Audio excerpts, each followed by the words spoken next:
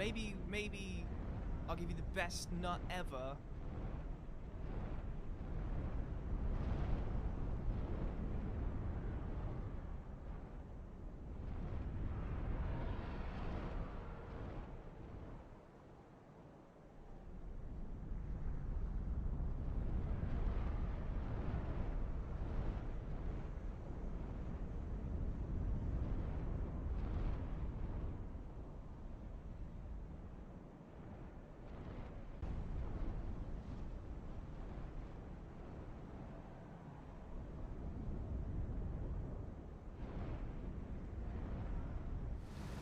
All right, welcome back, you guys. Fellas, thanks for the 7-month resub, dude. I appreciate that.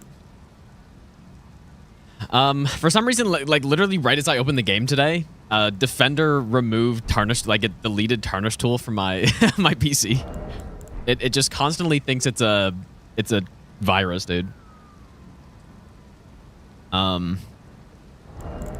Which is kind of funny. Stefan, how's it going, dude? Set and suck. Dude, I cannot believe how... I mean, I haven't watched any of the games in the Kane's Hab series, but like how are they not getting any shots but are still somehow staying in the game? I just don't get it, man. It's pretty funny. Anyways, this is the last boss of this NG cycle. Yeah, I was just looking at like during my stream, I checked the score. And I actually saw it was 3-2 when I opened the score, but I guess it was an offside or something. But then after stream, I looked again. It's like, oh, it's going overtime. I looked at the shots and I was like, dude, why are the shots 35-12 in this game? I just don't understand how they've made it so far while having so many games like that. But whatever it is, the Sens cannot do that. Anyway, so this strat, we just wait for stealth to run out. Maybe. That's the key. I'll give you the best. But I messed up last time. Buzz, thanks for the 29-month Prime sub. Lil Nachira, thanks for the 15-month resub as well, dude. Is, as everyone knows, your birthday. Yeah, surely it's my birthday, dude. Surely. I'll give you the best nut ever. Does existence of turn-based games implies existence of straight-ass games? I wouldn't say so. Man, turn-based games are fun, dude. I don't get the hate for them.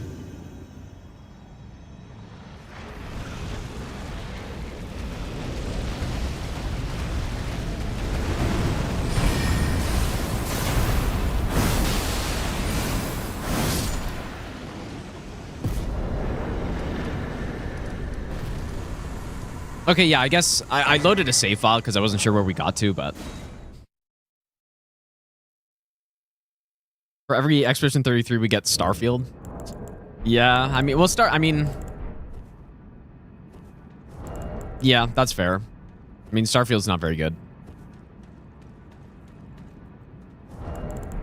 I mean, I still haven't played much of it, to be honest. I'll give you the best nut ever. I have not played a lot of Starfield, dude. I played for like 20 hours, maybe, but I haven't played it since the first week it came out.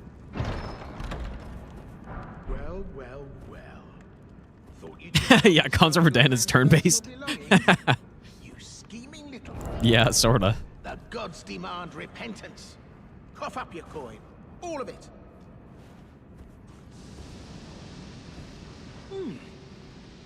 Wait. Don't tell me. Is that you? Oh, I wonder how many people figure this out on their first playthrough. I surrender. I surrender. I swear. Probably almost no one.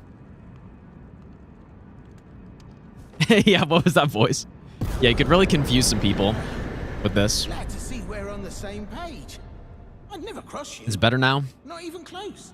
Yeah, I guess I did hear about some like big updates, but maybe one day I'll go back. Anyways, I got the gesture, so I think so. Am I still missing some gestures though? I feel like there are probably 2 more that I missed, but maybe not.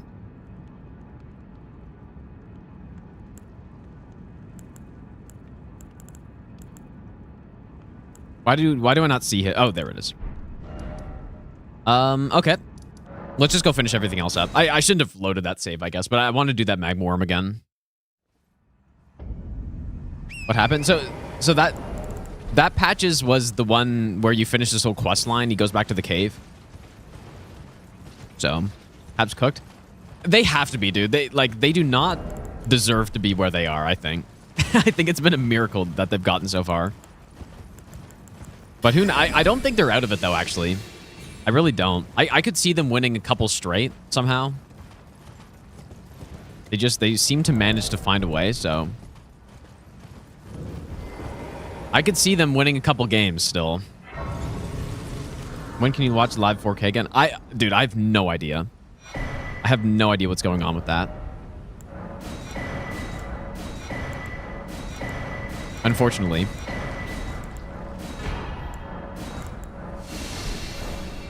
Here we get all those. Okay, now that's it. How's it going, Igor? Yeah, the shot counts are insane, dude.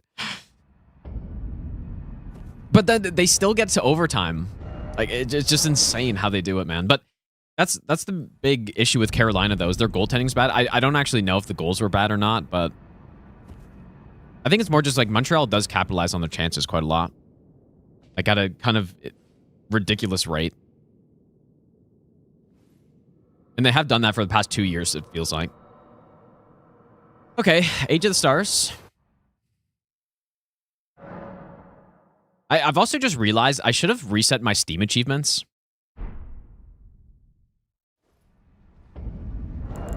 Yeah, all goals on the rush. I mean, yeah, that's... If you're getting dominated, that's really the only thing you can do, I guess.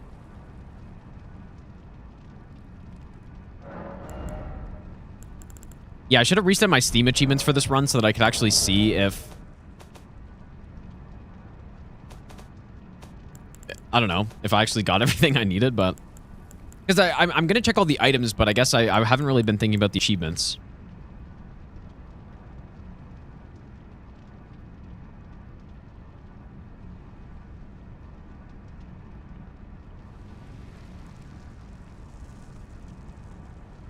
Okay, we got to check the glow of warts, and I think that's it, dude.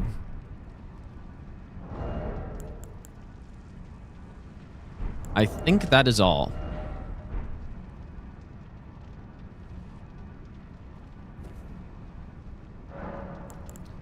So I'm going to switch to, I guess, Thorny tier. I don't know.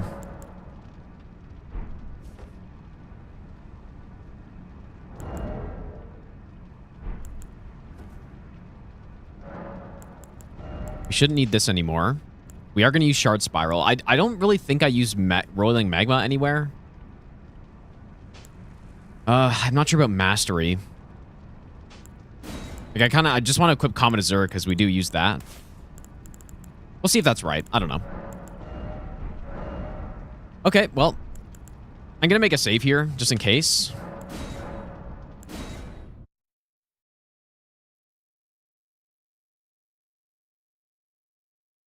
The first stop is Bernal.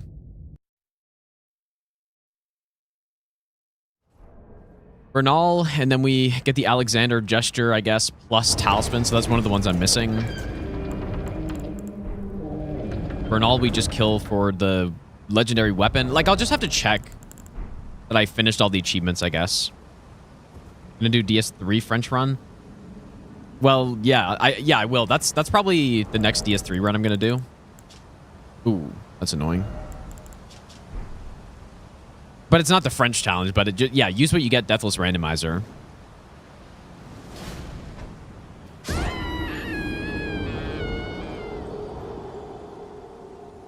Above Water, how's it going, dude? This is 8-Bit Dough Ultimate 2. You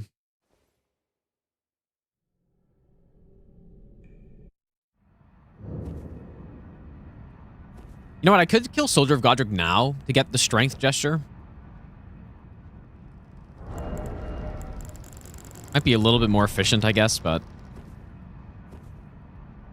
oh, man. How long was Archipelago? I don't remember, dude. I feel like it was at least 25 hours or so. Maybe 30.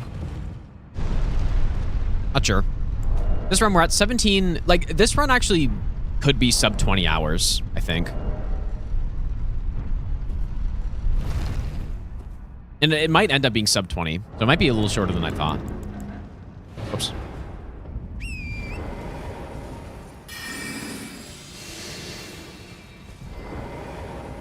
I don't know if I need this, but... what does it include? You mean like this run? It's so we're doing all spells, all talismans, all gestures, all cookbooks, all crafting containers, which I should actually make sure that I have those.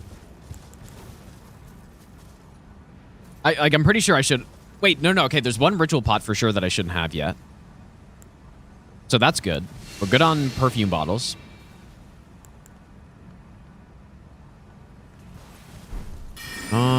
I cannot think of what cracked pot that would be.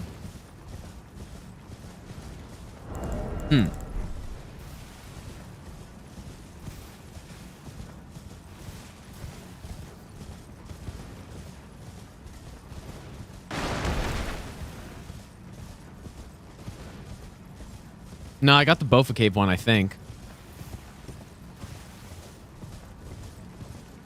Because the area we haven't gone into yet is the sewers, kind of.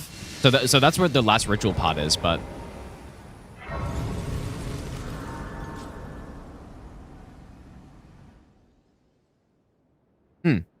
But Reaper, thanks for the brand new Prime sub if I didn't say thanks for that, dude. They sir, but you, I can turning to aid you. You need to the foot. Inspired you to do torrent the all hit run.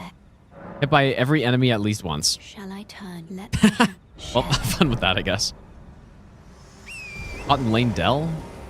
No, I got that one too, I think. Is there only one, though?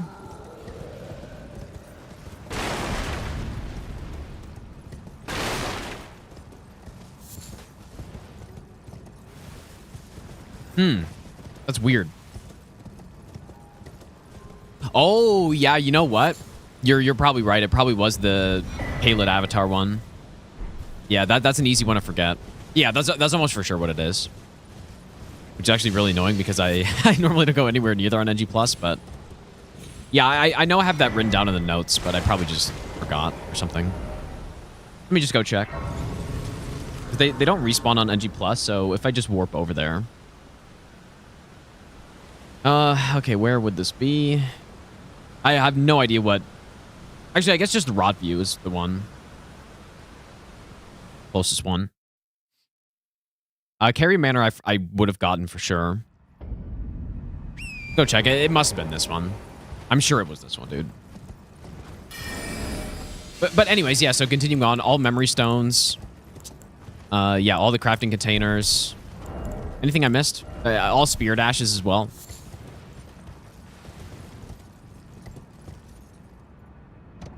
I feel like that's it. The ones, the kind of the major ones that you might be wondering why... Wait, I did get it.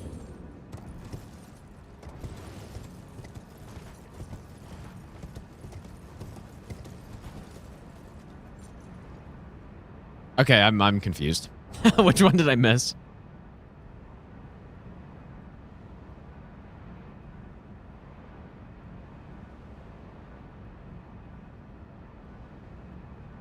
Oh, you know what it probably actually is? Dude, I have it in my notes, man. I actually have it in my notes, too.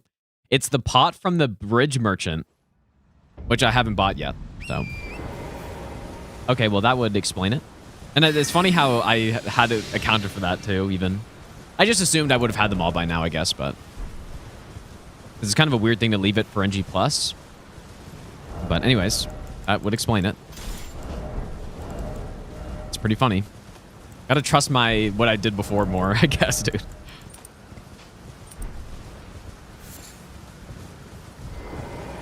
Yeah, so everything's good still, then. We're still good. Yeah, Daniel, it's a known issue, but basically, if you watch the YouTube stream in 1080p, it should be fine. It's only if you try to watch an over 1080p for some reason. There's Devour Scepter.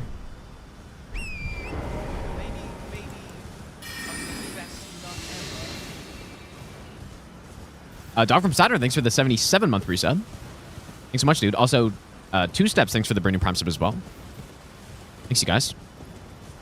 Our spots for a no-hit run. It kind of depends on the run you're doing, I guess. Totally depends on the run you're doing.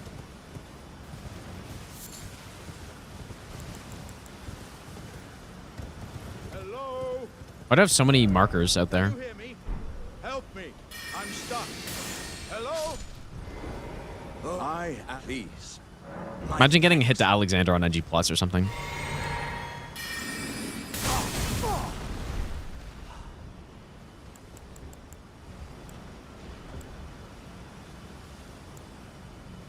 Oh, that. Well, I.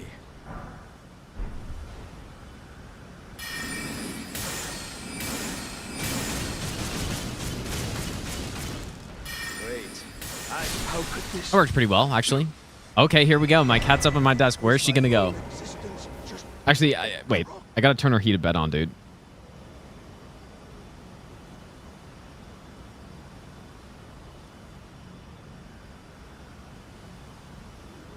Okay, just kidding. It was already on, I guess. Let's see where she goes. Where will she go? I might have to show her that's heated, but I mean, she did sit in that a lot before. It's going the wrong way. Oh my god, dude. Well, that miserably failed, I guess.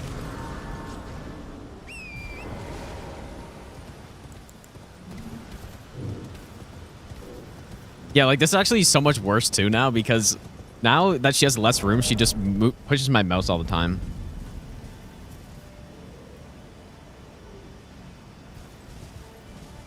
I guess on-screen chat today is broken or something. Oh, just kidding. Oh, am I? Are you here as a cousin? There we go. Cookbook as well.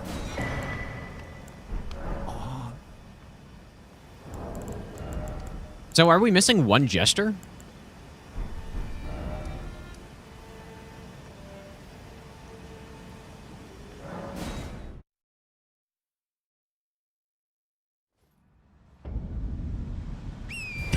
It's so funny, dude.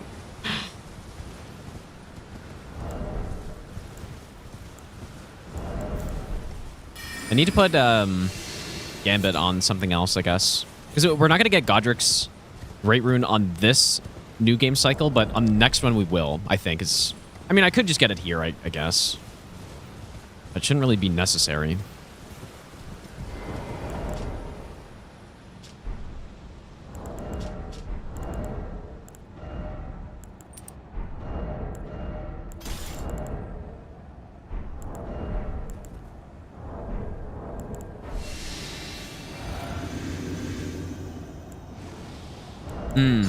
Yeah, it's so annoying. I'm gonna swap again. The last ritual pod is the one in the sewers. On the way to Sewer Moog.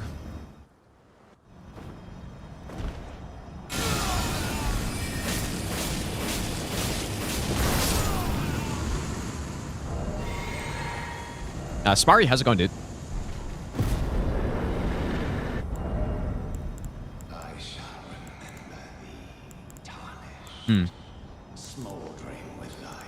I feel like I don't really have many good weapons but Gambit on, actually. Like, in fact, I probably just have none. The hands of the fell omen shall brook thee no quarter. I guess I can maybe buy another dagger at round table. Like, maybe I should have bought the short sword. I don't know. Could have bought something. To see what Would be nice to have more weapons. I don't think I have the scimitar either. We just didn't buy it. Let my hand. Should have bought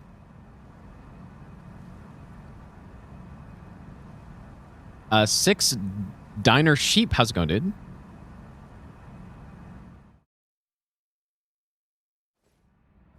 Let's go Nara as well. Yeah, eventually my cat will migrate over to that cat bed that is that is heated. Heated cat bed specifically there for her to sit over there. In a much more reasonable spot. Eventually. I'll just have to keep putting things over there and then I'm sure eventually it'll be too much. Has to be. Wonder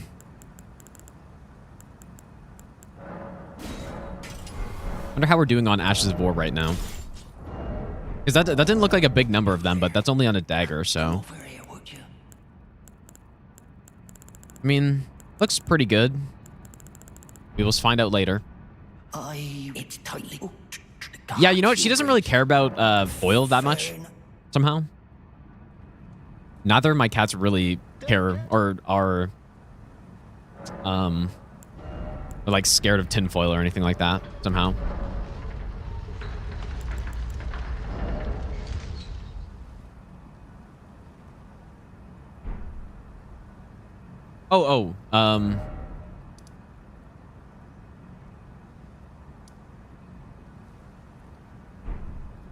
Roderica will move to round table eventually, right? Like, so I think I'm good.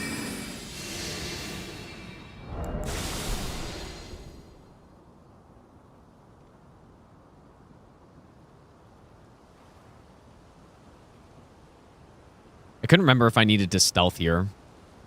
Or sorry, to crouch for that, but guess not. Should have made a save here, dude. Double stealth is so nice going through Stormvale. A lot of work to get it set up normally, though. Yeah, I think even this part...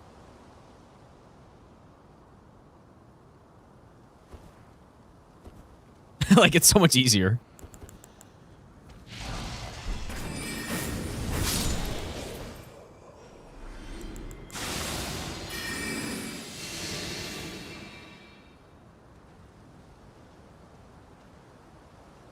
But yeah, that's a good point, though. I do have catnip. I mean, in where I'm at, catnip grows pretty much everywhere. So I probably could bait her with that somehow. Good point. What do I make of the ab situation? I don't really know, dude. I don't know. I think they're just having injury issues, and that's pretty much it, from the looks of it. What it seems like. And that's what the like NHL playoffs are all about.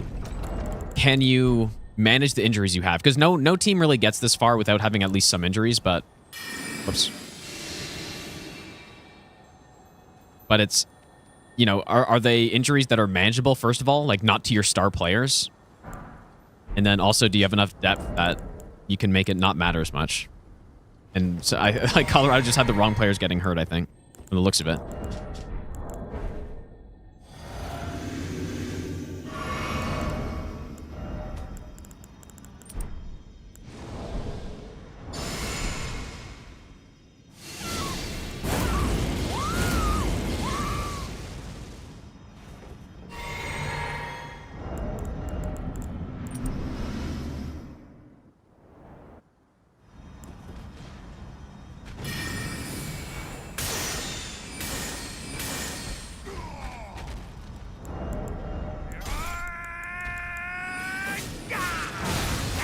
You'd think I could probably just common Azure him, right? But he might dodge or something. It would be nice to get a phase 1 kill so that there's no potential fire breath meme here. Of all that is golden, and one That is a thing. we'll return together to our home, bathed in rays of gold.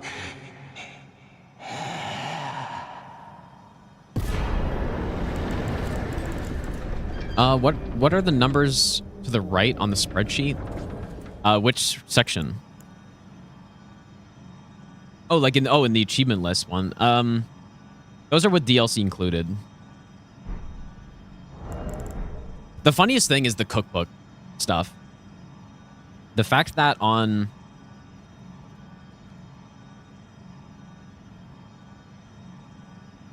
well, so without the DLC, well, how many are there? Without the DLC, there are 59 cookbooks in the game. Including DLC, there are 104. I find it so funny, dude.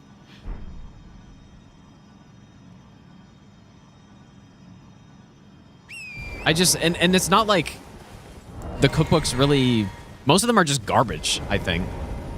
I just feel like garbage stuff just bloat items, pretty much. Our flask is not maxed out, actually. Wait, what?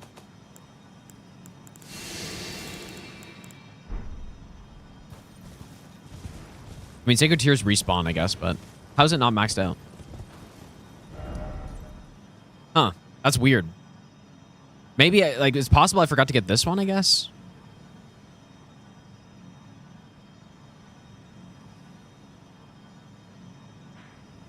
That's weird. I should have gotten all of them.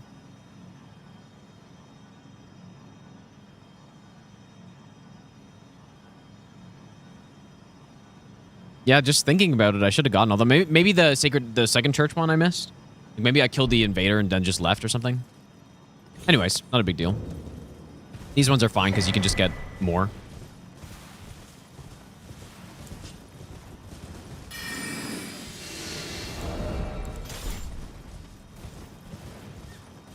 If you're wondering why I have 2 Azure Staff, it's just because I was testing a plus 10 just to see if it'd be worth upgrading at all. And it's really not. Not for this run.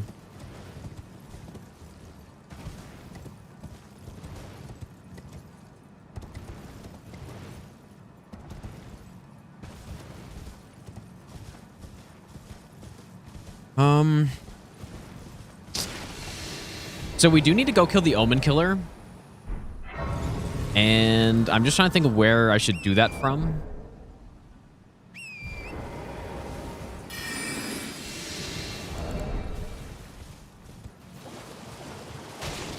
What's the... Maybe I should just head to...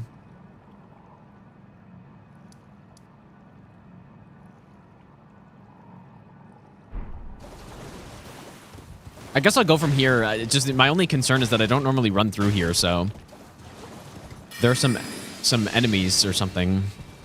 I've run through here on runs before, I guess. And then maybe I should just get Scenic Isle, or I could get this Graze too, I guess. And then run. We can take the portal to the academy from here. Should be okay, hopefully. How am I gonna segment it? I don't know what you mean by that. Oh, well, I guess if you... I mean, this run's not a segmented run when we're doing it. But if you mean when am I going to stop and start stream, because I'm not doing it on one stream, then I don't know. It'll just be how far I go until I get tired, maybe.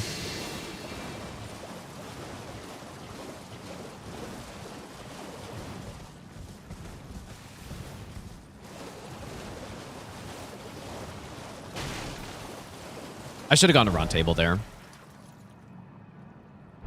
Already this far, though. They use Black Knight Halberd to do all bosses DS1 in hour 30 pace. No.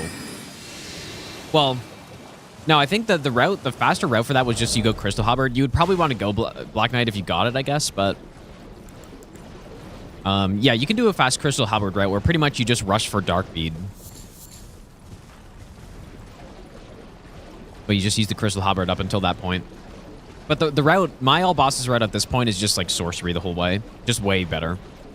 So, Black Knight Halberd drop rate, I have no idea, honestly. It's not that low. Like maybe 15% or something. Yeah, we need to talk to Nefeli here. Yeah, I don't remember how long my DS1 all boss run is, but yeah, around 2 hours seems right. That sounds about right. Okay, so,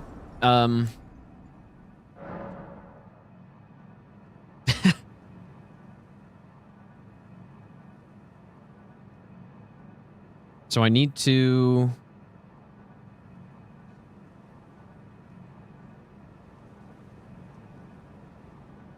This is where we will upgrade.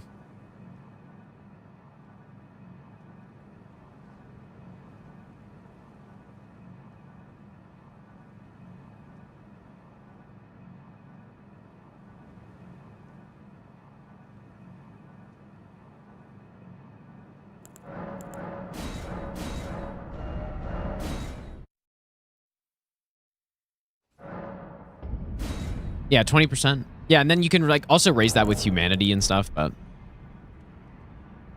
Yeah, it's not a horrible drop rate, but yeah, exactly. The fact that the enemy doesn't respawn is the real problem. What am I doing? Let's go talk to Nefeli, who's not actually here. Wait a minute. Would she have already moved to... Or do I have to talk to Gideon first? Oh boy, I can't remember any of this, dude. Let me just rest just to see. I maybe have to talk to Gideon first, or she's already in... Oh, this is a... No, I say to talk to her in round table. Allow you a house girl. Remember your... Move Gideon. There's... Is that it, or what? I'd have to talk to the two fingers first. I don't know. Skylar, how's it going, dude? Okay, yeah, there we go. Oh, I've not seen you. I am the fella here by decree. The pleasure's mine. Ah, yeah. I wonder if he's in his study. If you haven't already. Father is, I'm sure, talk. It's about, I'll see you again. You'd think that was it.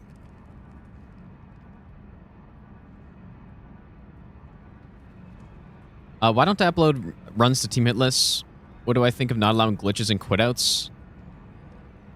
Well, I just... For the team hit list runs, like... for me, it feels like the main purpose of team hit list is mostly to...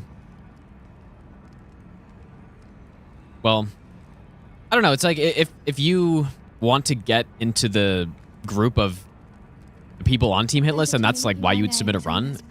This is just how I look at it mostly. But then, like for everything else after that, I just don't see as much of a point, I guess. But yeah, allowing glitches and quitouts. I mean, quitouts, I don't... It really depends on the run, I think. But for the most part, I think avoiding the... She has a sword in her eye. Avoiding the situation where you would quit out to save your run is probably good for a hitless run. Like it feels kind of cheap if you're about to get hit and you just quit out. So I don't really like that. But Lepis, thanks for the gifted sub, by the way, dude. I'm still looking. I don't believe if I do, I suppose. So yeah, overall, I don't think quit out should be allowed. But when it's a quit out, when you're just trying to progress some NPC quest or something and you just save a bit of time, then that's fine. Like I'll ask Master. I don't see an issue with that, really. That no matter. The girl. But then in terms of glitches, like, yeah, if it's just some, like, minor glitch, I think it's fine. But then certain glitches, I think, are... I mean, you can certainly do a hitless run with glitches, and there's nothing wrong with that. But for me, I wouldn't use any major glitches that skip. Or, like, some major sequence break or something. But what that actually means is very arbitrary, so... Okay, so we're going to upgrade... I think Dean is the cheapest. You know what? I wonder if we could have any use for any of these. There's no way, but it'd be kind of fun to try somewhere. But...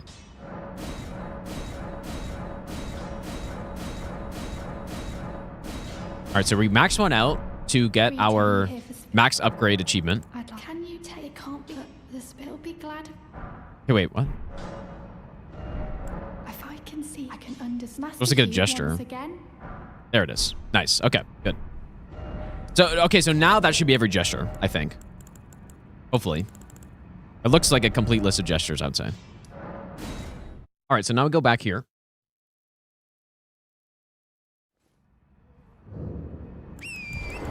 Yeah, it's just the weird thing is that you cannot... You know, I wonder if I have to talk to Nefeli before killing the boss.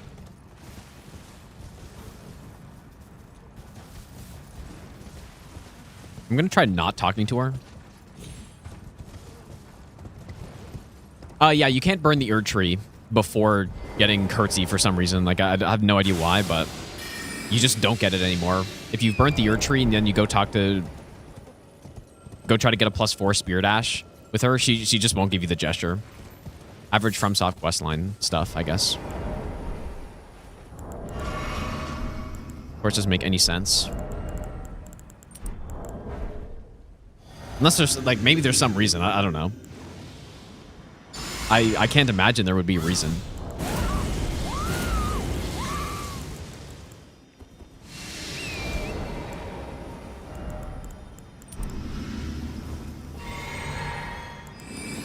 Oh.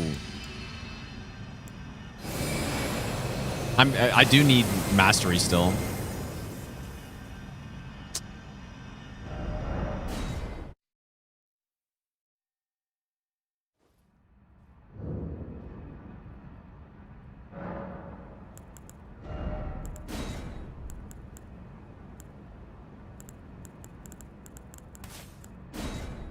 There's Common Surge and take 3 slots. Yeah, I guess Shard Spiral we really only use on Elden Beast, so I'll just keep it.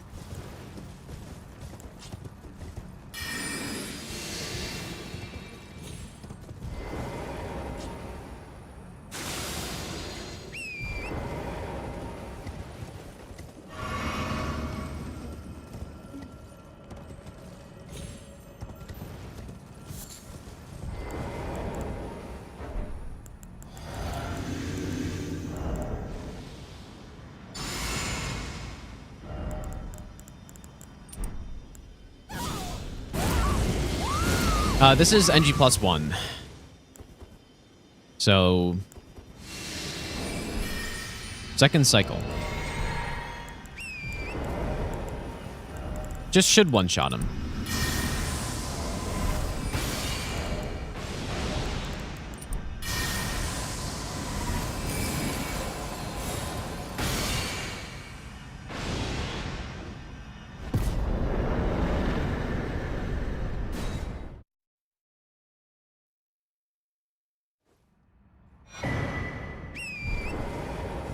And Placid, no, he's already dead, so.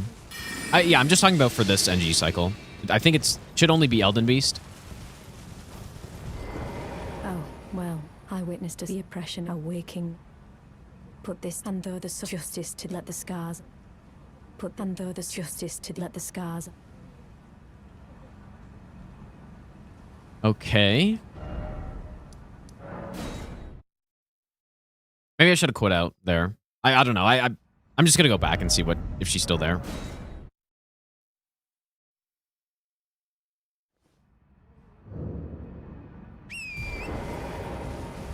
I'm sure I won't mess up any of these quests on a real run.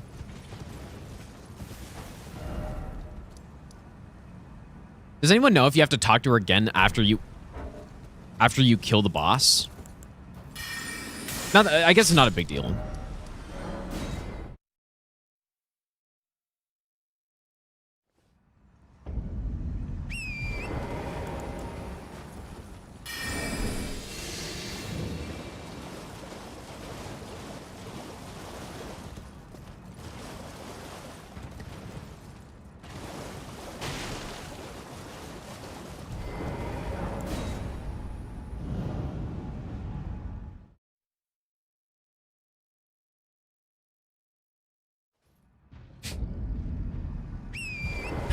She's gonna like knock over my controllers at some point, dude.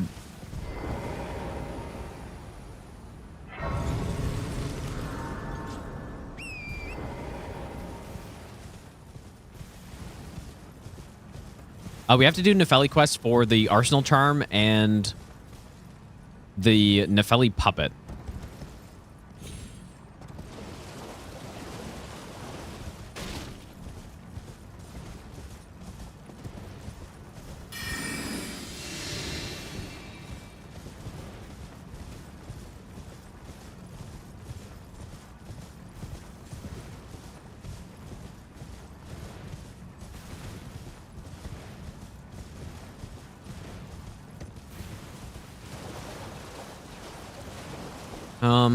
So we gotta go kill Ghost Loretta, and then we get the...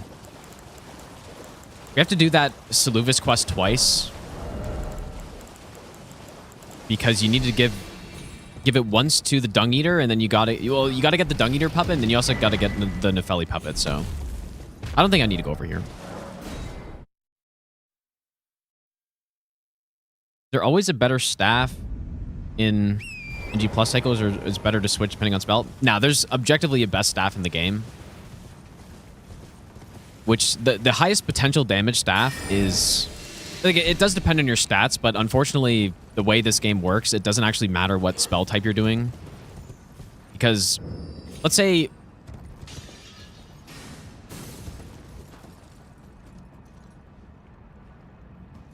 That was kind of scary. Let's say I am using Carrion Slicer, right? So Carrying Glintstone Staff is the one that boosts the Carrion Sword sorceries, which includes Slicer.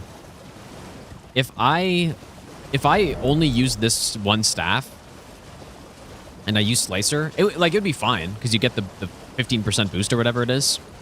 But what I could do is use a way better staff like Lusat's staff or Renala's staff, and offhand that the Carrion Sword staff or whatever the hell it was, the Carrying Glintstone staff, and I still get that bonus, but I'm casting it with a way better staff. It's kind of dumb, but that's just how it works. So, yeah, getting two of them. The problem is the like Lusat staff and Prince of Death staff is just way better. So getting two of them for Slicer, it might be pretty good, but I don't think it's actually better still. But if you do that with Night Comet, because Staff of Loss is 30% more damage to Night Sorcery for some reason, if you do that with Night Comet, that's actually way better then. So yeah, double Staff of Loss is actually a really good build. But for the most part, just going with... Like, that's pretty much the only one, I think. For most of the other ones, you want to eventually go to Prince of Death Staff, which is the Faith and Int one. Or use Renala's or Lusat's Staff. Lusat's is the best for pure Int, but then you also get more FP consumption.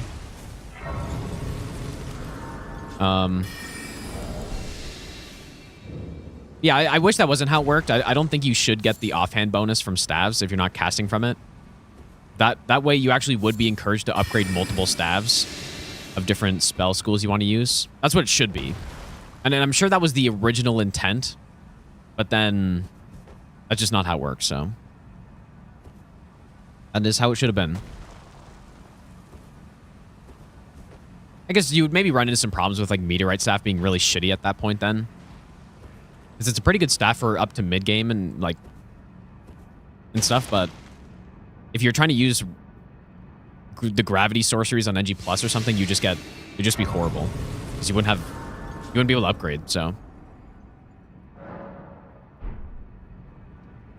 I'm gonna wait for nighttime.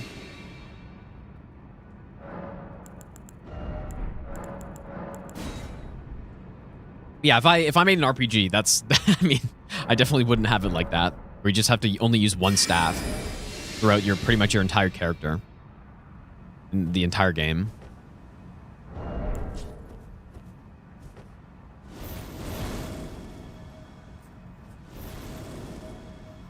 There's also a huge advantage, right? Because if you think about a melee build, I mean, I guess melee builds have Ashes of War and stuff, but even then you have Ashes of War that are restricted to certain weapon types, even. So you're way more limited. So, like, let's say I pick I don't know, let's say I pick a fist weapon to upgrade, and that's my main weapon. If I want... I don't know, like, I can't get everything on that weapon. Right, I'm pretty much stuck with the fist weapon. If I want to upgrade something to use for ranged, whether that's a ranged Ash of War or ranged weapon, I need to upgrade something else. Because you can't put Stormblade on it, you can't put Vacuum Slice on it or anything like that, and obviously it has no actual ranged attack. And so I need to upgrade something else. But that kind of makes sense, I think. That's how it should be. Then when you're using spells, that just doesn't exist anymore. You upgrade one thing, and you get access to pretty much everything you could possibly want. But at least if they made it so that the passive effect only applied when you're casting the spell, then at least there would be, it's like, oh, I want to use Night Sorcery, but I use them at a way, you know, they're way less powerful than if I had this other staff, so I actually do want to upgrade this other one. And then I think that makes sense at that point, but... splitting Great Room bosses between NG cycles? Nah, I'm actually not. It doesn't really... Oops. It doesn't actually do much to do it that way.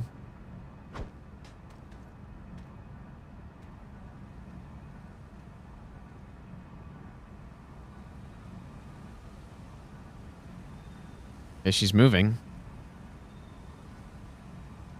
There's a massive bed right there that is heated. Or at least she goes to it. You can't force them into it, though.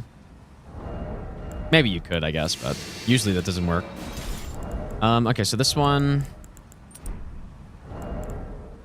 She's holding down the spacebar, though.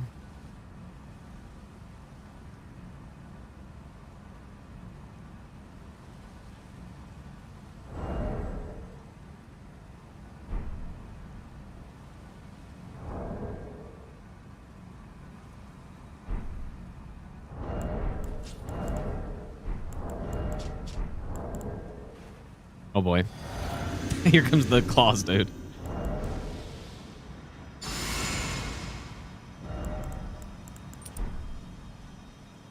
The thread-ripping claws.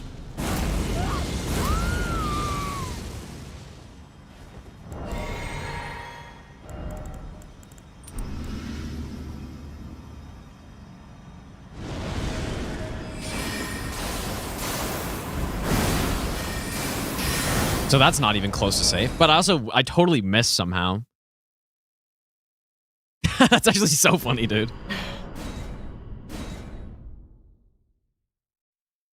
I wonder if that's like actually just not even close to safe, or if I mean, I only hit with one part of the sword there, so maybe that's the problem.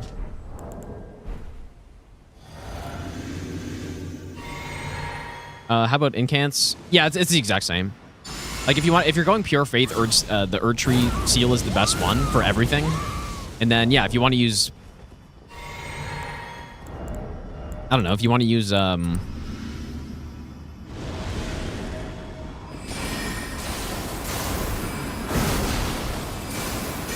don't know if I like that, because I could...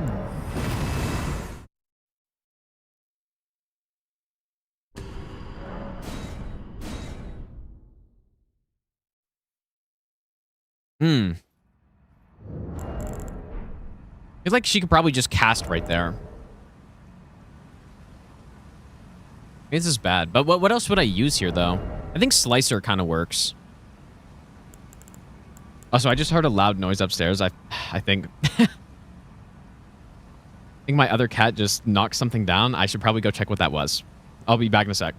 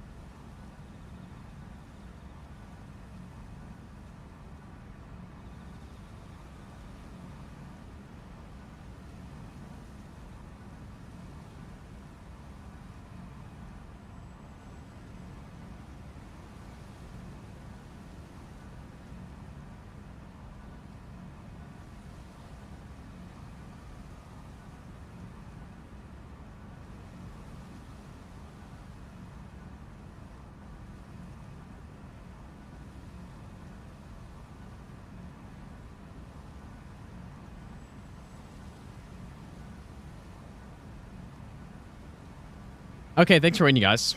I went to get some catnip outside as well.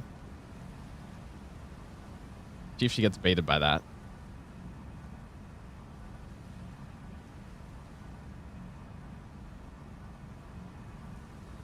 Surely. It has to work. It has to work, dude. Except probably right when she's done, she's going to run over here. Okay. Oh, and I left my drink upstairs. Okay, one sec. No, it wasn't. No. Oh. Okay, she's sitting down. Anyways, I have to go get my drink. One sec.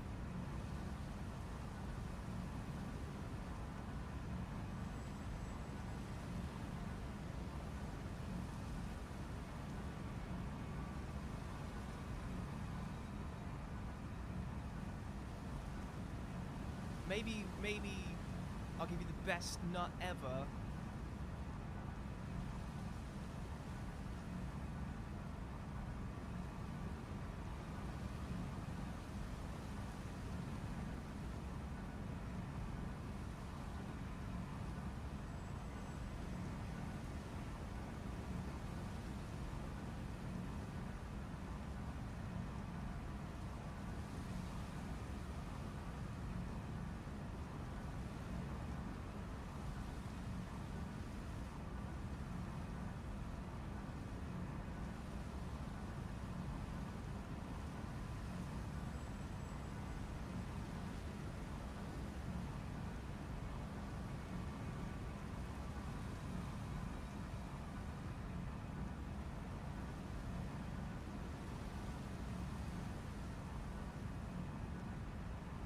Okay.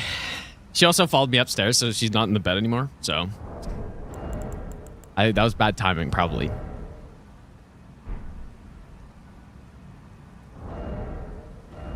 I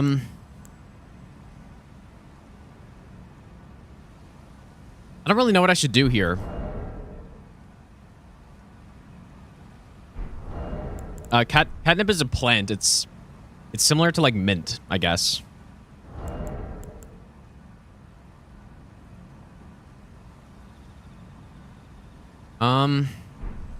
I just don't know if Loretta's gonna have to go into phase 2 every time here.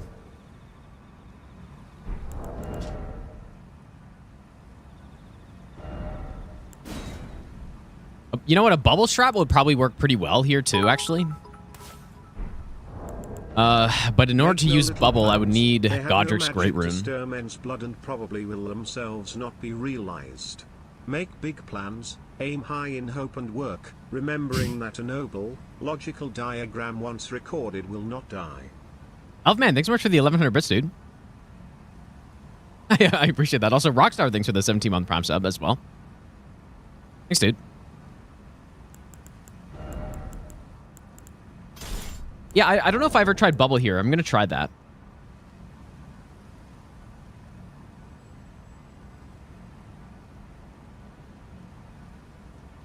And yeah, it's not the end of the world if I have to activate Godric's. In fact, it would probably be pretty convenient to not have to swap my talisman every time I buff. Man, I should just get it, dude. I should just go get it. I should just get it. It's not that slow.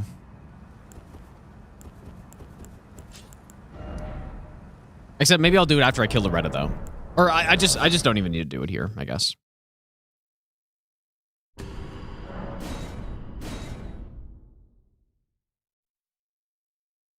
Start playing DS1 after Elden Ring. There's so many similarities for the enemies and movesets. Yeah, they really have not changed the Souls games much. Since the very first one, even. Since Demon Souls.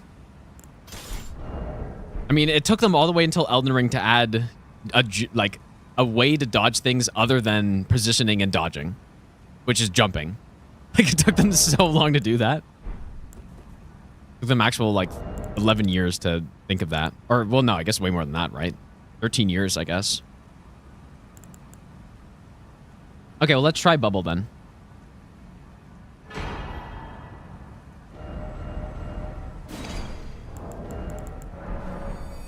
Yeah, and I guess crouching... yeah, crouching was Sekiro, I guess, but yeah. So... Oh boy, my cats are going crazy now, dude. That's I guess that was the thing I didn't consider.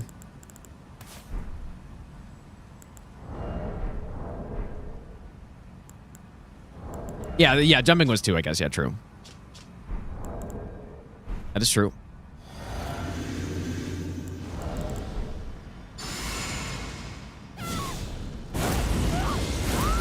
NPC mouth moving while talking? Wait, was that added in Elden Ring?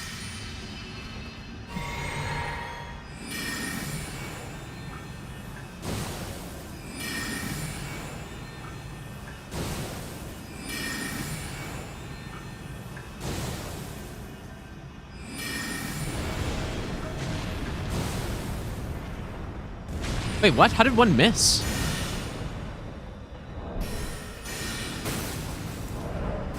It's weird. You know what? It may have actually been too far.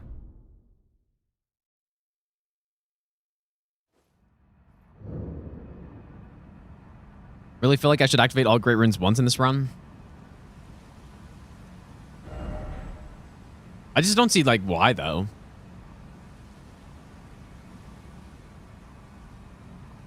What does that add to the run? Like, because, yeah, I guess in... Just thinking of an achievement, like, activate all Great Runes as an achievement, like, I guess it makes sense, but I just don't think it really adds anything to the run, though. You have to kill one additional boss, which is the Onyx Lord, and that's it. And then you're like, all the rest of it is just extra running, I guess. So... Okay, let's try from a bit further back. You know what? I wonder what the strat was that I did in my sorcery all bosses run. Or not all bosses, my sorcery any % run from a long time ago. Like, it probably was a bubble strat, dude. Unless it was Slicer. It may have been Slicer.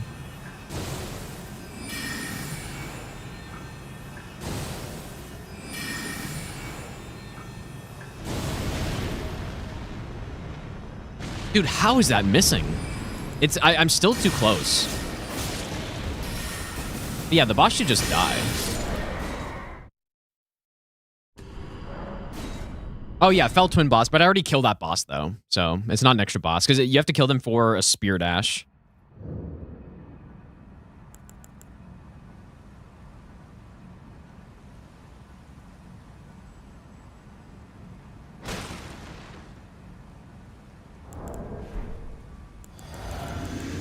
Actually, I'm pretty sure this is the strat I used on that other run, but...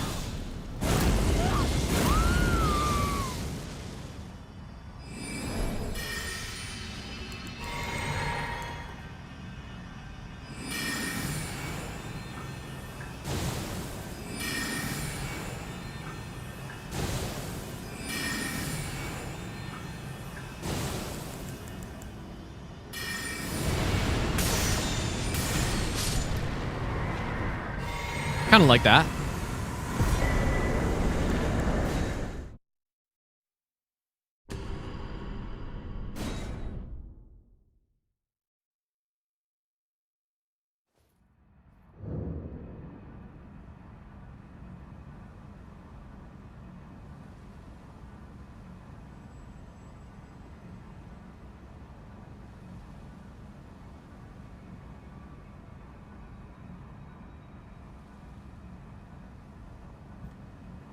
I think it's pretty good.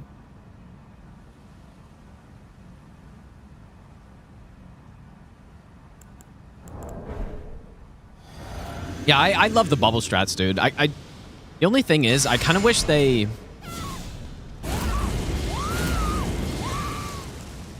I don't know, like, the way the spell works is really cool, but it could have been... Dude, I have the wrong stuff on. Maybe if they didn't explode until they actually hit an enemy or something. I think that'd be pretty cool.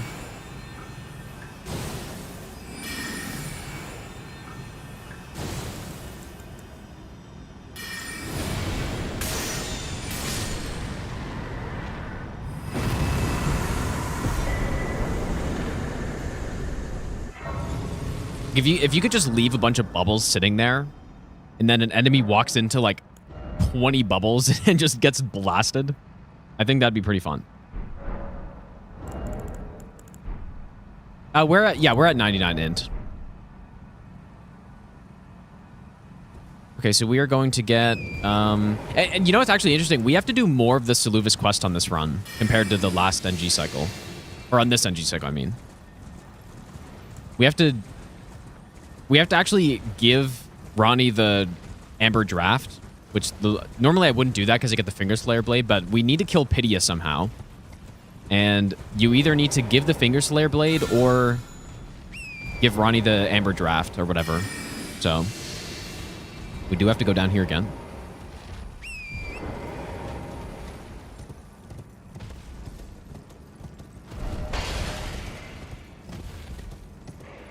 Explain choice of staff in each hand.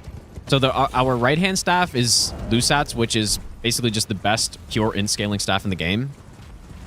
Prince of Death staff is better, technically, at high faith and high int, but once you get to 80-80, so like 80 int, 80 faith, it becomes the same. And I would rather just get more mind, honestly, I think. But anyways, so that's Lusat's. And then offhand, right now I'm going Azur's just because it gets us to max casting speed with the icon as well. But yeah, usually I'm going Staff of Loss for the Night Sorceries or the Carrying Glintstone Staff or when I'm using Slicer. You have the This is Dark Souls achievement. I mean, that's the death one, right? I mean, we do have to die 3 times in the run, so. That I might but I require So I don't, but I guess I could. It wouldn't change anything.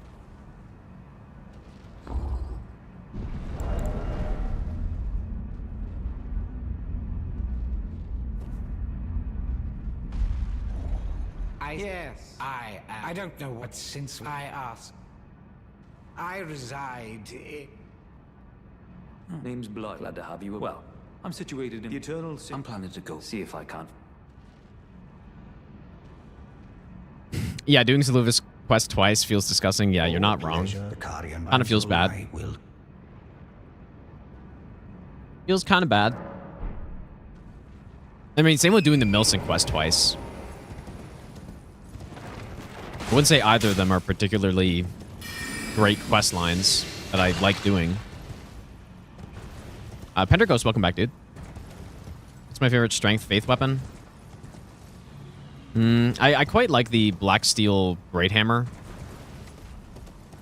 I think that one's pretty cool. I don't know if it's my favorite, though, but it's the first one that came to my mind. Perhaps I'd like you to find even you. Now I shall have... No, I haven't killed Sewer Moog yet. We do that on this NG cycle so that we can get the Frenzy Flame ending.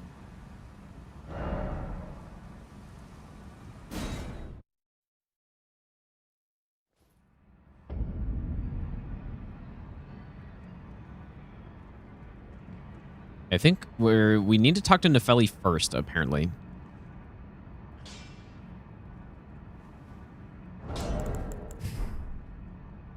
But yeah, it just makes the most sense to not leave a bunch of those sewer items until we actually have to go down there.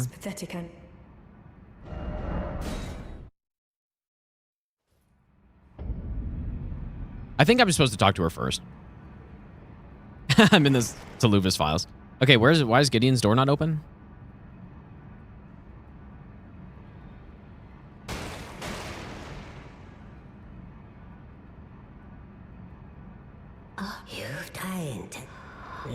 I thought when you talked to him, he... Until it would tread across the foul, but the great soul pray, seek to become letter.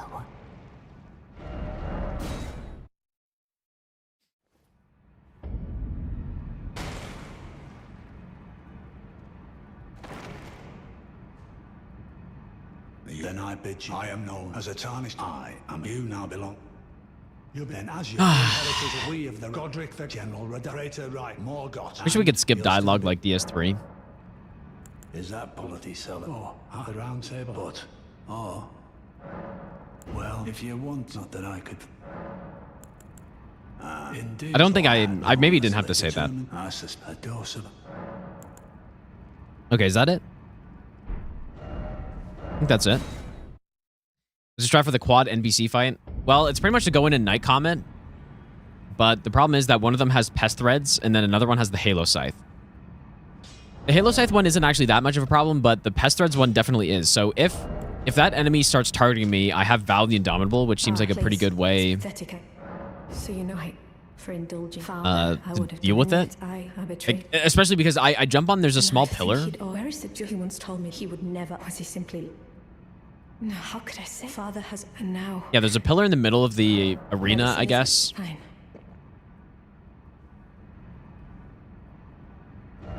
Here we go.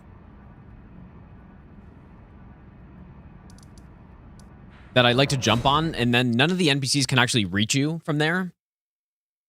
Like, they can't get close to you, I mean, but yeah, the girl who casts pest threads can definitely hit you, so we just use Val the Indomitable, seems good enough. How's it going, Ice?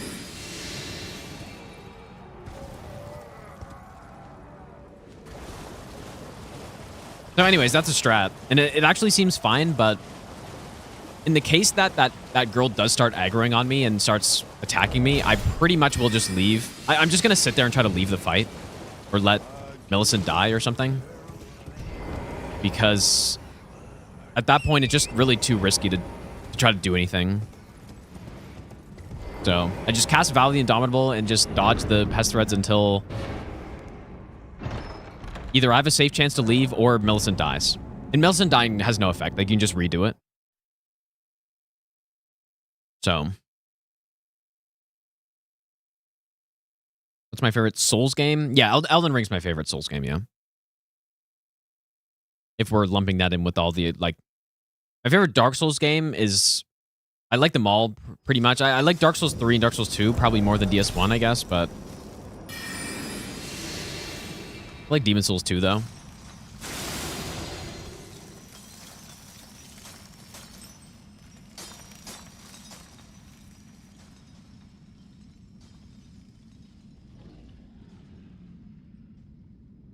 I don't know, like, DS1 is still very good. So maybe, like, it's slightly less, I guess.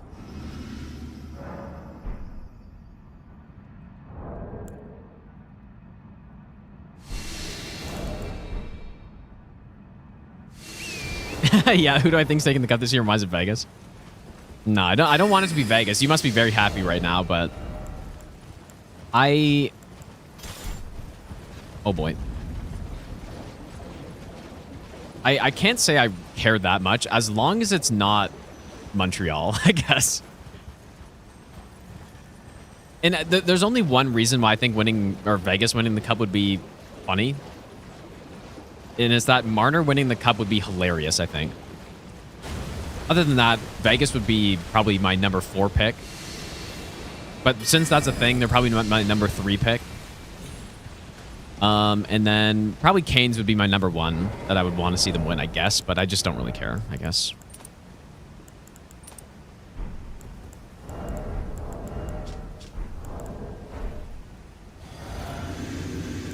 But yeah, Vegas, though. Guess they're just getting hot at the right time, maybe.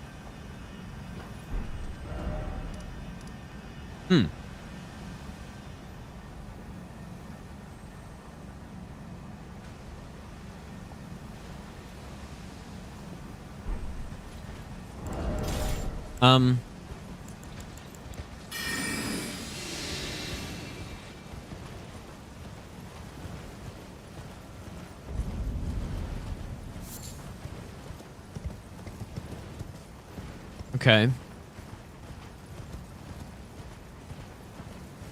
I'm supposed to go kill Grail, And I think okay, I still have Shard Spiral. But was this where I was testing,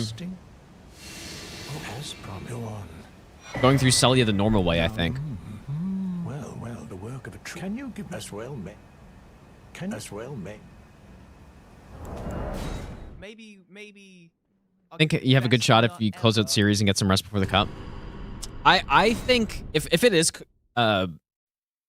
Colorado, or not Colorado, if it is the Canes, I mean, yeah, there's definitely a solid chance but I do think the Canes would have to be the favorite, surely.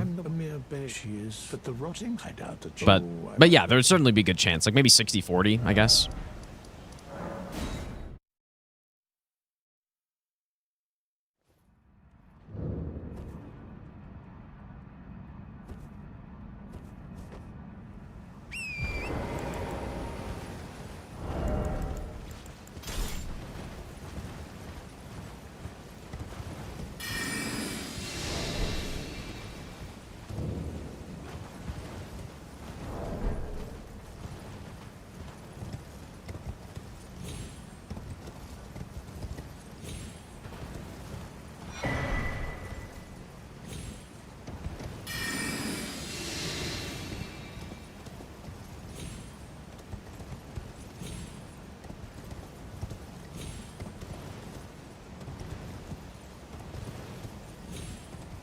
Oops.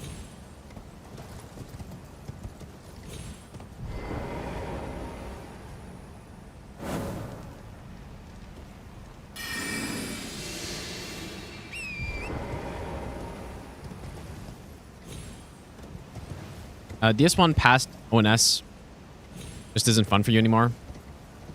That's fair. I mean, the game certainly does drop off quite a bit. What if I double stealth here?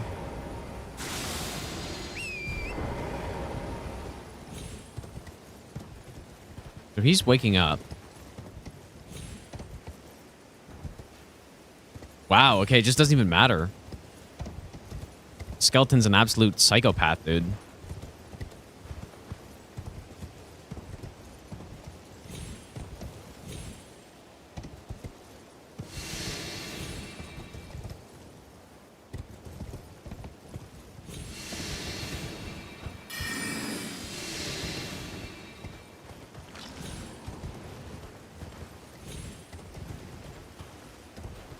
Didn't I do this yesterday too? What the...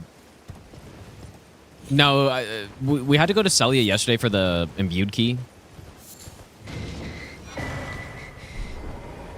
I just go that way so I don't have to run all the way around from Dragon Barrow. Well, my flesh That shows no hit run somewhere on YouTube? Not yet. I mean, you could watch the whole live stream of it on YouTube, I guess. I would rather would you mind? But the video is not out yet. I think it'll be out like maybe in the next couple weeks, actually, like the edited video. Okay, we have 14 flasks now.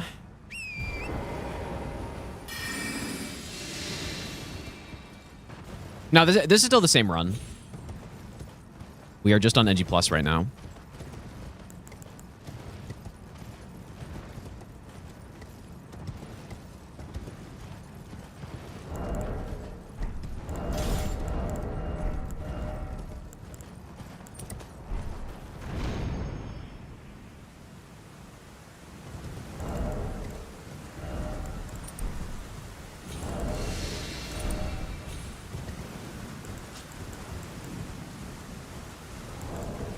I don't believe we need anything else up here.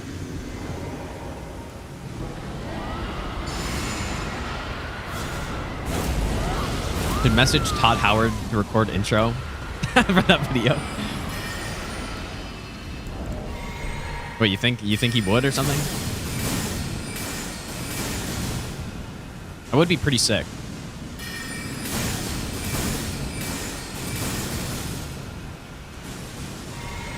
Your opinion, NG Plus is so bad, especially in Elden Ring? I mean, I kind of agree. I guess there's not really much reason to do it, but... I don't know. For me, having NG Plus being more, more extra content that's different from the first playthrough, for the first new game cycle, I don't think it's really that important. It's kind of just like a bonus. I'm not really looking for that out of NG Plus though most of the time. But I also just almost never play NG Plus, so.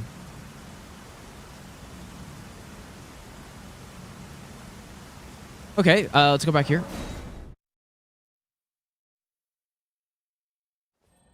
Actually, wait.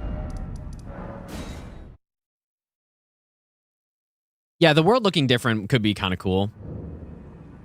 My apology. Everything, even the nightmare. Not that I could. But I don't know if that's like an NG Plus thing. I'm with the That should just be a thing once you get one of the endings, the game should look different. Especially on Frenzy Flame. It's kind of disappointing. You get the Frenzy Flame ending and then the game just looks the same. Instead of seeing some big madness burning Erdtree or something. That'd be kind of cool. But yeah, for me, I just, if I'm going to play NG Plus in a game, I'm just looking to, I'm basically just looking to fight the early game stuff with my new build, or my completed build. I guess. And that pretty much goes for any game.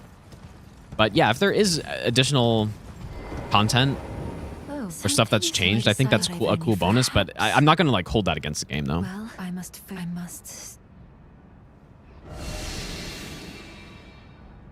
Oh, dude, I'm so dumb. We're supposed to get Dectus on this NG cycle. I totally forgot about that.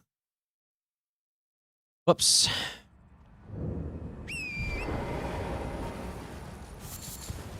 Yeah, because I timed getting Dectus versus going through Makar. I always thought Makar was faster on NG+, but it's not. Dectus is actually pretty much the same speed.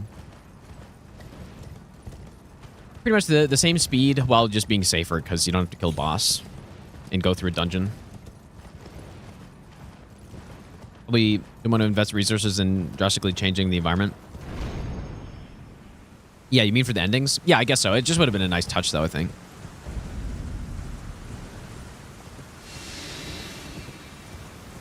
Looking for NG Plus is to do other quest lines, so you get another ending. Yeah, that's part. Yeah, it's definitely part of it.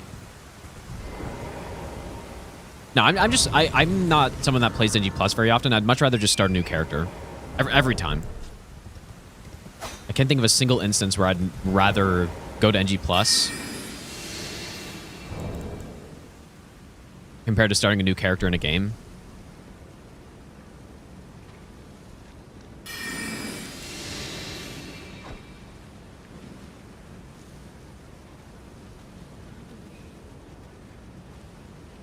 That was kind of bad. Which probably doesn't surprise people because I've been talking a lot about how no hit runs for me, the ones that are the most fun are the ones where I have to do a whole bunch of new stuff and plan out the route and stuff. And when you just go to NG Plus, you're pretty much removing that whole part of the game of setting up your build because you're already set up, right? I'd much rather just start a new character and I went to the wrong place. Start a new character and plan out my build for a second time and just keep playing with a build that's already completed, I guess. What, do you manage to contact Todd? What would he say, dude? But Buzz, have a good night, dude. What would I get him to say? But how, I mean, I don't know how that would work anyways. What's that site that you can get famous people to record video messages for you? Surely he's on that.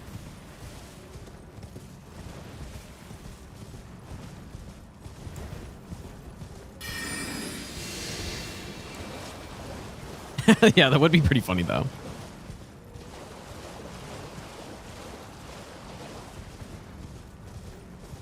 No, it's like Cameo or something. Like, is that actually... Okay, yeah, maybe that is the name of the site. Or the service, whatever. I'm Todd Howard, and I approve of this run. It just works. Simply.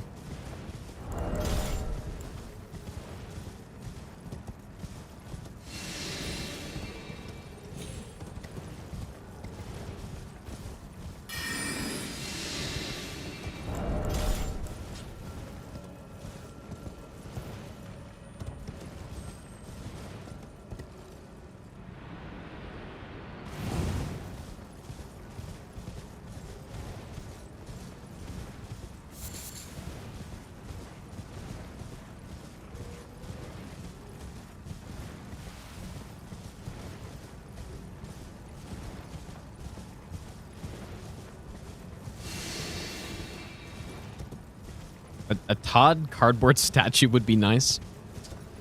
I don't know, man. I don't think it would be nice. Nice isn't the right word. It'd be funny. For the Elder Scrolls runs, you get Todd behind you, and then for Souls runs, I got Miyazaki behind me, surely.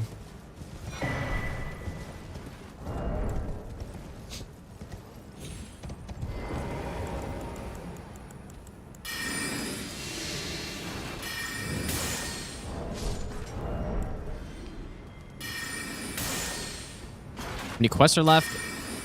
Well, we need to finish... Well, it's not even really finished, but yeah. The Saluvis quest we need to finish. But then the Nefeli quest... We've already done, I think, everything we need to. But that's part of the Saluvis quest, and then the other one is the Milston quest, where we don't need to finish it, but we do need to kill her after we kill the Apostle. The way Bethesda's going, he'll need that cameo money. Maybe. I mean, I'm sure he's doing fine.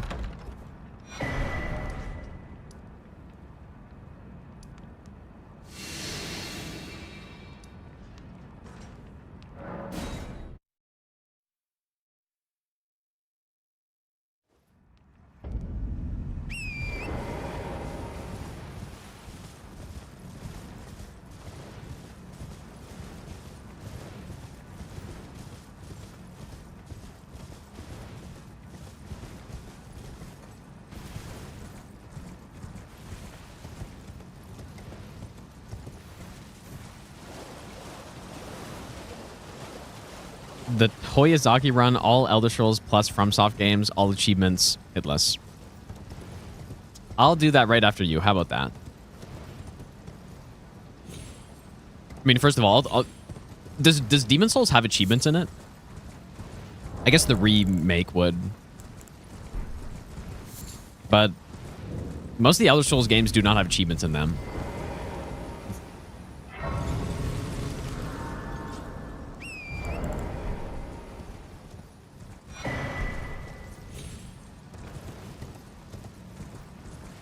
Oh, it actually does?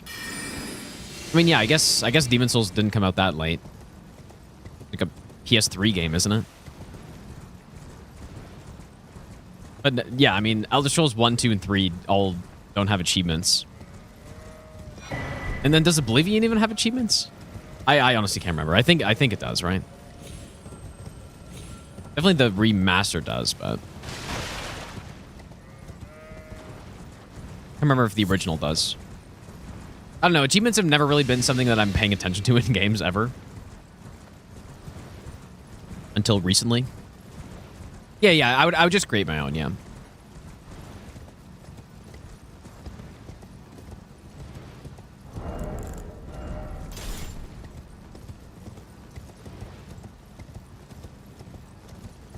Yeah, I've only done all achievements in Dark Souls 3, Dark Souls 2, Elden Ring, Expedition 33.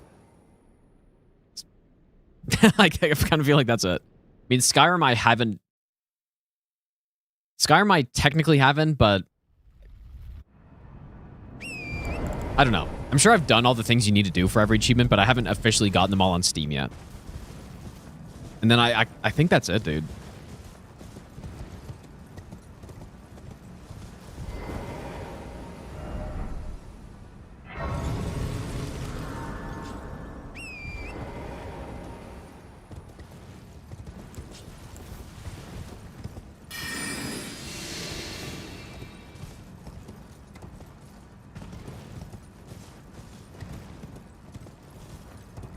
Okay, original Oblivion does not. Okay.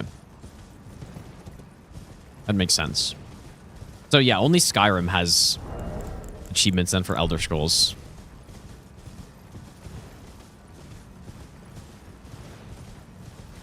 Thoughts on Dustbloods? I honestly have no thoughts on the game. I actually have none, dude.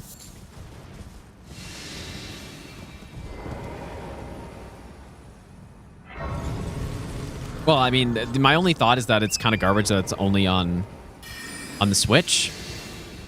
But how much do I care about that?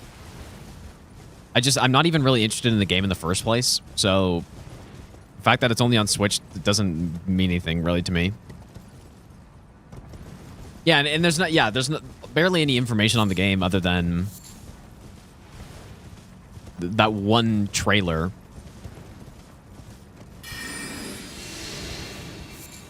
So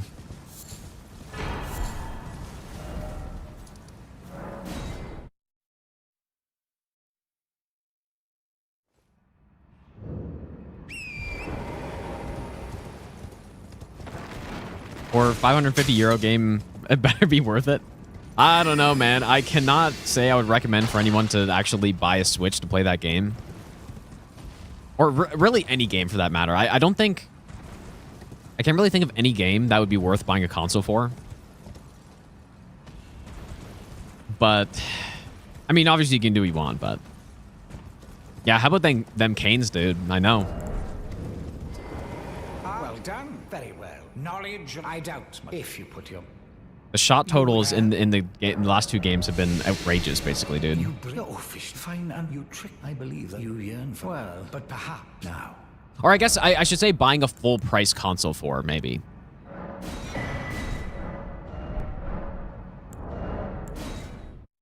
Sure, if you can buy a PS4 for like for a really good price, and you could buy Bloodborne, all of a sudden maybe that could be worth it, I guess. But you could also just emulate Bloodborne for a way better experience. So, but no, Demon's Souls is not worth a console, dude. Definitely not full price console. Bloodborne's not worth it either. Not for full price. And I cannot possibly imagine Duskbloods will be worth a Switch 2. Get this one. It doesn't really matter. I've not had. Begging that may. Perhaps it will which I employ. Just then I rather you with that and even a where the bliss goodness to think, ma. Oh, yes, please. Just the scheme. You the secret. Put out again.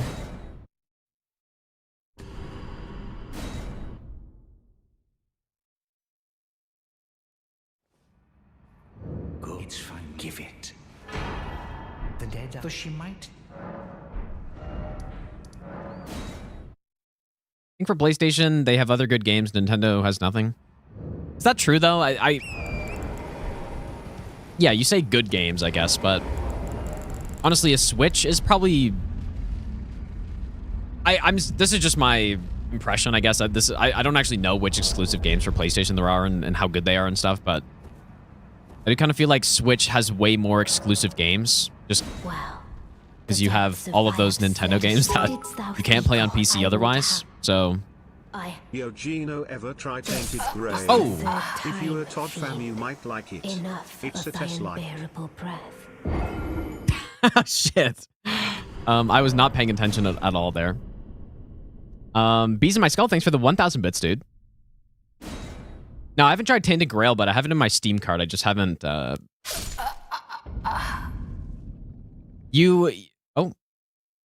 Okay.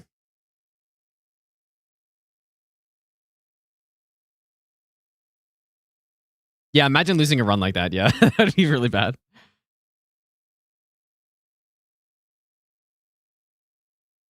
The catnip worked, dude. It actually worked.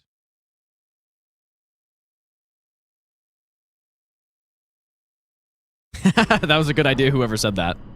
Okay, when is the last save I made, man? It was a long time ago. Oh, I just was not paying attention there. Because you just have to give it to her, and then that's it. Oh my goodness, dude. Well, actually, wait, is that... Maybe this isn't that far back. Well, I shouldn't have done this probably, but... I should... This is one of the things I should really make sure I get this correct. Because if I died to Ronnie on NG+, that would really suck. Like, 18 hours in.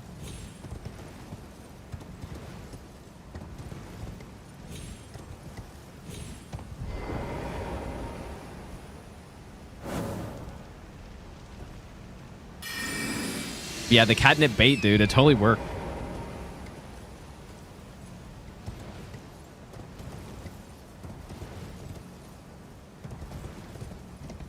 And then I also like rubbed it all around the bed too to like get that scent in there. I think FromSoft make another game like Elden Ring. I think so. I just think the only reason I think so is the same reason why I think, or the reason why I was confident that they were making a DLC for Elden Ring when I need a better strat for that.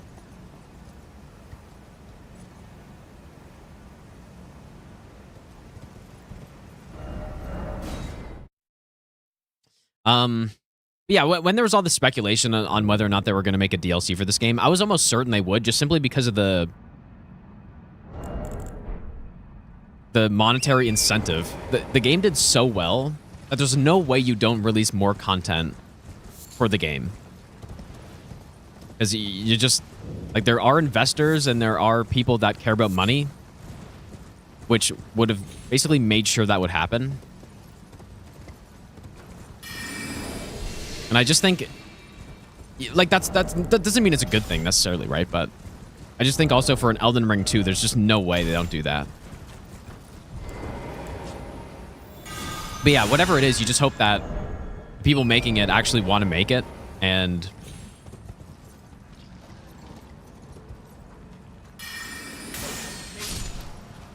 the game turns out to be really good.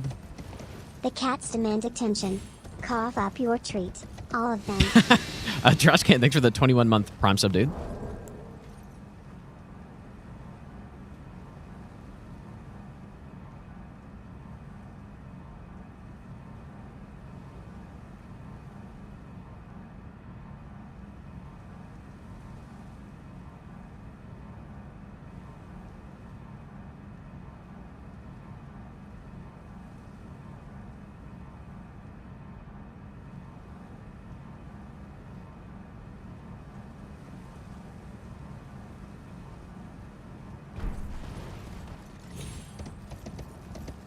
What do I think Dustbloods is? The shareholders wanted that sweet Nintendo exclusive money. Yeah, I don't know. I don't know if I agree with that. I mean, it's just speculation, of course, but you certainly could be right, and I'm sure that's part of it. But you would think that Miyazaki and FromSoft wanted to make some more online games, right? That had to be part of it, surely. Well, my flesh is a cur. You quell Like they just wanted to try something else, maybe. Would you mind? But then, yeah, maybe it was so much money they just couldn't turn it down. Well, Not that Prince of Death. Yeah, I don't think I get to a high enough level on this run where I actually want to swap over to it. I probably could, but then I'd have to sacrifice a bunch of mind, and it's not really that much better than Lusat's anyways. So. My apology. Everything, even the night. But yeah, I could get it. But just if you look at my stats right now. I'm with the needle, my destiny. It's all thanks. My name is Miller.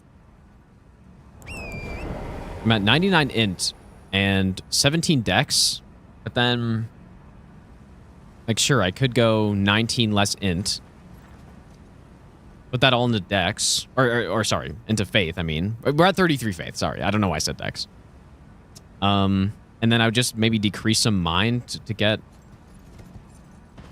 I don't know. We don't get to that high of a level on this run, so I just don't think it's really worth it.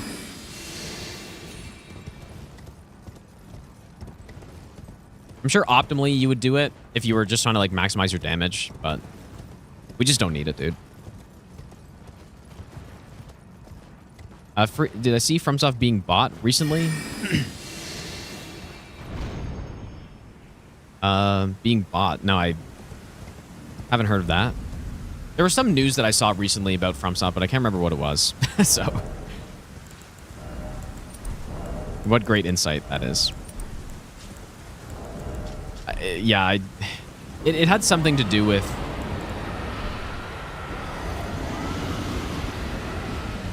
the business side of it, with the like owning companies or whatever, but I just cannot remember what it was.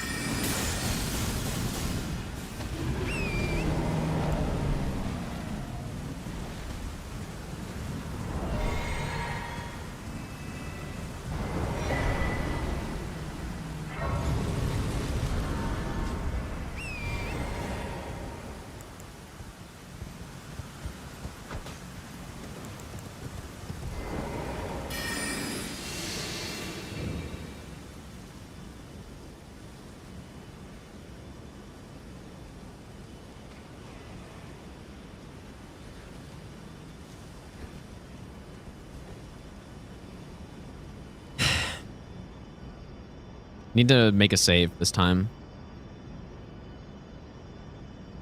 We're actually not that far back, though. It's just I need to get back to Altus again. Want to make FromSoft more profitable. But who does it, though? Like, I don't know. I don't know what happened. Yeah, someone bought someone else or bought shares in something, or I don't know. I don't really follow that stuff too carefully, but it's not because it doesn't matter, though, because it does have, and it would have a big effect on how things work at FromSoft, I guess, but I'm not such a massive super fan that I look at every single little detail regarding From Software and stuff, so.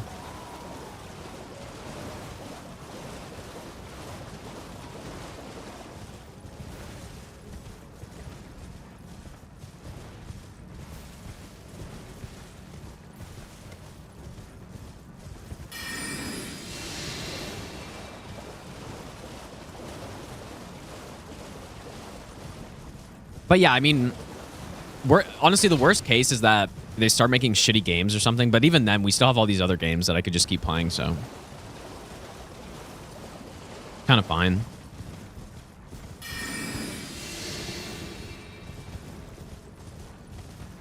A casual FromSoft gamer.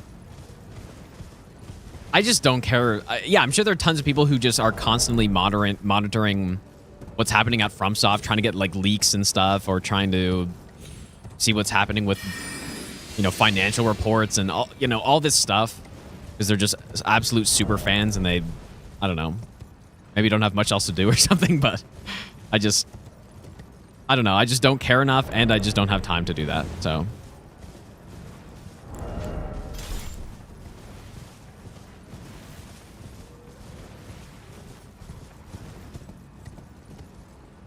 Bethesda's a different story? No, it's not a different story, dude. The exact same story, in fact.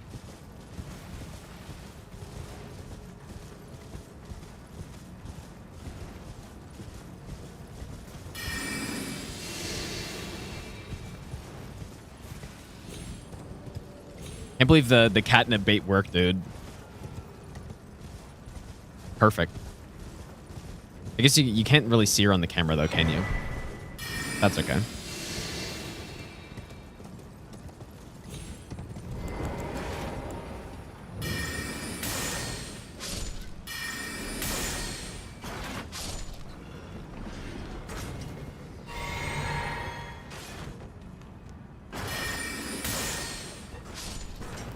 Gonna release Elden Ring 2 with 3 separate DLCs and a deluxe edition.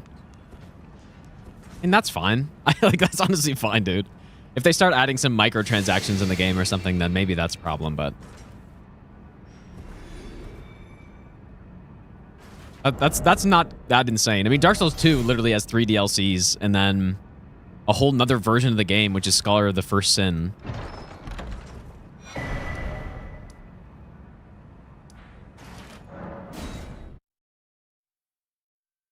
I think people would be very happy with that, in fact. Like, or maybe you weren't saying that was a bad thing. I don't know. But yeah, if they start releasing an early access where you get an extra armor set and you get to play the game a week early, and then you like start buying stuff in game. There's like built-in modding. There's the Creation Club, but of Elden Ring 2 or something, where you got to buy mods.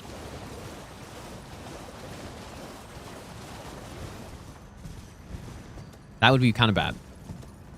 Got a gacha component into it, so you just got to like buy a loot box to get some random weapon.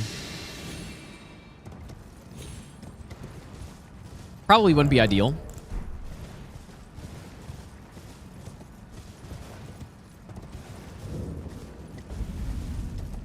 How's it going, Moses?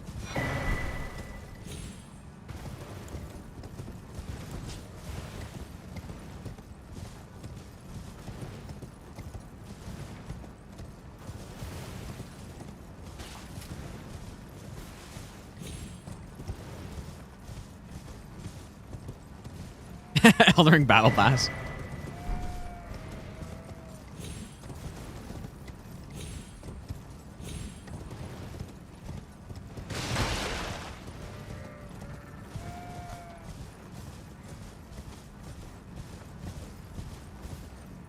Yeah, if they were going to do something like that, Night Rain would have been the game to do it on, I guess, but they didn't, so.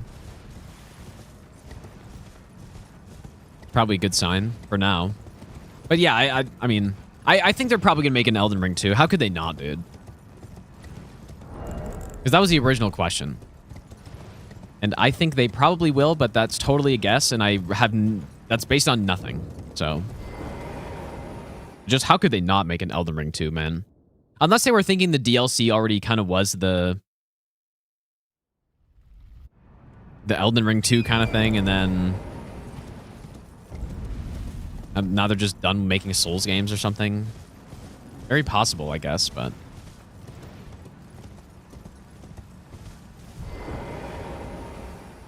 He's leaving the bed. If he goes and sits next to my controllers, dude, that would be insane stuff. You are actually kidding. Oh my god, dude. That is insane.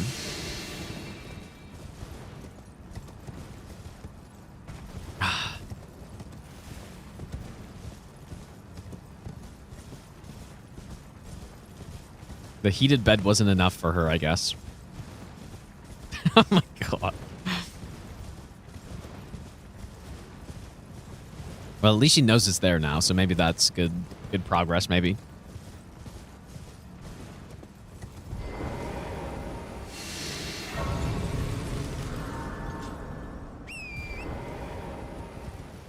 They will not make Elden Ring 2 because working with George Martin was annoying. But even if that's true, who cares, man? Like, what did he even do for this?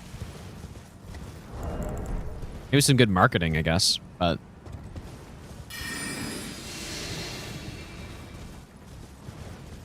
I really don't think that matters at all.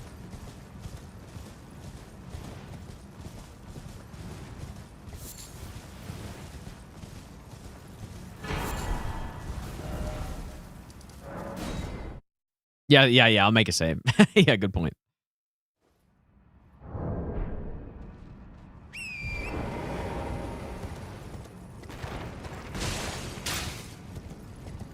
Yeah, I mean, yeah, maybe he did come up with the story and all the characters and stuff. But I don't think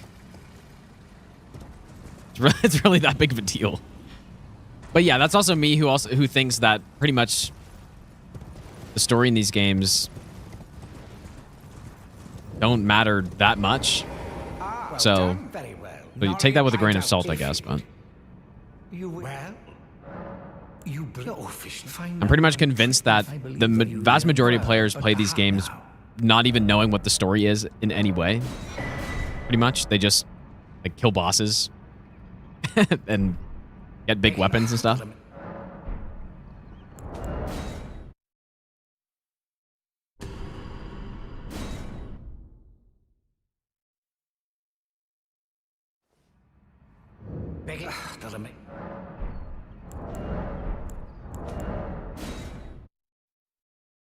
I make Elden Ring 2 when you can make Cerulean Onslaught. Yeah, some Pirate Souls game or something. What's quite the key? But I'm afraid I can. Surely. Why don't if you the soul of it and once? Oh yes. Your I've not had. Begging.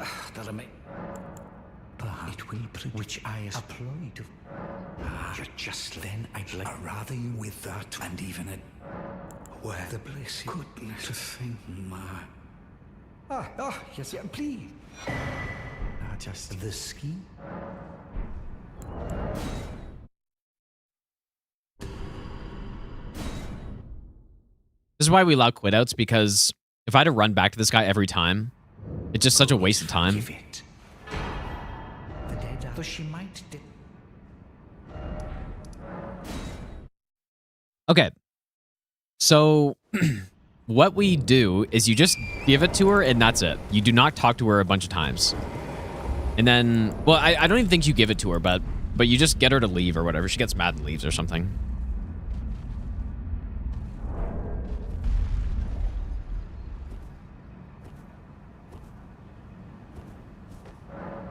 Well, the depths of I am Saturn, led astray by Celavis. With didst thou be gone? I won't have. My gross breath. I think that's it. And then she should leave. I remember getting the Amber Draft and randomizer runs. I was always like so scared talking to Ronnie and stuff. But you have to talk to her a couple times before she kills you, I guess, so.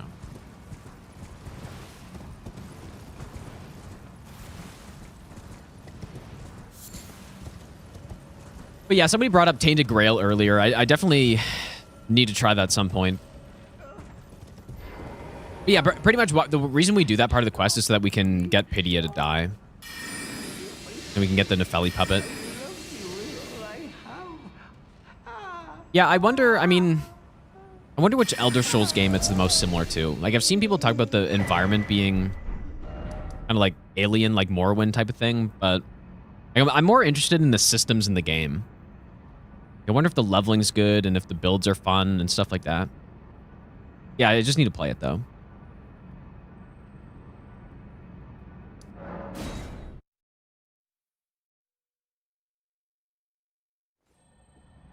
Gothic remake? Actually, I did see that. I haven't played any Gothic game, though, but...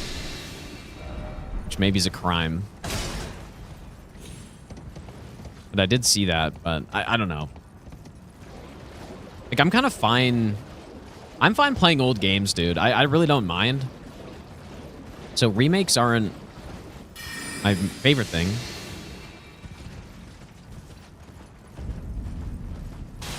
What do you think of Liza P devs using AI for the next game? I'm not gonna lie, dude. I just don't really care. Like, I just don't care, really.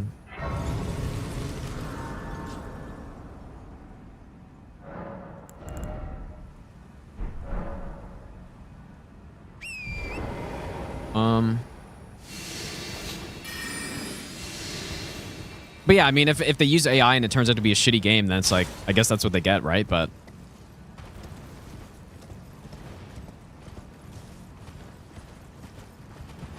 like, I guess it really just depends what it's being used for. So, like, just saying they're using AI doesn't mean much, I guess.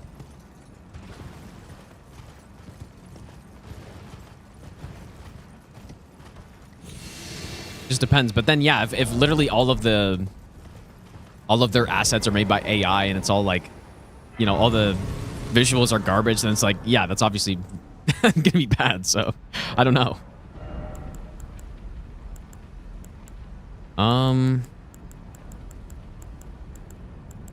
Hey, well, I guess we just need these three and that should be it. I guess I should just run to the boss from here, huh?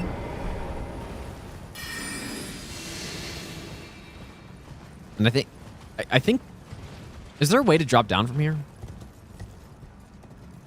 guess I can just go this way. Is that death? I mean, it kind of looks like death. Let me try it. A little scary, maybe. A little scary for NG+. Liza P devs with less AI skills in their job. People go nuts. Yeah, I just don't know. Like, it's not enough information, dude. I'm missing a whole bunch of context. I don't know if I should do that, dude. I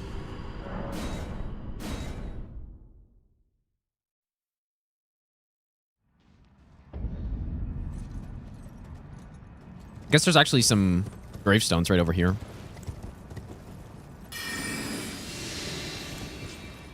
Which I did not know about.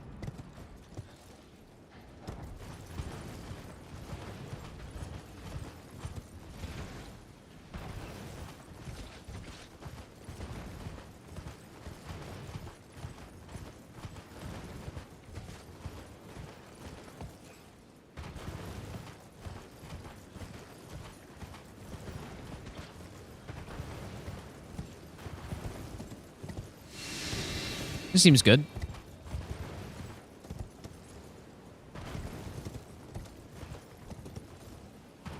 Are there a lot more community spells I need to get? I already got them all on the base NG cycle. Like, we should have every single one.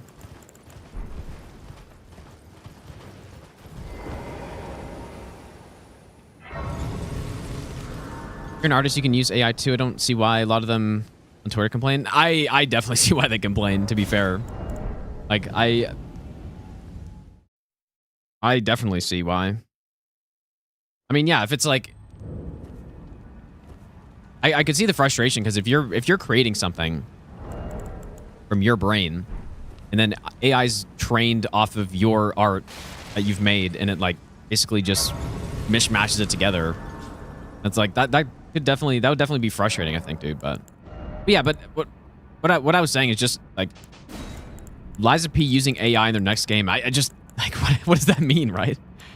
That's what I'm saying. I also don't really care to just, you know, audit companies and, like, look at, with a microscope, look at what they're doing. It's like, oh, did they use AI for this? I mean, if they did, I guess I just can't support them or so. Like, I don't care enough, dude.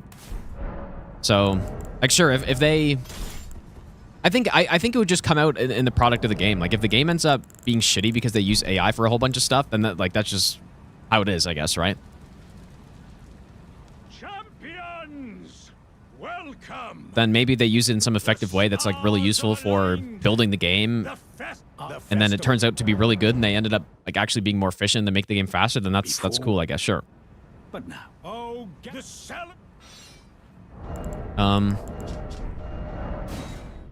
Don't have the right physicin.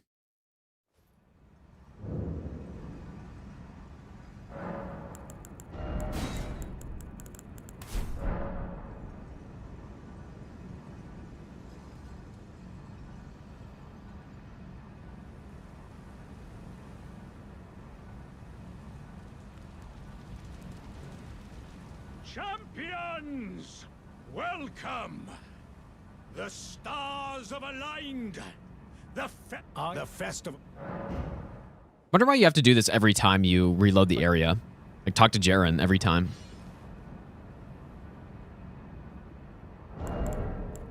I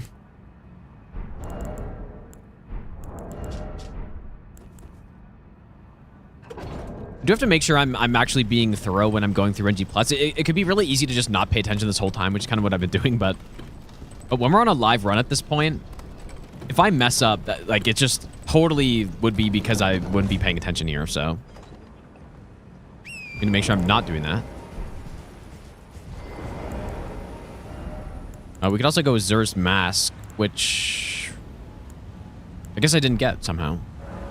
Wait, where do you even get a Zer's Mask from?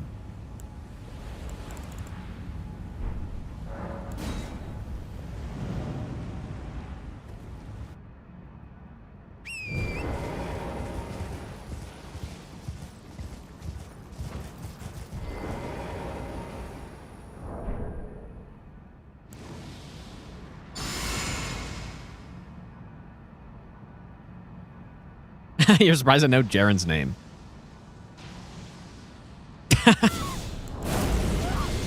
I mean, I know most of the NPCs' names, I think, dude. Surely I'm not too late here? Wait, maybe I'm way too early.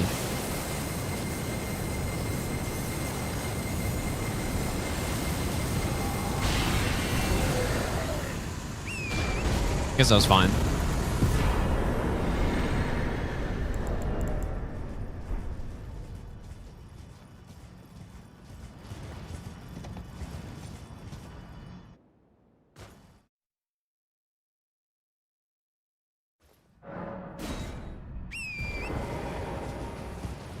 You have to do that again on NG Plus too, so.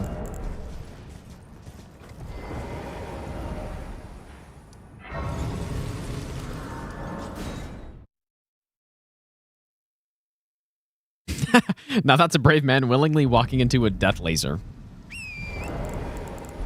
Yeah, like all brave men should.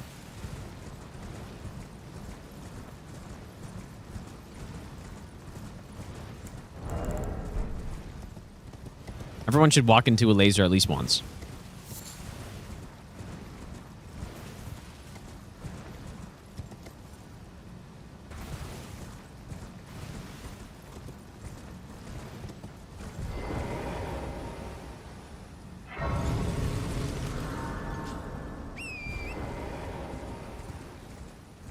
Yeah, the Vac Pat just runs away from the fight. Yeah, it's pretty funny.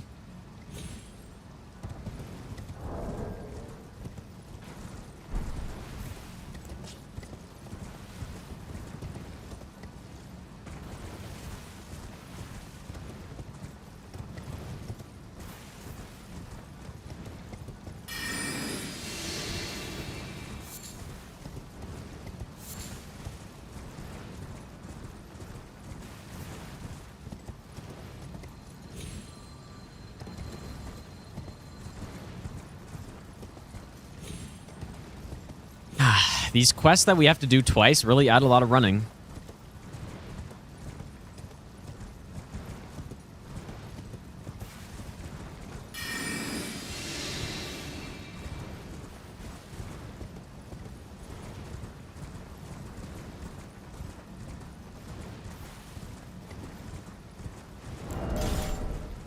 A lot of running.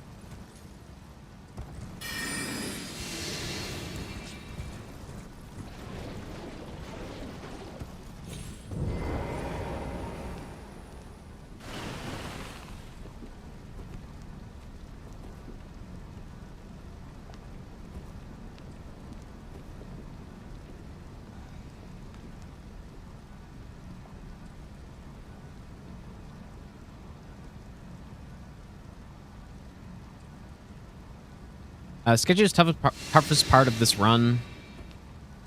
Except remembering everything.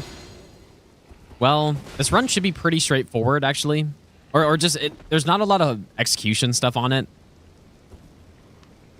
Or skill stuff where, you know, like basically every boss fight's scripted, and it's just making sure that all the strats are good, I guess.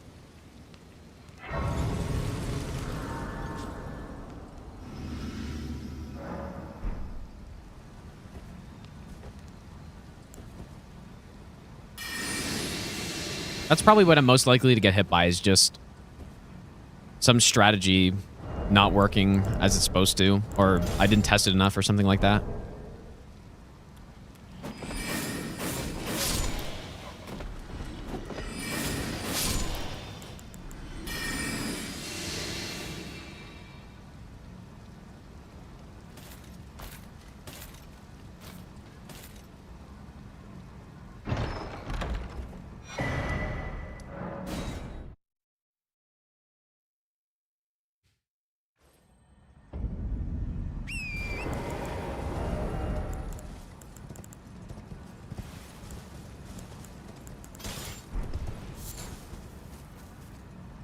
Oh. I guess I didn't go back on this one. Yeah, I think this run, I mean, we could see what the timer's at, but I think it definitely would be doable sub 2 hours. Or 20 hours, I mean. Not 2 hours. Sub 20 would be doable, I think. But yeah, the estimate of 20 to 25 hours was, I guess, correct. Initially, I was saying 25 to 30, but yeah, 20 to 25 hours is correct, I think. Yeah, sub 2 hours. Surely. World record speed run. Oh, something. So I decided I've only perhaps. Well, I must.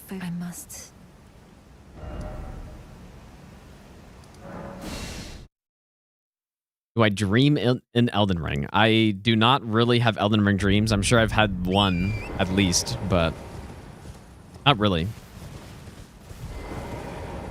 In truth, the Scarlet. But if I have, I just haven't remembered them, I guess. I realized I could have aided. Are you giving me? I think it might be possible. If it might be perhaps that.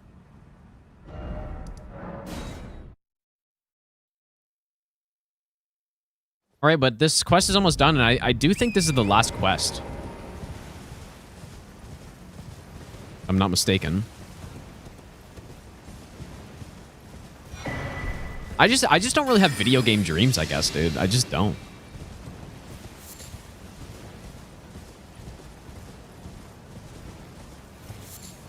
Like, I can't remember any dream I've ever had of a video game.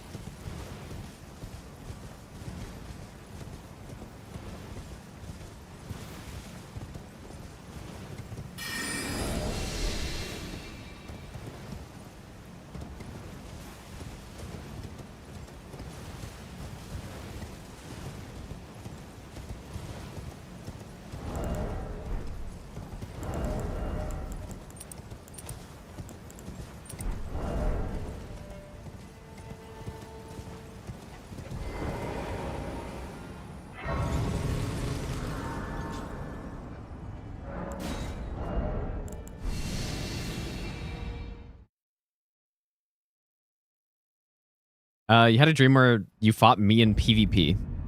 And how did that go? In Elden Ring or DS3? Because DS3's the only game that I've done a decent amount of PvP in, for Souls games at least, but I guess it probably was Elden Ring, I guess. Maybe you just played Converge's mod the day before where you fought my NPC or something.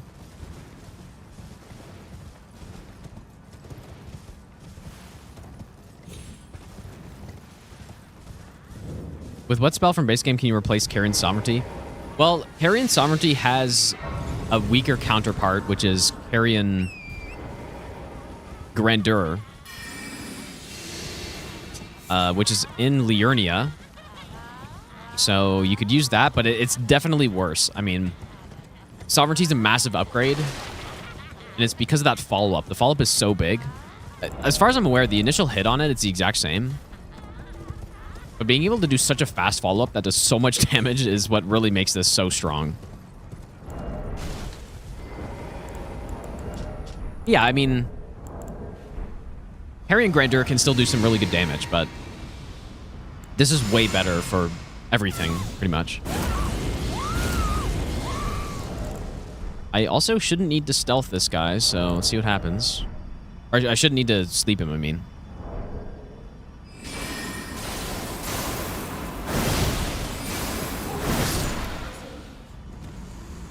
But yeah, you can even see there, I mean, being able to do a follow-up is really good, but I mean, if you go carrying Grandeur on a greatsword or something, and then just use the R2 as a follow-up instead of the Ash of War follow-up, it'd still be pretty good, I think.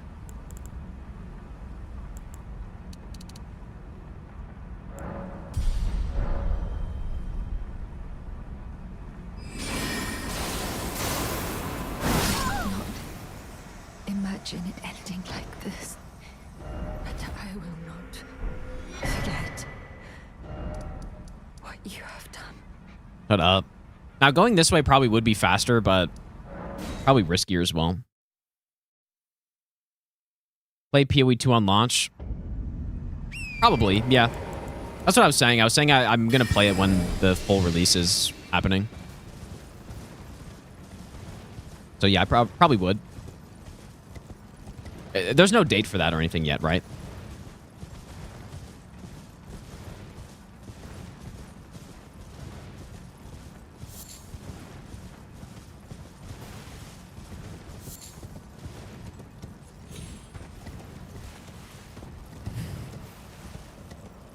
GTA 6, probably not. I probably won't play that, but yeah, I haven't really played any Grand Theft Auto game for the most part. Just not really into them, I guess. I guess I like fantasy more than like playing in real cities and committing crimes and stuff. So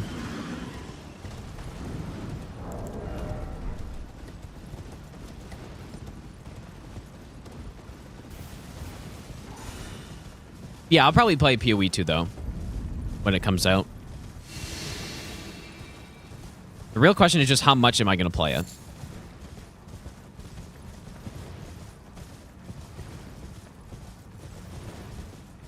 Play Witcher 4 on release? If I play Witcher 3 first, then yes. If not, then probably not.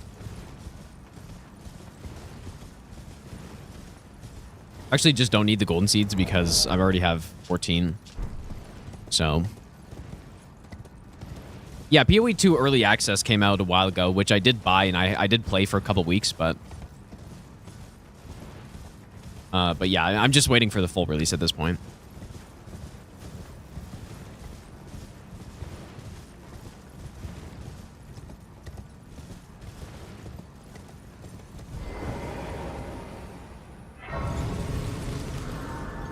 The All Souls All Bosses run is just sitting in the list of runs that I will surely eventually do.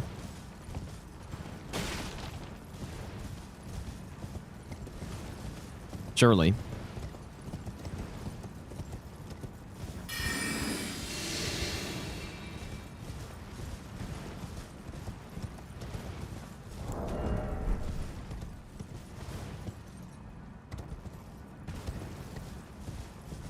Yeah, dude, the Chalice run is part of the, like, that's the reason why I haven't continued on, is because that chalice run, man. It's certainly not the most fun run ever. Bloodborne all bosses is pretty fun. Like, all of the base game bosses are, well, all bosses plus DLC is fun, but then doing the chalices are just... They're pretty rough, dude. No, I would want to do it with chalices. At least I have to finish that chalice run, because I've already routed the entire thing. I just have to do it, but no, I want to do it with chalices, I think. Well, I don't know, actually.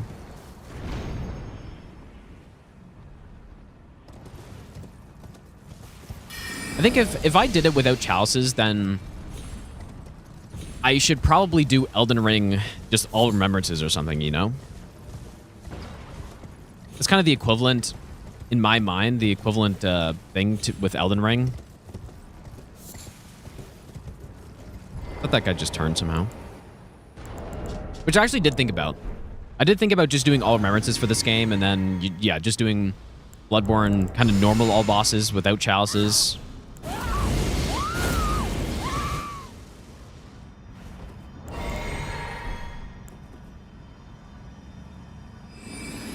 Oh. Doesn't matter.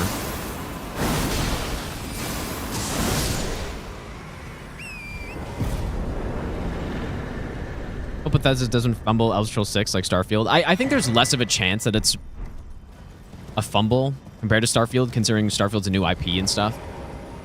And Elder Scrolls, like, it's infinitely easier to make a sequel game, I think, than just a new IP. Like, a new IP is so much harder because, yeah, it's all these new systems you have to implement and all, like, so much new stuff. But if you're just making another iteration of a series that's already extremely well liked, it should be easier because they could just make another Skyrim and it would do perfectly good. Now that'd be a little disappointing for a lot of people, but they just made another Skyrim, then like it would still be fine, I think. So other shows just get saved by modders either way. Well, I mean, Starfield mods must be really good too, right? I've seen some pretty cool Starfield mods. I've never tried any of them, but I'm sure Starfield's really good if you just use a bunch of mods too. Not IP related though. System just didn't work. Well, no, but that's like they're making a brand new game, right? It's not just another Elder Scrolls where they kind of already have all the systems figured out and they've, you know, tried a whole bunch of different stuff. They kind of know what works, kind of know what doesn't work.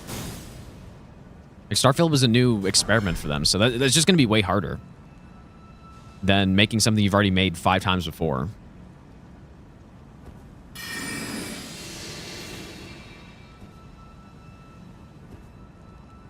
But yeah, that doesn't mean a sequel is always going to be good.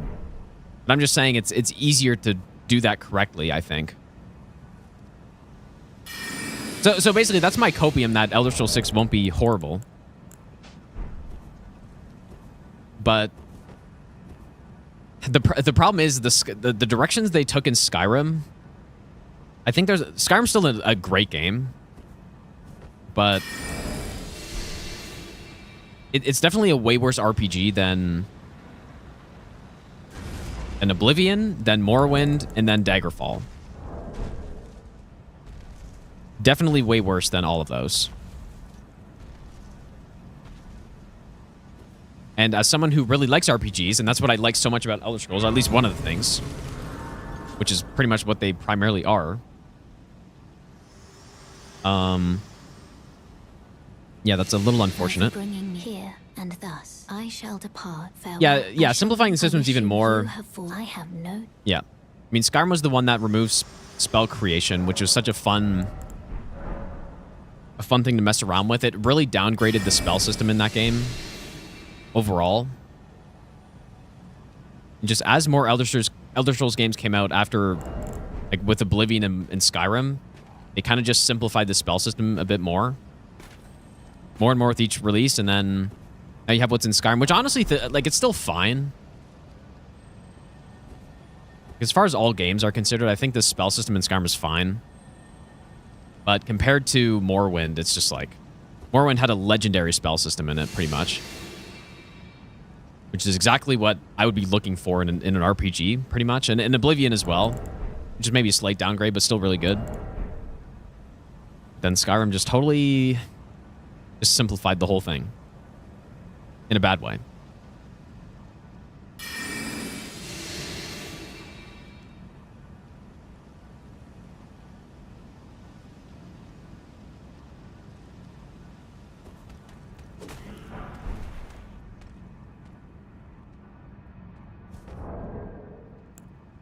Have I rested?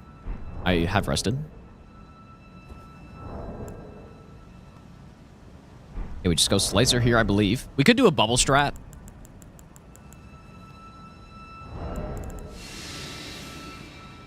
I kind of want to try it just to see what happens.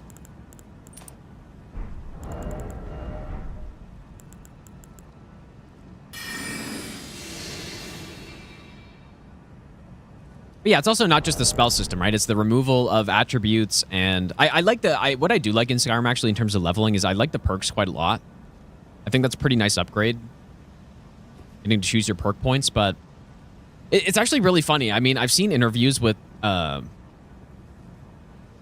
Howard and other developers of Elder Scrolls and stuff that were basically saying the reason that they went with that system in Skyrim with kind of going more into the, like, less into the specific class archetypes like the older Elder Scrolls did, I guess. They went with more, like, picking, like, whatever race you pick doesn't really matter that much in terms of stats, and, like, your starting skills aren't really that different. You don't start with a birth sign that you're locked into for the whole game, stuff like that. They try to make it more... They try to make it easier to change your build if you feel like you're going in the wrong direction or something. That's what they've said. Like, there was one interview where Todd Howard specifically said they didn't want someone to play the game for 8 hours and realize they've made a mistake or something, but it's literally the opposite in Skyrim. It's actually really funny because the way perks work in Skyrim, I really like them, but it has the opposite effect, because if you pick a perk that's useless, like if you're at the start of the game and you're like, oh, I want to put 3 perks into Speechcraft, which they could be useful eventually, but especially if you're on a higher difficulty, then you might, like, you can't get those perks back until you beat the Dragonborn DLC. So, like, you are actually locked into that. Whereas in the other Elder Scrolls games, arguably you have more possibility of swapping your build in the case that you feel like you've messed up or you want to use something else. Because, yeah, you could just, like, in Morrowind, you could just train. I don't really like trainers, but you can just, like, train up your, like, some weapon skill, and then you can use that. Or Oblivion. Like, Oblivion's actually even easier to swap because things actually level pretty reasonably in that game, even if they're at low skill. But anyways, I don't know why I brought that up, but just made me think of that. But yeah, like, removal of attributes I don't like. And I think one of the major things that older Elder Scrolls games do so well, and I think all RPGs should have this, is literally every single action you do increases your character power in some way. And that started with Daggerfall, where, like, there are so many skills in that game, and pretty much no matter what you're doing in game, you are increasing some skill. And same with Morrowind, like, you have athletics and you have agility, or, well, like, acrobatics, and, you know, you talk to someone and you persuade them or something, you got speechcraft and like all this other stuff, where you're constantly, like, pretty much no matter what you're doing, you're increasing your character power, which feels really good. But then in Skyrim, that's just not the case anymore. Like, there's no athletics, there's no acrobatics, or, like, yeah, it's more than just, like, running around the map and getting skill, but, like, there are a whole bunch of actions in Skyrim that just, like, don't increase your skills in any way, which is kind of unfortunate. Maroon, thanks for the 2-month resub, dude. Now, I don't think they're going to go back to that, but I'm just saying, like, that's those are some of the directions I don't like in Skyrim that they went with. So, I don't know. I don't think they're going to ever make a game, another Elder Scrolls game, as good as Oblivion or Morrowind, but I could hope so, I guess. What am I doing? I was going to try Bubble Strat, I guess. Should they put a system like that in Souls? I honestly think it would be... I would love a Souls game that builds more into RPG elements. Because right now, Souls games are action RPGs for sure, but they're pretty light on that, right? Like, you get Souls, and then you pick what stats you want to level up based on, like, just whatever you want, based on the Souls you get. Like, you don't actually have to use a stat to put levels into it, which is fine. Like, it works... Oh, shit. It works very well for these games, but I do think it would be cool to see... Yes, like a Souls game with just more heavily going into those RPG elements. I think that'd be really sick, dude.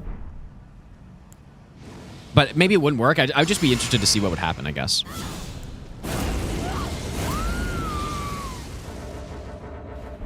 People wouldn't like. There's no way people would like that though, like, especially if it's like some slow RPG stuff. I definitely would though.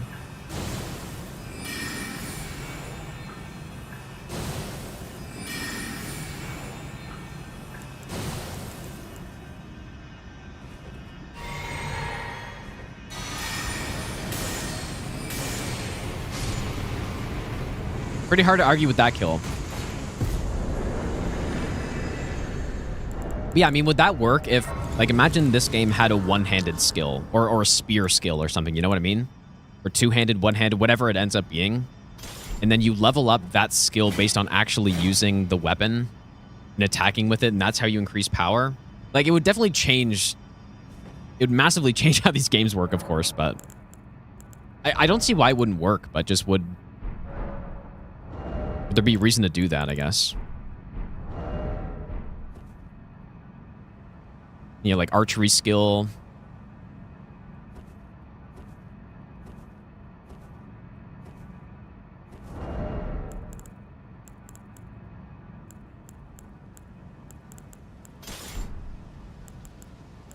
I think I would really enjoy that, but I don't know if...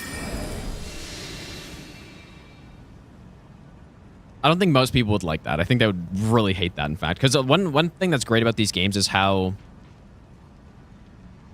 you really can just use whatever the hell you want on any build, pretty much, right? Like, there are the stat requirements which sort of do that. They kind of do restrict you a little bit, but especially in this game, you could just use anything, which is good, but it also could be bad in some ways. I guess the way it could be bad is just the fact that I can just... I mean, you can kind of see it on this run even a little bit where I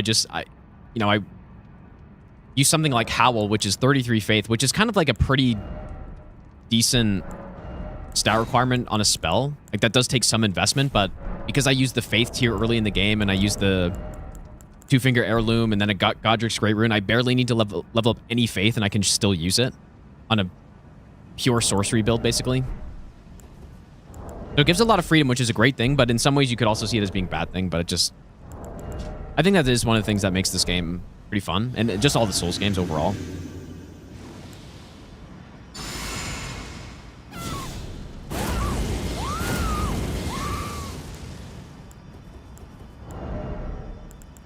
This one...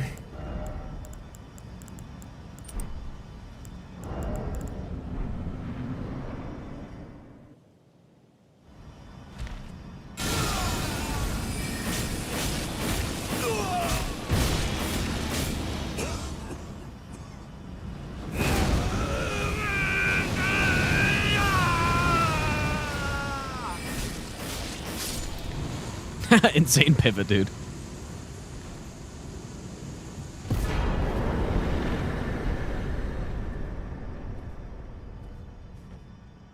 I don't like solutions like that because they discourage changes. New weapon.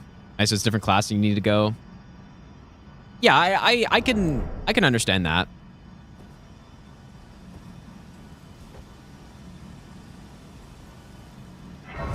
Yeah, I can understand that for sure. But then, like, at the same time, that's the sort of thing that also does encourage, like, replayability in the game. Hello again. Allow me, you are unable. But I do think, yeah, it just depends how you want to balance that, I guess. I don't think someone should build out a character and then get a new weapon and just, it would be, like, impossible for them to switch over to it. I think there should be a way to do it. But yeah, maybe just take some effort first. I think that's fine.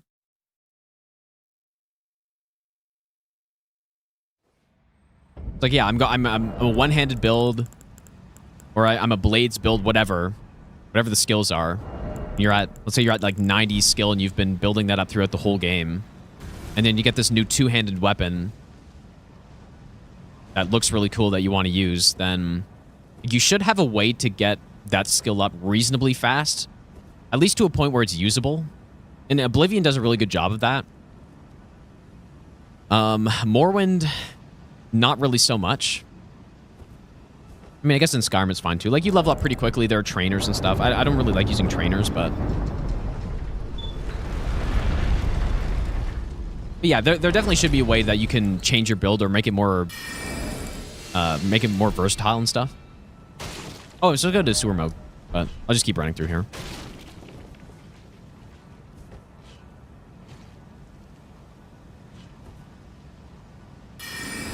Yeah, I would say this game is basically in the opposite direction. Like, just thinking about how easy it is to respec in this game. That's something that in an Elder Scrolls game, being able to respec, just like, especially thinking about a game like Morrowind, it doesn't make any sense, right? It doesn't make sense for most RPGs to be able to respec, I don't think. I mean, if it's just perks, that's one thing though, because you can respec perks in Skyrim. But like actually being able to respec your skills, it's like, okay, I have 100 one-handed, but now I want to switch it to 100 two-handed. That would just not be right at all. So, but you can in this game. You could just do that. You know, I could play with an intelligence build the entire game, go pure int, and then just on a whim decide I want to go double bonk, and then just go a bunch of strength and use, you know, heavy armor and stuff like that.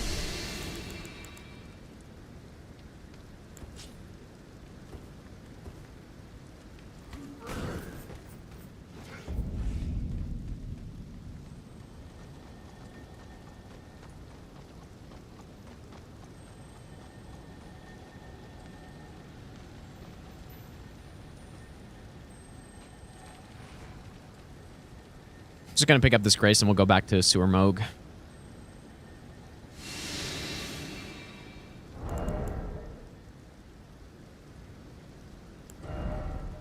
I forgot we had Rotten Wing Sword Insignia as well. Which probably replaces the...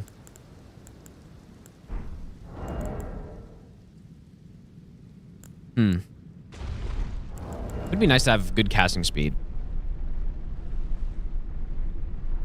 Do I remember if I respec'd in my first Elden Ring playthrough? No, I definitely didn't. I don't like respec'ing. For pretty much exactly the reason I just said. But, I mean, yeah, respec'ing just to, like, slightly change around your stats, I think is fine. But overall, I don't really like respec'ing. Especially if it's to a brand new build.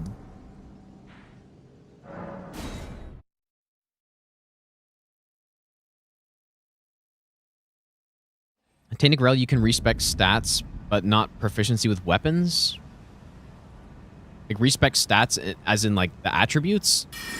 Or equivalent attributes to a game like Oblivion, you mean? Like, does it have strength and agility and endurance and stuff like that? Or...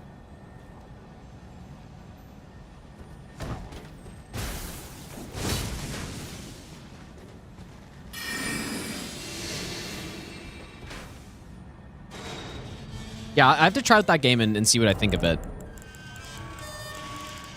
Yeah, in a game like Skyrim, being able to respec your perks, that's perfectly fine. That's not really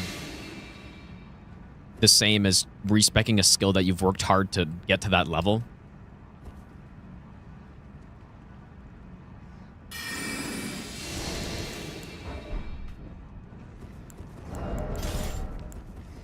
Looking at it from a perspective of someone who likes play one game many times, different ways.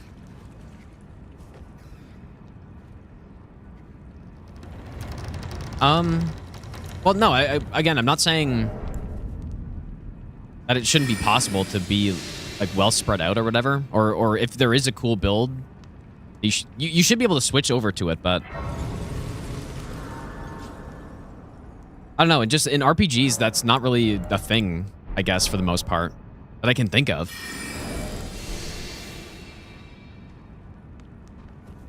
And I don't think it should be a thing either, be able to just like change around your build at any point in time.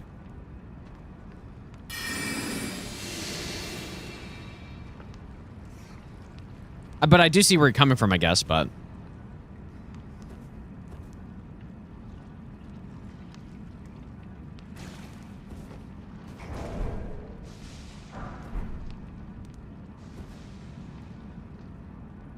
Yeah, and I'm not saying...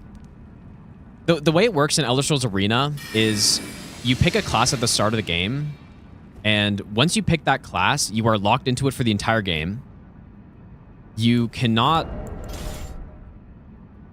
Like, depending on what class you picked, you may not be able to use certain types of weapons. You may not be able to wield or wear certain types of armor for the entire game. Some classes just can't cast spells at all. They don't have any magicka, and you just can't change that. Like, that's a little too much, but... I see what you're saying, but I just can't imagine a game that gives you levels in XP based on actually performing actions and then being able to change that XP into some other skill or whatever. You know what I mean?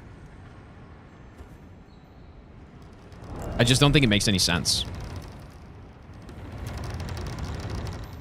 But yeah, I'm not saying a game like this that is an RPG, but kind of like an RPG light, I guess. Having respec is perfectly fine. I'm not saying to remove respec in this game. I'm just saying for a game like Elder Scrolls, it just wouldn't make any sense. So.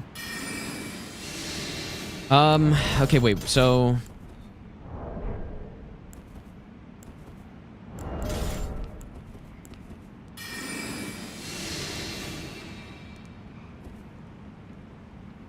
Yeah, I'm talking about two completely different leveling systems.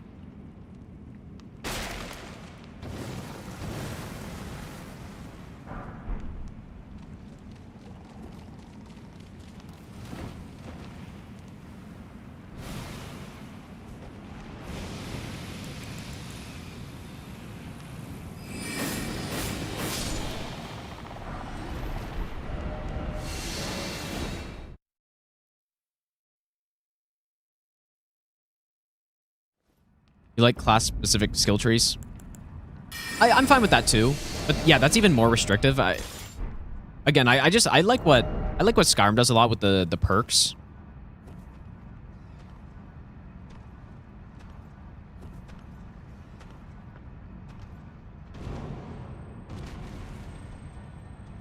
But I also like what the older Elder Scrolls games do with your pick. It's not even really picking a starting class, but just making your... Most people would just make a custom class, at least that's what I do. And trying to think of the playthrough you want to do and going like, okay, what do I want to use on this character? Do I want to be a mage that can enchant gear and, maybe has some kind of spell blade so I can use a lot of things or whatever? Or do I want to specialize more into... I don't know, this other build? Like, I like doing that quite a lot.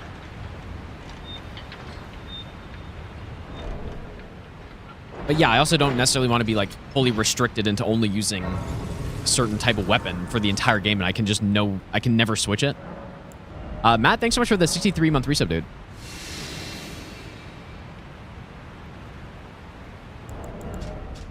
Okay.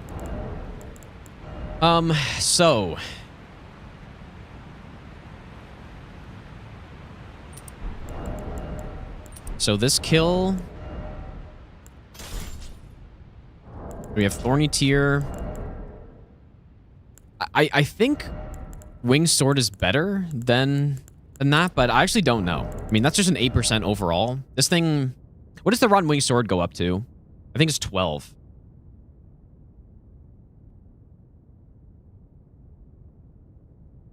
Or is it 16? Oh, 13. So yeah, that's probably better overall for this fight.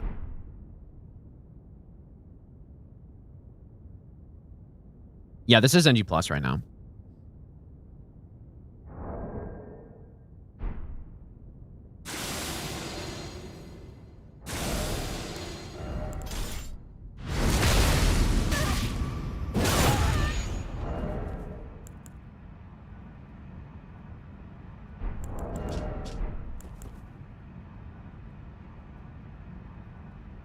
So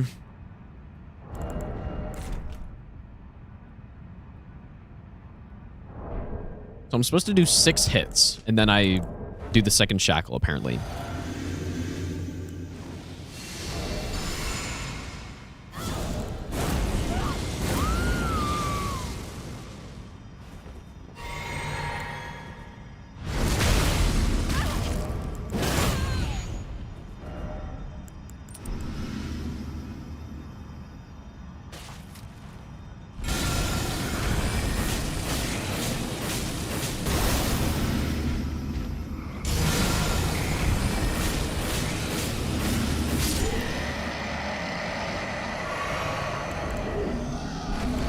Beautiful stuff.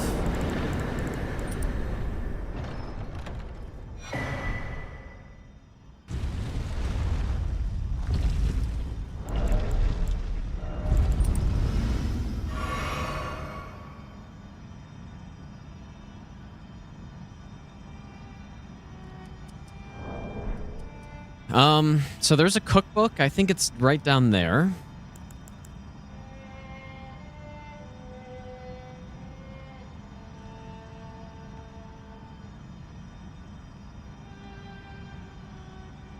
Thanks, Duelista.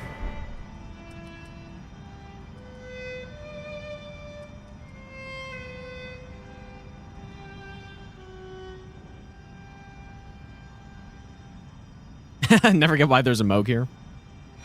Don't even get me started on that, dude.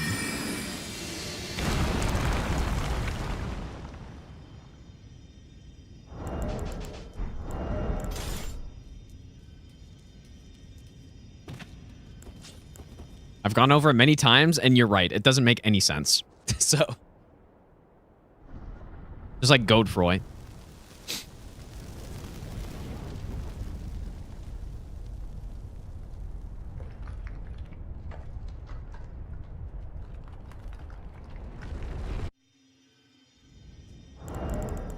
Anyways, I guess like to end that discussion, I like the leveling in the Souls games. I think it works out really well for how these games work. I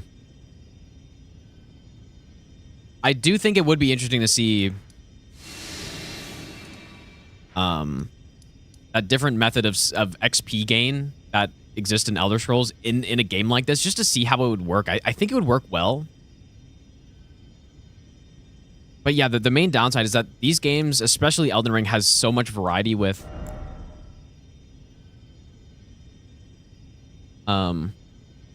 that's such an insane amount of variety with spells and weapons and stuff that it would feel bad to pick up something really cool and just having no way to try it out. That would feel kind of bad. So I think it could work, but I'm just not sure how well it would work or if it would be any better.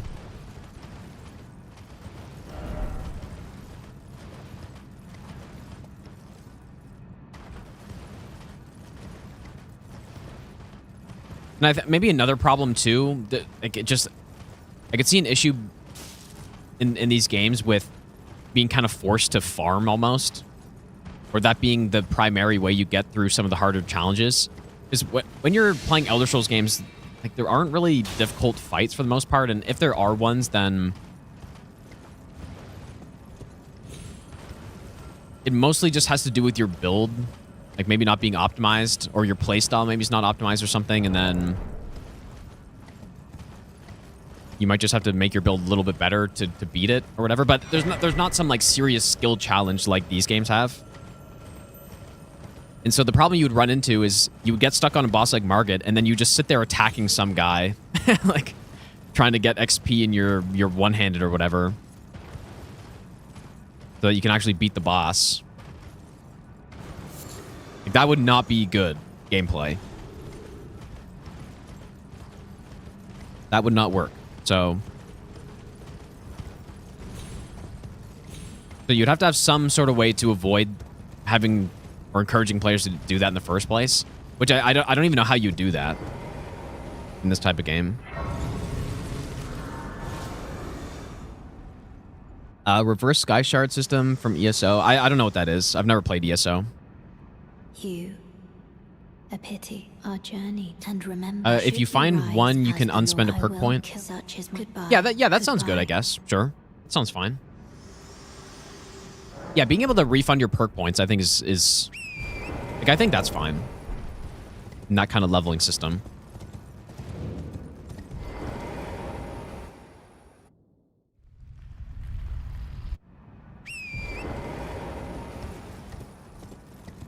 Wish they kept runes plus standard leveling in DLC. Yeah, I don't disagree with that. Yeah, we are doing Frenzy ending on this playthrough.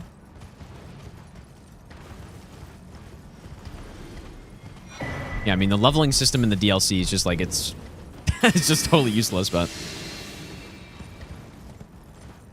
not going to get started on that, surely.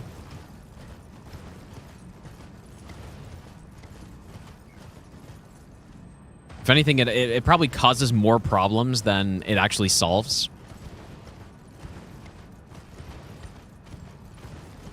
With an absolute nightmare balancing problem, which is undeniable in the DLC.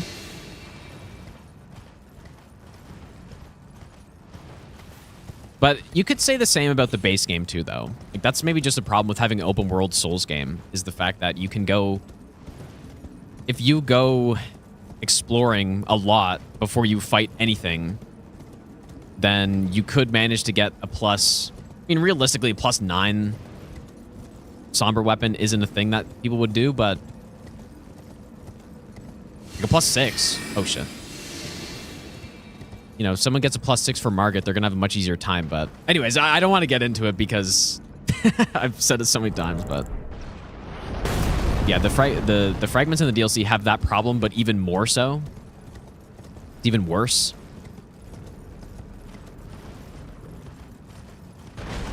Because not only is it your damage output, it's also your damage negation, and it 100% changes the experience of a boss.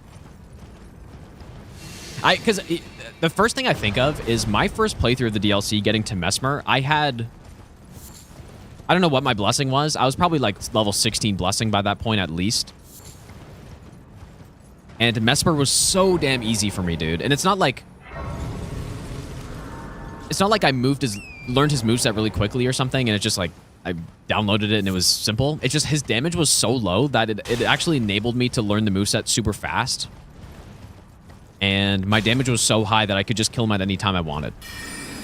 But then I saw people doing playthroughs where they get to Mesmer at low blessing, and he feels impossible for them. You know, he feels insanely hard. And that problem exists in the base game too, but I kind of feel like it's worse. Yeah, proceeds to get into it. But no, I'm not going to say all the talking points that I say every time, but yeah, so that's what I mean when I say it actually creates problems versus just having nothing. Because then the experience that the player gets is much more predictable. Which is probably what you want, because that, like, balancing things in a game, it's all about kind of having a gauge of what the player would have by that point in the game. And if you just have no idea how strong or weak the character is going to be, then it's so hard to make a good boss at that point. Or a well-balanced boss, I should say. And yeah, I do think that defense is a big part of it too. In Elden Ring, there are literally 0 ways to level up your defense in the game. Well, okay, not 0 ways. You can increase some of your stats that increase your defense minorly, right? But even getting better armor, like, that's not leveling up your character in any way. Even if you do go get really good armor and you go get Dragon Crest Shield Talisman or something like that, you're going to decrease the boss's damage to you, but it's not going to be by as significant a amount as the fragments do. And how long you spend in a boss fight will basically directly determine how quickly you can learn the fight. Like, the amount of time you spend in loading screens and dying and getting punished for making a mistake or something, if you get punished by that less, then you will learn the boss faster. And so for the base game, balancing the boss's damage would be a lot simpler because there are less variables with how much defense the player could have. Now, with exception to, you know, the insane tankle build or whatever, which no one would ever use on a normal playthrough, right? So it's not really a thing that needs to be considered in the first place. But for the DLC, if I'm balancing a boss like Mesmer, like what fragment level do you balance him for? Do you think, okay, they're going to be at least the soft cap level 12 by now, so we got to make them really strong? Or it's like, okay, are they going Are they going to be level 8 at this point? And like, that's a huge difference. Are they going to be level 6? Like, who knows, man?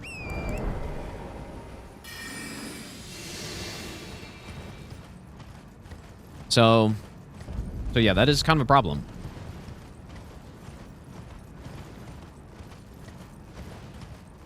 And it's always been a thing in Souls games where your build can drastically change your experience with the boss. And even the older Souls games, right? A lot of people had a really hard time with Nameless King in DS3, but the build I had in my first playthrough, I just first tried him because I had Black Knight Sword with Perseverance. Like, that has always been a thing. But I think that problem's actually been exacerbated in the DLC with the fragments. But maybe I'm overblowing it a little bit. I don't know.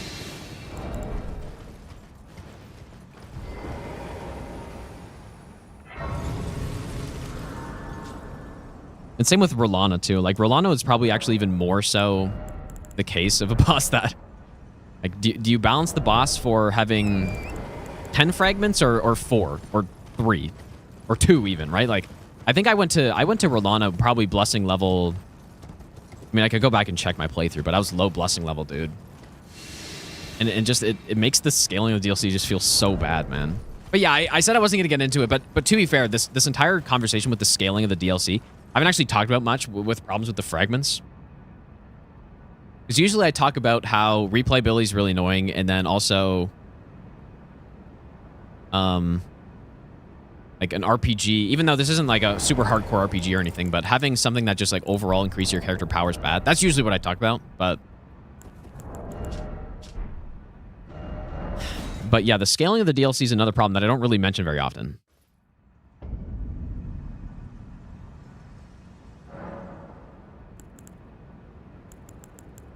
So yeah, basically what I was saying though is I'm sure there are a bunch of people for Rolana who ended up getting to or at blessing level, like a pretty high blessing level. Like maybe there's someone who likes to take all of the side paths first before they take the obvious main path, which is Castellensis pretty much, right? Oh, do I? I guess I don't have the DLC map somehow. And so yeah, maybe they got to Skydualtis first, collected a bunch of fragments, and then just blasted her because they were just a high blessing level or something. And that's actually not that unrealistic, even compared to getting a plus 6 Somber for Margit is way less realistic than that, I think. Anyways. I'll just leave this on so I don't have to swap talismans, I guess.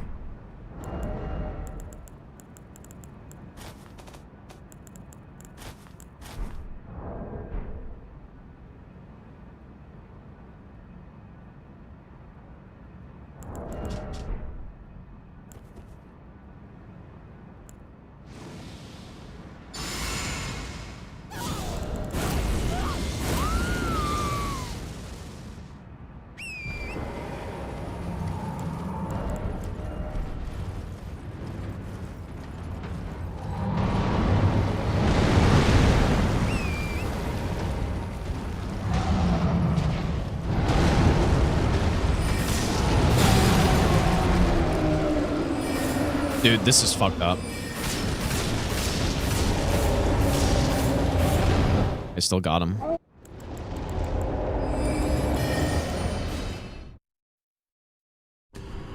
It'd help if I had the spell equipped that I need.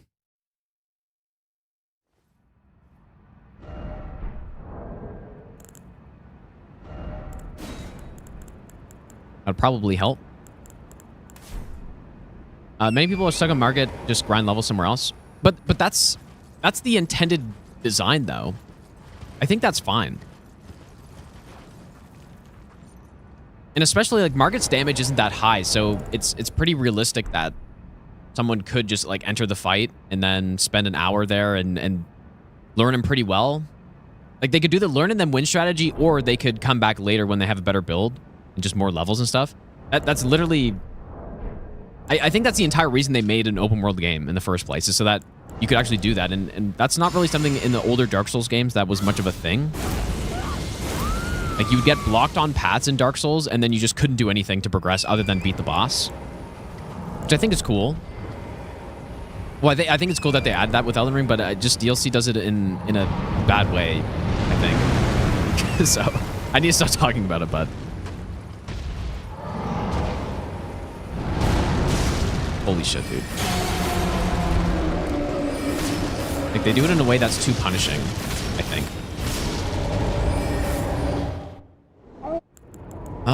This one.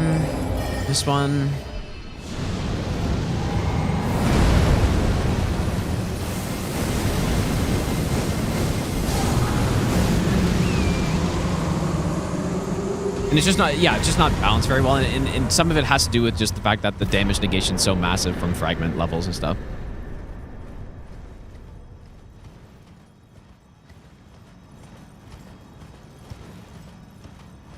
Yeah, that's what I have talked a lot about before, is that part of the problem with fragments is the fact that they're so powerful that they're just too powerful. Like, if they didn't have as much of an effect on your character, that would solve some of the problems, right? Like, that would solve the scaling problem or the balancing problem with bosses, because then, you know, if a character has 20% more damage negation than another character, that's still like a lot, but that's not that hard to balance around, I guess. It's not too bad.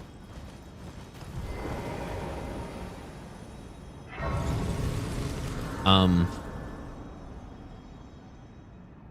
yeah, same with damage. Like, if the numbers aren't that big, then it's just easier to balance around it, factoring in what different characters would have by that point.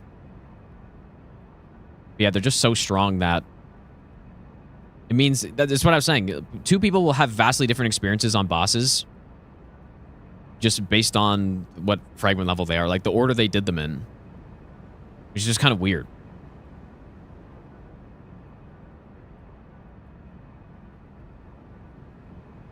Yeah, I guess you could argue that that's not even necessarily a bad thing, but I think it's probably not great. Yeah, I would argue it's not good, but I guess, but anyways.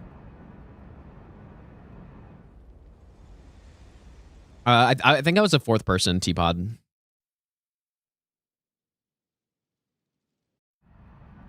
Can you consistently no-hit Hippo with low damage?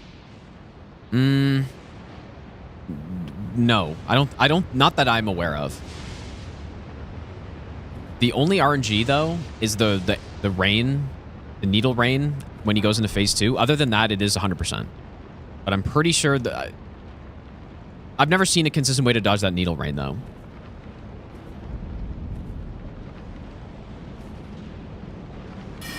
Then the rest, like, once you get into phase 2, you can just totally never get that attack anymore.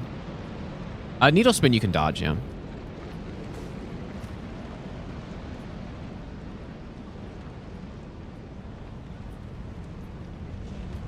Level 125 PvP meta is also to blame? Well, okay, wait. I've never heard of this before. As the devs had to stop people from going way over level, so they need to make a whole new leveling system. Oh, for the DLC, you're saying.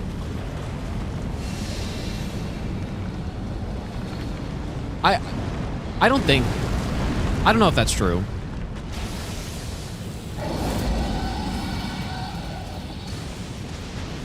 How do fragments work in PvP, actually? I never thought about that.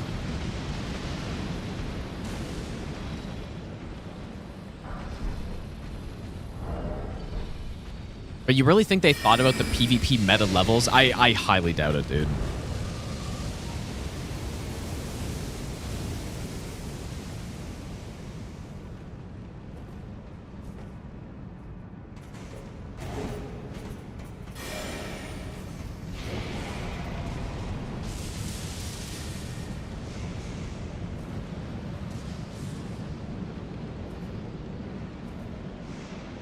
I usually run the needle, it usually works. Yeah, but the question was, can you consistently no-hit Hippo at low damage? So something like usually working is not consistently.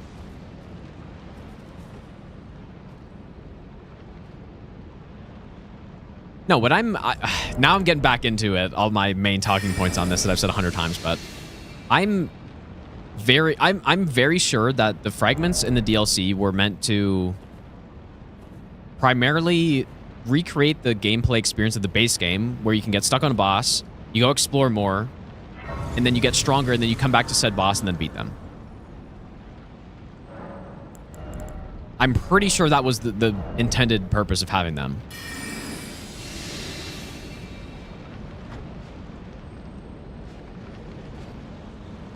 Which is fine, but I just don't think that was a great way to do it, I guess. And I also don't think that was much of a problem. I don't think they needed to take that direction and have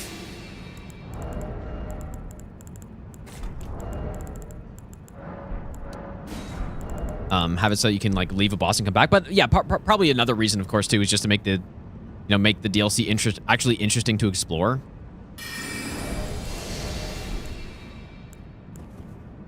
Or more interesting, because it's not a secret exactly that the DLC is a little bit lacking on interesting item pickups.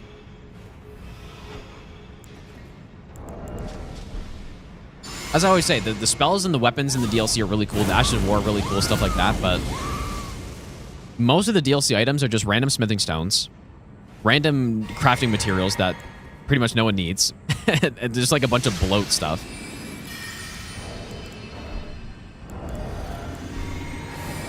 And so fragments are probably a way to try to make that more interesting.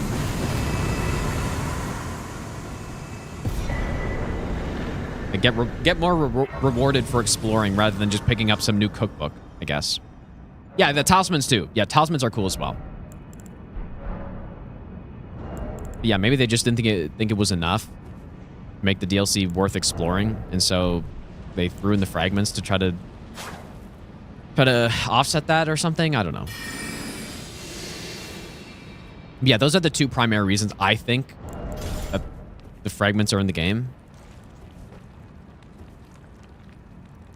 There's one thing that people usually bring up, and it's that they didn't want people to steamroll the DLC with a max level character. I've already talked about how that's just not the case at all. So I'm not going to do it again, but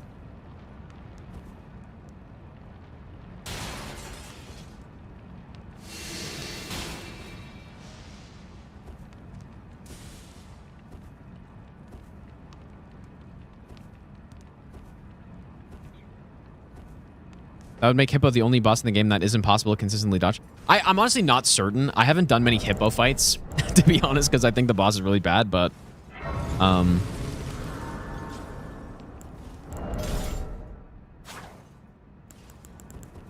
don't know. I've seen people do low damage kills on Hippo, but I'm just pretty sure the phase change needle attack is RNG. Go get mastery. DLC is meant to be played after base game, so you generally don't see why gameplay loop couldn't have been kill a boss, get runes, level up, then you explore for new items.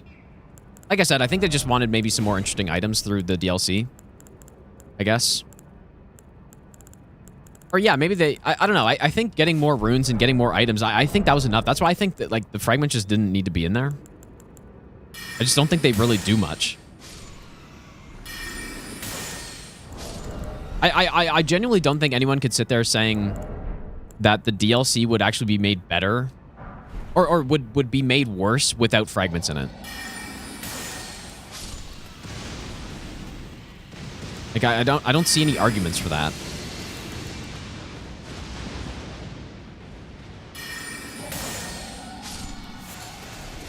Right? Like am I just not, maybe I'm not thinking of something, but I don't know.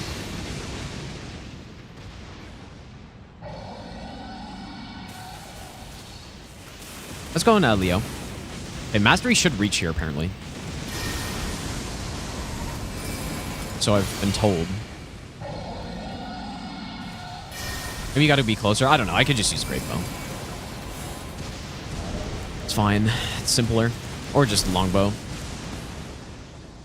I don't know. Maybe someone can think of something.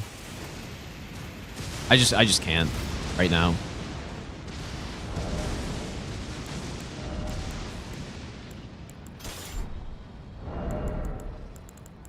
We're also not doing bird skip on this run, you may have noticed. It's just because I'm scared.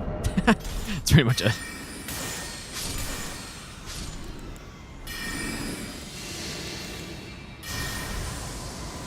Yeah, and the only... I guess maybe the only thing I can actually think of is just the encouraging exploration. But that's a pretty I mean, that's probably the absolute worst way to encourage exploration, I guess. You know what I mean? Like, add some item into the game that just pretty much forces the players to explore, I guess. Like, you want players to explore because they're actually interested in, you know, finding loot around the areas. I think they're the two main reasons, probably finding loot and then also just, like, exploring cool areas, right? And the cool area part, I think for the most part, the DLC is good for that. Except for maybe Abyssal Woods, but the DLC is really good with the maps and stuff like that. So I think that part's checked off, but the good loot thing. And then that also comes back to the conversation of me saying the game is too big, which could be the major underlying problem. Primary underlying problem is that the game's just too big. So how many interesting items can you really add into a game like this? And they've honestly done a great job. But yeah, that's where the like 50 cookbooks in the DLC comes in, I think. So, anyways. that being said, let's go kill Malkuth, I guess.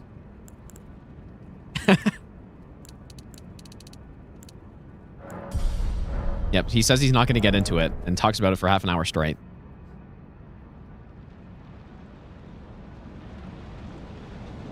The point is that some people don't have 1,000 hours to learn one boss or use the most broken min-max build to kill bosses with 1 million HP.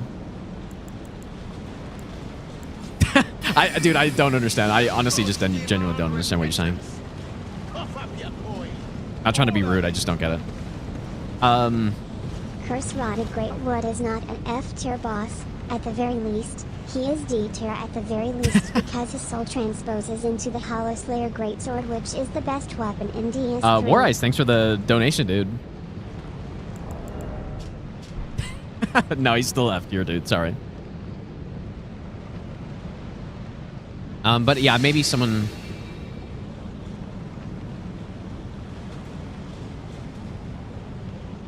Like with someone's broken build, you don't want to have to play that way if you want a challenge. That's what I think that must have been a response to something else.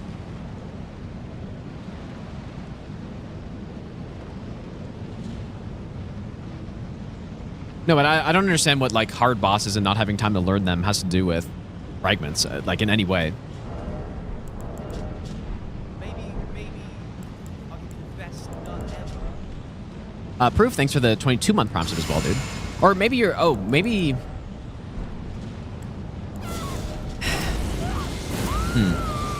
No, I just don't know what you mean, I guess.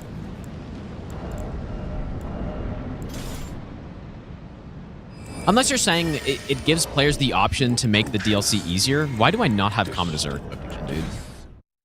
What am I doing?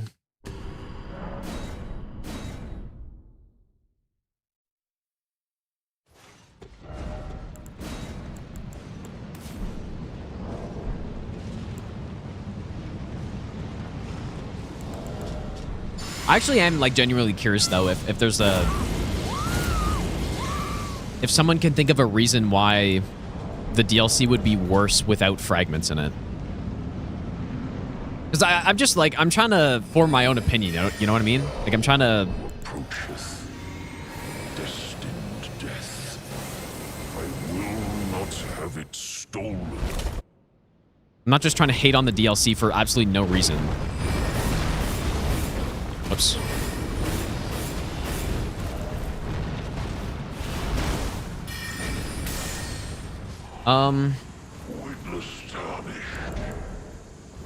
My damage was lower there.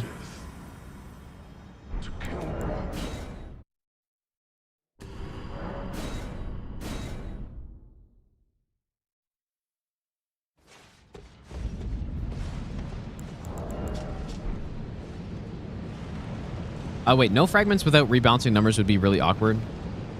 Oh, yeah, but of course, like, the reason the DLC is scaled the way it is because of fragments. So, like, when I say removing fragments, I'm implying that you'd also have the bosses scaled appropriately. Maybe I should use Red Feather here. Just to, like, make it a clean kill. I think I will. Yeah, because yeah, that'd be insane, dude. Just go through +0 through the DLC.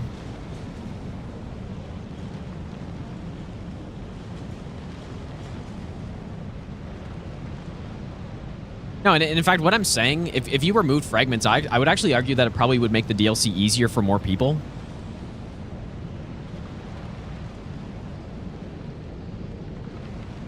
Because you know there must be probably dozens of people in the chat right now who made it to Consort with like blessing level 12 at the time of release or something, you know what I mean?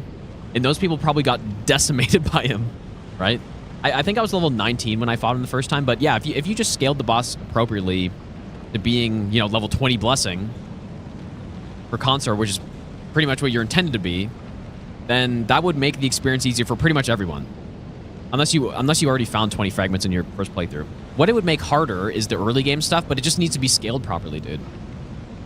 Because it'd be harder in the early game for people who just search up where the fragments are and then go collect them and then go back to Rolana at blessing level 12 or something, but like probably most people didn't do that. So overall, it would make the DLC actually way easier.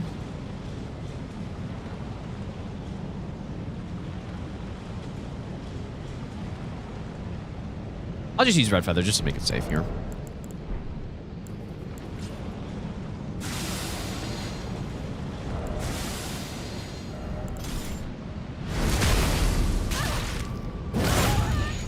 You bought Mesmer at +5? Yeah, that's what I'm saying, dude. It's just... I think I was at least... I honestly may have been blessing level 16 when I fought Mesmer. And so he was an absolute joke to my build.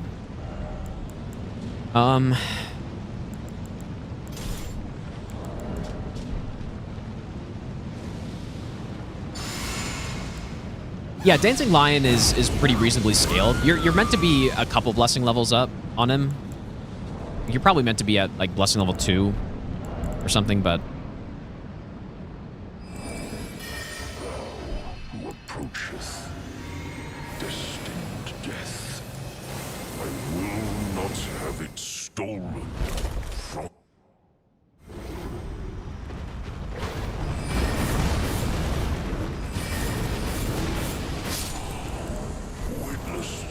I wonder how my kill the other time I did this was fine without Red Feather on.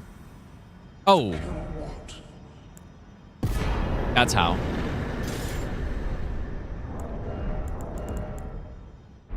I'll just use Red Feather anyways. There's no harm. Everyone's just a way to help people finish the DLC. They don't make you explore because the map is already so intricate. They were a way to help people finish DLC. But that's what I was just saying. I'm honestly, I would argue it's the opposite.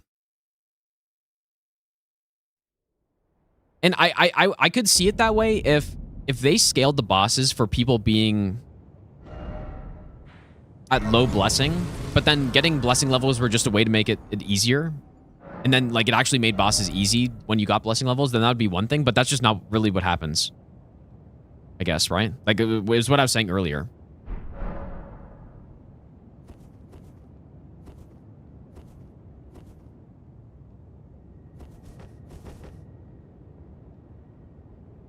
But then, yeah, I would say that, though, that in the early game, in the early part of the DLC, for Rolana especially, if you do search up where the fragments are, and then you go collect them and get blessing level 12, then that will make the boss easy, I guess.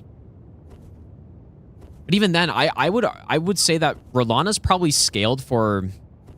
It kind of feels like she's scaled for at least blessing level 8, in my opinion. Maybe people would argue otherwise, but... I think she's probably scaled for at least blessing level 8, or at least that's when I'm fighting her with a bunch of different builds, and it feels pretty comparable to like base game, late game fights, I guess. Maybe like 8 to 10. So yeah, even if you do go to your way to get level 12, like that's not actually that much more powerful. I think the severe problem is actually you get to Rolana at way too low blessing, and then she's like way too hard, actually. Like she does way too much damage, you do way too little damage at that point.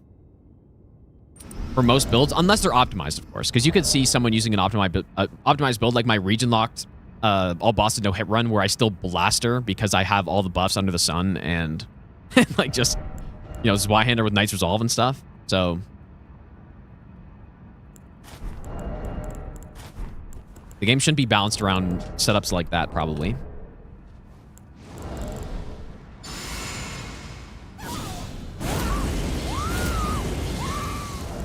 Anyways, it's a fun discussion. I like talking about it because it's just interesting to think about it, like game design wise and all this stuff. But I always feel the need to say at the end of it is that overall I do think the DLC is good still. It really is just that one thing that causes the problems for me, I guess. Cannot become a lord. Other than the 50 cookbooks, I guess. Other than those two things. Cannot kill a god. Fight Rolana at Blessing level 1, everything one-shots you at level 7, 8, barely does any damage. Well, I wouldn't say she barely does any damage, but it feels like a way more reasonable amount of damage for a boss that attacks in the way that she does, right? So again, that's why I'm saying, that's why I think Blessing level 8 to 10 is probably what's the reasonable way to fight that boss, where she's still a challenge, but it's like still reasonable. But if you think about the DLC, and I can't open the map because I don't have it somehow, but basically on region locked, all bosses no hit. I think I got Blessing level 4 or 5 for Rolana. Maybe it was 5, which I honestly just think is too low. And then if I mean,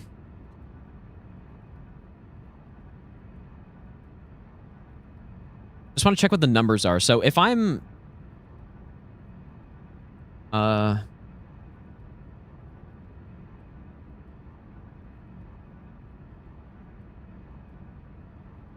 so Blessing level 5, you do 1.35 times damage dealt. So so yeah, a lot more damage. But then at plus 9, I was saying 8 to 10. So just at plus 9, you're doing 1.6 times damage. So that's a lot. That's 25% more. Or, well, whatever it is. And then the damage received at level 5 Blessing is 0.74. And that's like in the best case where someone explores everything and finds all the fragments pre-Rolana without going to Sky to Altus. That's Blessing level 5. At level 9, that's so 0.740 is the defense negation, or the like damage received multiplier at level 5 Blessing. And at level 9, it's 0.625. So like those numbers, I mean, it's probably hard to imagine without like being actually in the game and testing it out, but like that's quite significant. And that. And like the main problem, I guess, is that's like in the best case for someone who's not going to Sky to Altus first is getting Blessing level 5. I think on my first playthrough, I was not more than Blessing level 2 or 3, probably. And so at that point, I'm so much weaker than a character that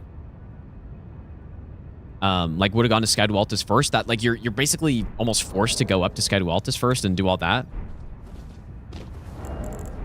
Which, you know, hurts the replayability, obviously, but you know, that's a separate thing, I guess.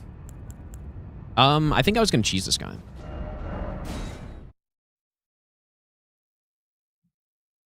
Yeah, and that was before fragments were buffed as well, yeah. But at least they did buff them and put a soft cap. Yeah, because, I mean, I think, assuming Effectual Life is right, which is a bold assumption, but, like, here's the chart right here. So they also have the pre-patch numbers as well. So yeah, I would have been probably in this range, so getting like a 10% boost to my damage. Like now it is better and that they are stronger, I guess. But does it actually make it better? It's just a numbers thing. Like it really is just a numbers thing.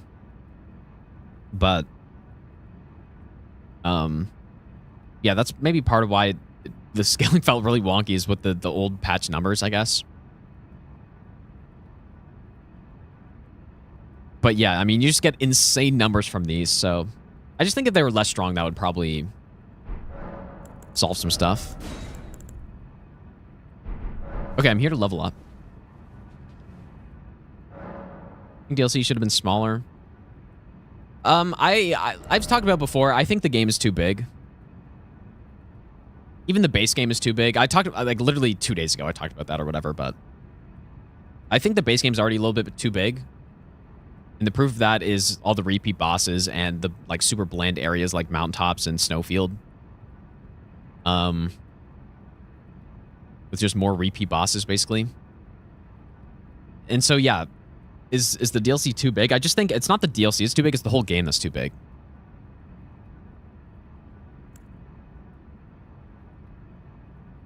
And so the side effect of that, I guess, is, or the result of that is you get into the DLC and then you have all these like really, like the DLC, the actual map of the DLC is so damn cool with the different layers and the way you can traverse it. I think that's insanely cool. But then, you see, exploration is kind of bad because of the lack of good stuff to pick up, I guess. Because the game's just so big that they just threw in a bunch, like 50 cookbooks to try to put in interesting loot to pick up.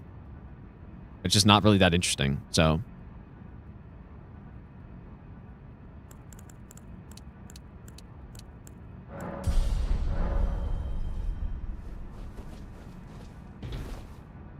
But that being said, DLC I think is still good. And this game is still one of my, it's probably my, it's at least in my top 4 or top 5 games of all time, favorite games. Maybe, like probably higher than that, I guess, but. I don't hate the game just because I'm criticizing it, but. I do have some, like, very big criticism over the fragments, as you can tell. As you can clearly see.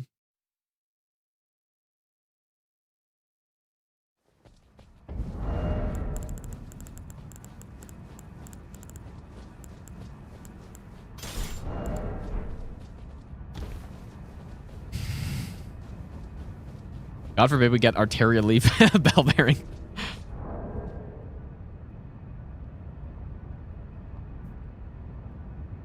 Okay, so yeah, I was initially not going to do this cheese, but let's see if it works on NG Plus as well.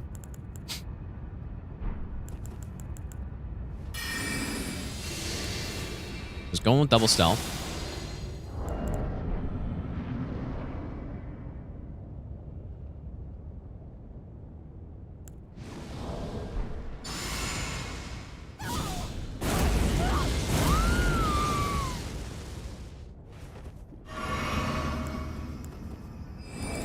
Stealth not going to run out here?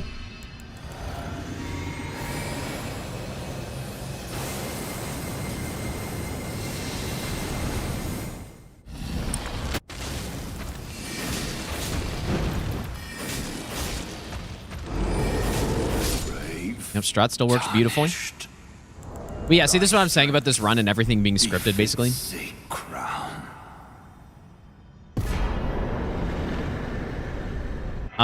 It actually doesn't cycle. I think Force's plan was to have him doing it, like even before the season started. I think that was the plan. So, Mustache, thanks for the raid, dude. How was your stream? I appreciate that. Hope it was good. So we go. So we can still get the stun with Sovereignty in Phase 1 on this NG cycle. And I think...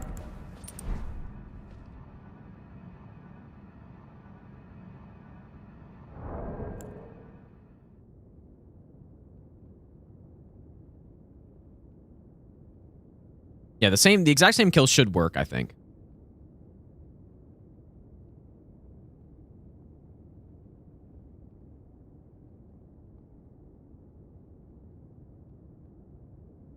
But I just, on the other Elden Beast fight, did I go Red Feather or something?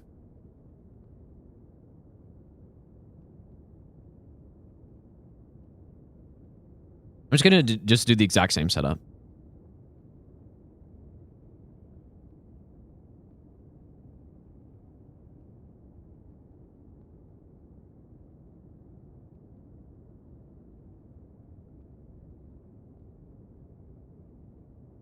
Yeah, Sacred Order. Yeah, okay, here we go. So this one,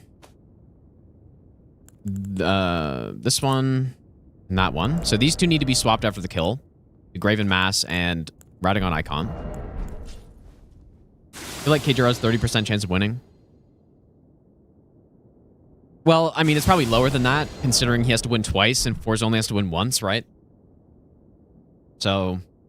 like, it is probably lower than that. Like, what would the odds be in for some betting site? It'd probably be like, I mean, especially considering Forza hasn't lost, but then K0 was a higher seed, so it's probably like,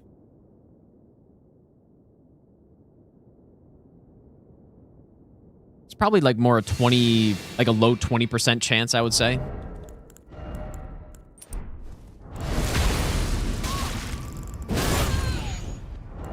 I was going for it, dude. That's funny.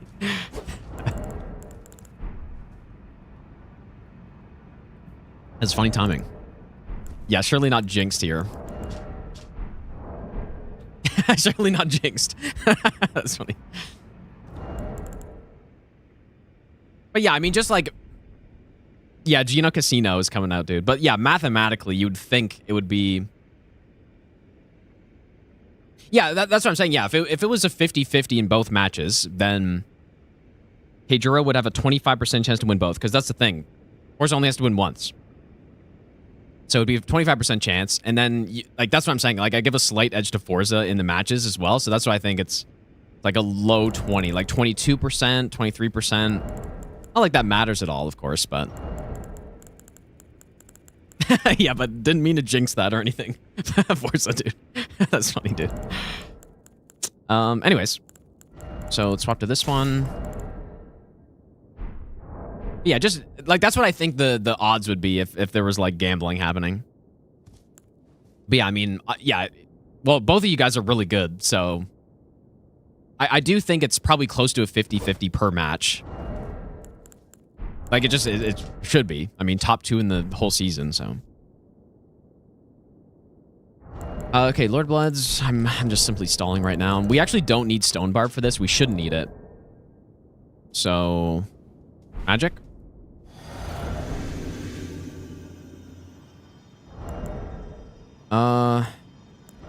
It'd probably help if I had the stuff equipped that I need.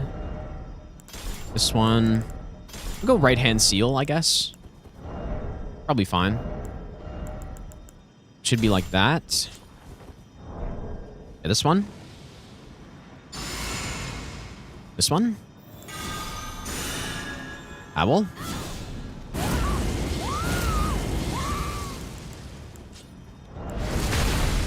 You might be wondering why I don't have bleed mask. I just don't think it's really necessary.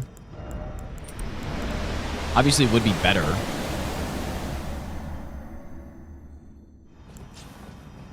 Than not having the bleed mask, and it's just like free damage, but as you can see, I don't really need it. Oh, fuck. This one. Okay, we got it.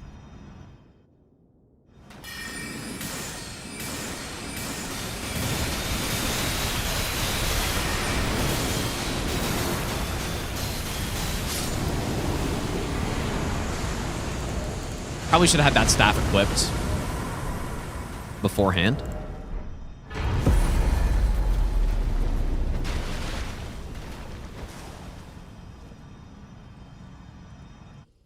That was fine. I'm so interested. Like, I mean, we could probably stop the run right now. Because on NG+2, there shouldn't be anything else we have to actually pick up. It's just beating the game for a third time.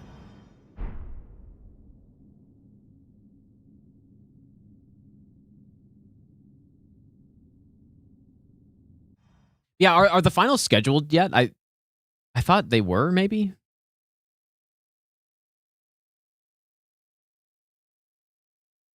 It'll be very good to watch that.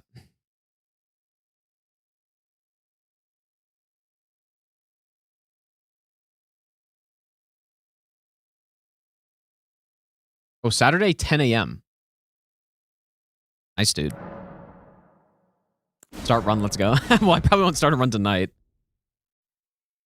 Yeah, I should check the items. I mean, we should just check everything, man.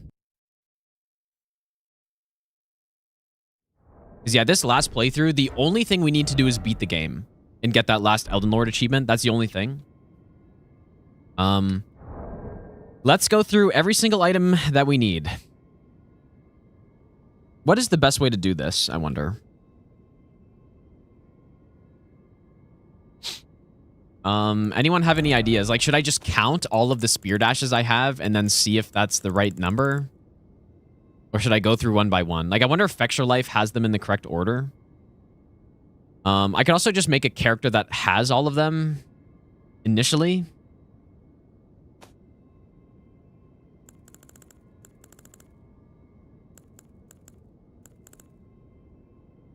I'm not sure. Let's start with the spells.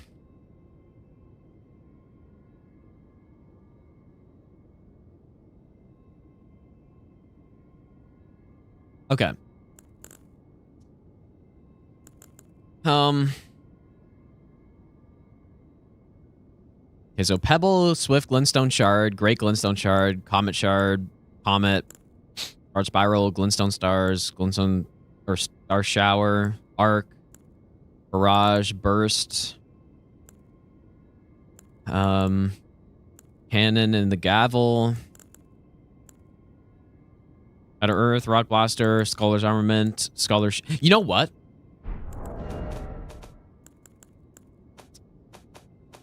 I don't think I got the Godskin incantations, dude. Yeah, I didn't get them. Because, yeah, I just realized I picked up that cookbook at the end of the... Or the spell book at the end of the first NG cycle, but I didn't actually turn it in. Wait, do I just not have it? Wait, do you lose it if you go to NG+?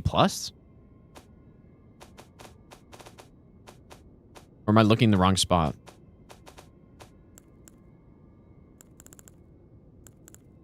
That's so stupid if that's true. Anyways, it's just the one in Stormvale. Okay, so I've missed that. Yeah, and I picked up the spell book. I need to write that down.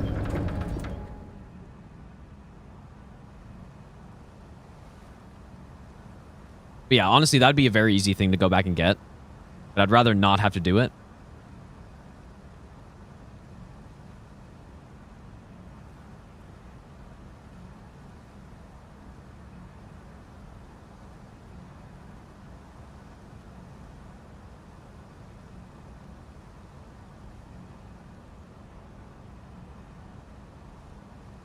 Yeah, it's just Black Flame and... Is there another one? It's actually so dumb that you lose spell books, though. How does that make any sense?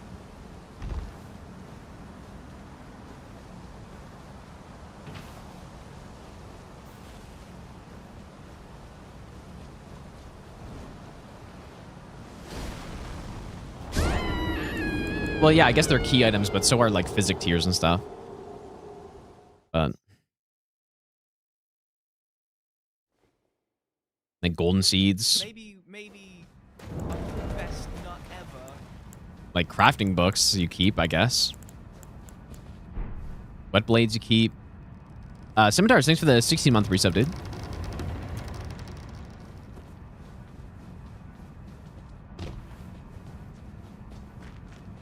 I'm just... I guess I have to...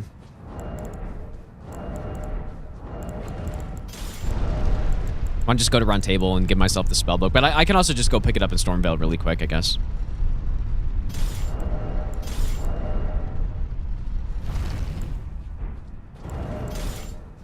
I'll just give it to myself for now. Because I know I picked it up. I just didn't go and buy the spells from it.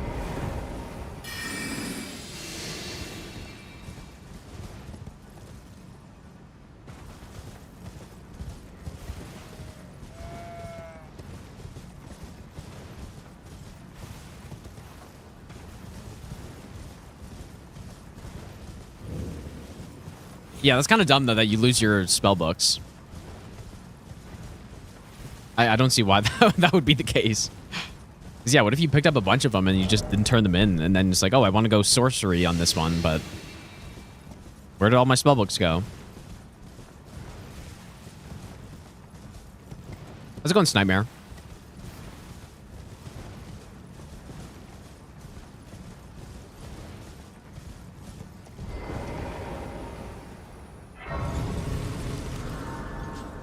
Yeah, you know what? I guess another thing with DRL 2 is that I didn't mention is that there is Have you heard of the Finger Maiden? inherently So, RNG, if of course, you right? In the turn Deathless your Randomizer gaze League, who would have ever thought there was into the RNG in foot it? of the earth, But then it summon me.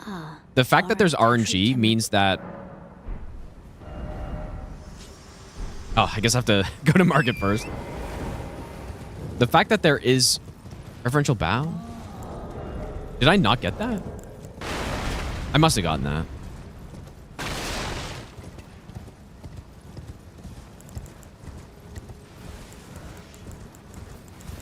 Surely I got that, but you know what? I actually don't remember going down there.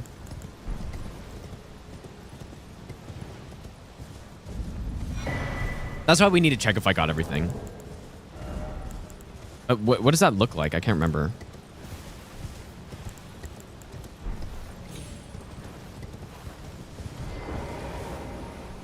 But yeah, anyways, what I was saying is that there is RNG, so that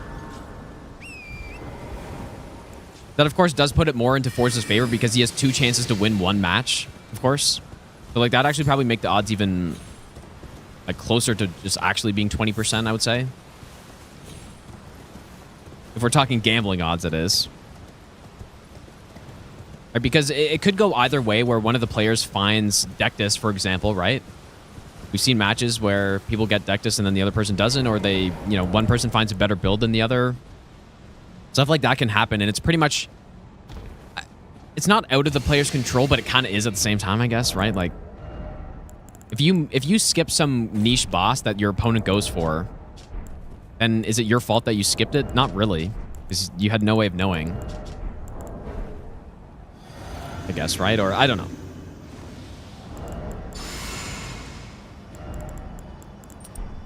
Oops.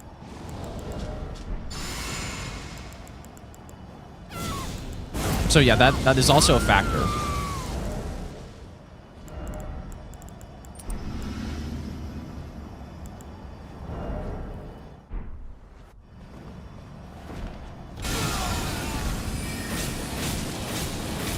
Oh, someone asked what the best bow was in Elden Ring?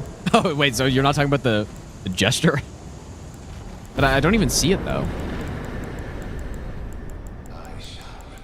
I don't know if I actually got it, dude. I don't think I got it.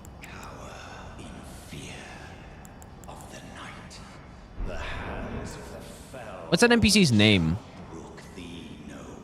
Alberic.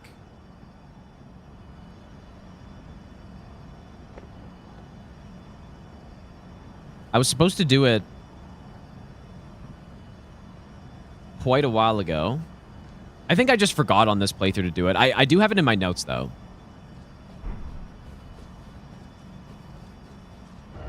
Yeah, on Split 92, I was supposed to do that. I mean, let's go back to Round Table and see if I mean, see if it's actually there. Or if I actually get it, because I don't think I got it, dude. I think I forgot.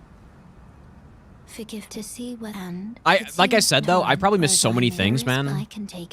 Which is exactly why I needed to do this run, instead of just jumping straight into doing attempts, because imagine getting to the end of this run where you only have like an hour left, like we are right now. And then you realize, like, oh shit, I missed 10 items, and it's super risky to go get them, or imagine missing a Halig Tree item or something like that. So, yeah, that'd be really bad.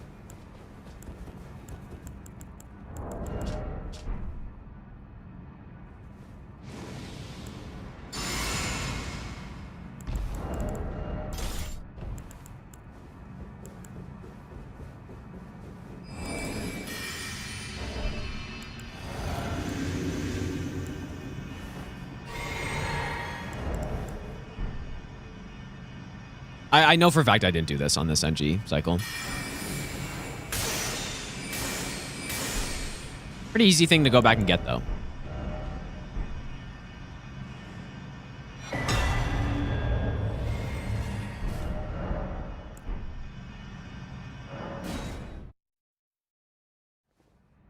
Yeah, getting NG plus 2, having Ronnie one-shot me. Well, I don't do the Ronnie quest on NG plus 2, but it could happen on NG plus like I did earlier. I see you've just arrived. Okay, I'm just going to give myself the Godskin prayer book for now.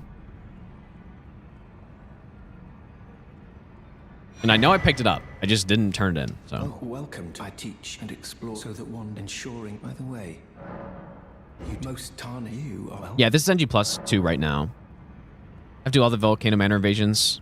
Yeah, I have to do all of them.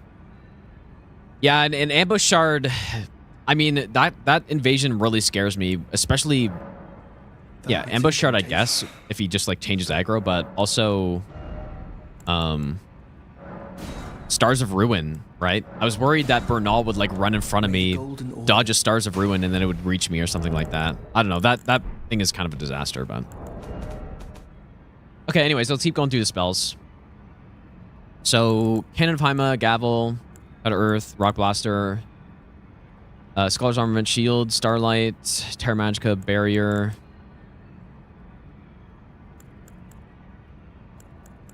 Is there a Ruin? Founding Ring of Stars, Magic Limp Blade. Phalanx, Carrion Phalanx, Great Blade, Downpour, Great Bow, Mastery, Full Moon, Dark Moon. Slicer, Greatsword. Wait. Yeah, Slicer, Greatsword.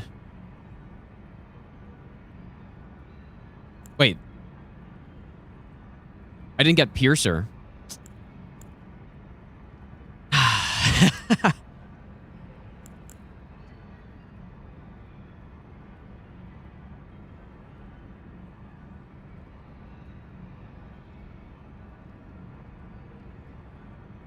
I was supposed to get that after getting Sword of Night and Flame. Which is in my notes, though. I just didn't do it. Okay, anyways, let's continue.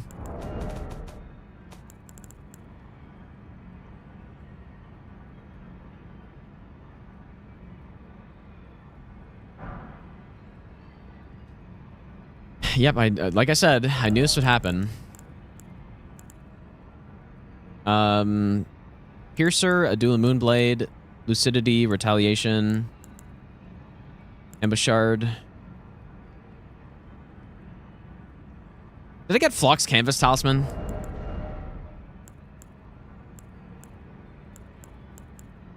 Where's that?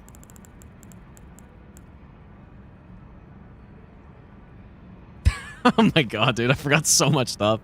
To be fair, there are so many items on this run, man. When do I get that, though? Like, I actually may not have... Yeah, I didn't put that in, because I didn't know where to get it. Well, no, you need to go back to Gowry after... Or maybe I did put that in. You have to go back to him after...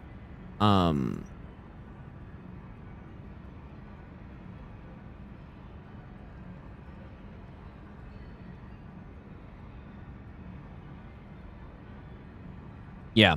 I think it's after giving her the prosthesis, right? Or something?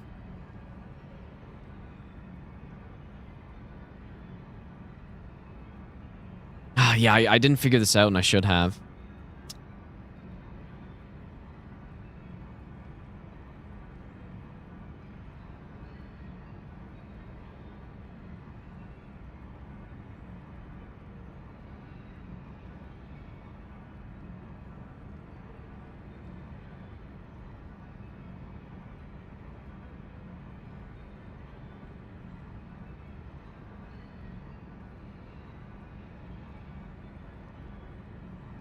That or after she leaves. Oh, really? It's after...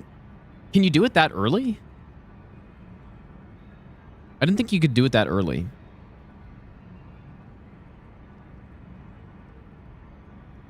What I also could do is... Oh, you know what might be easier? Is when I kill her on NG+. Yeah. Let's do it that way. Because that's the way I know how to do it anyway, so... So on NG+, when I kill Millicent...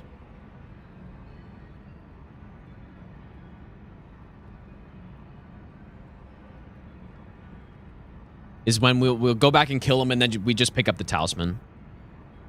Or wait, yeah, you just pick it up, right? Or do you have to buy it? Okay.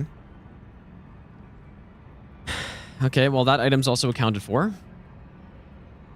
But yeah, it's just, I was going through the night sorceries, and I realized, like, I didn't go and get that. Okay. Ambush Shard, Night Shard, Comet, Nightbane's Mist, Unseen Blade, Unseen Form, Eternal Darkness, Magma Shot, Roiling, Fury, Rykard.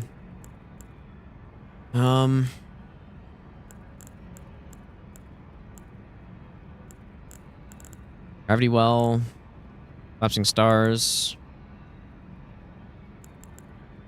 That's good. Bubble spells. Okay, so that's it for sorcery. So we got all the sorceries except for Carrion Piercer, which is an easy pickup. I should have gotten that early in run. I just forgot. Okay, incantation time.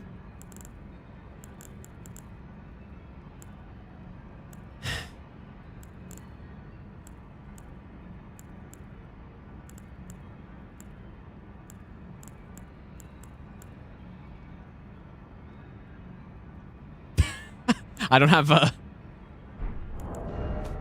Wait, how is that possible?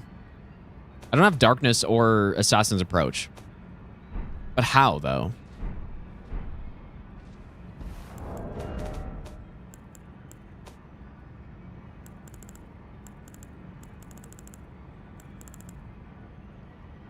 That's weird, actually, because I know I went down to get the spell book.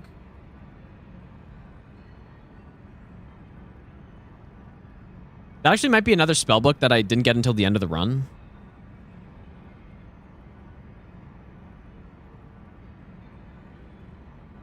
No, I got it early enough.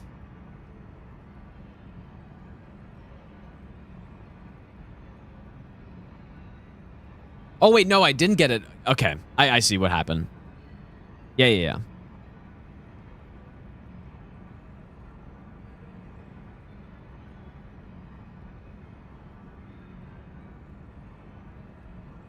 This one's going to take a lot more work still. Like getting the order of all this stuff correct. I do see the issue. It's because I bought all the spells and that stuff from Muriel after, or I did that before getting all the round table items. So I got the spell book, but I just didn't turn it into anybody.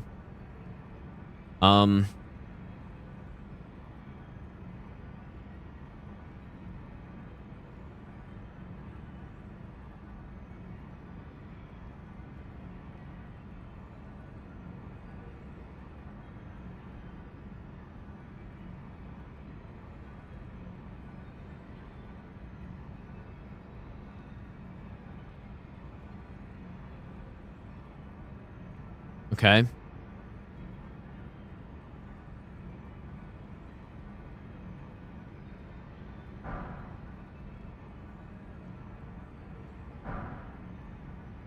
All right.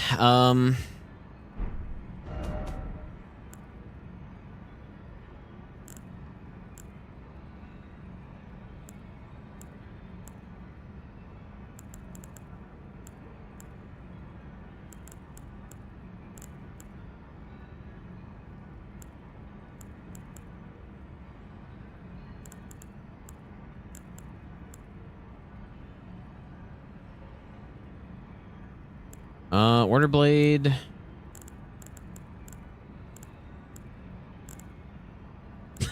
Wait, I don't have Lightning Spear either? Oh my god, dude. And I got all of these spell books too. I got them all. The order was bad, I guess.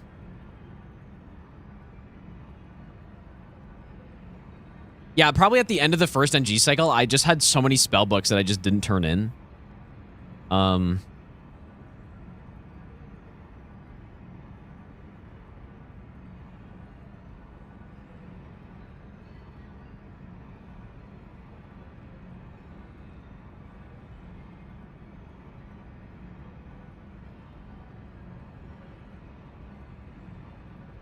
Okay.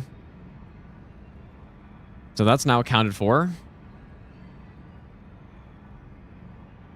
Yeah, so from that spell book, you get Lightning Spear and Honed Bolt, I believe, right? Is that it? Maybe Electrify Armaments as well?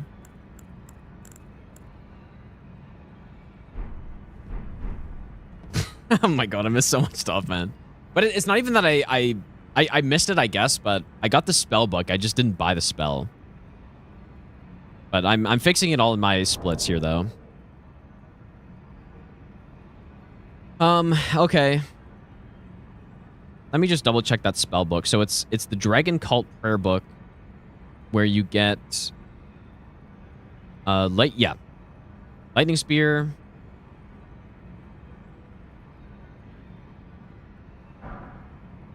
Honed Bolt. And Electrify Armament as well. Okay, keep going.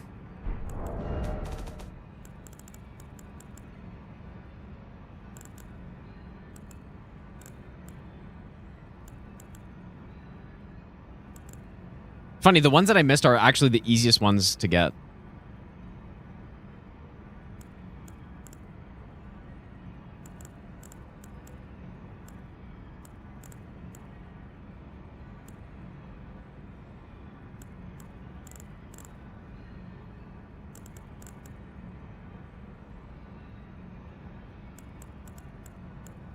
How did I miss Fire's Deadly Sin, dude? I have that in my notes, I know for a fact. Yep. I just didn't do it.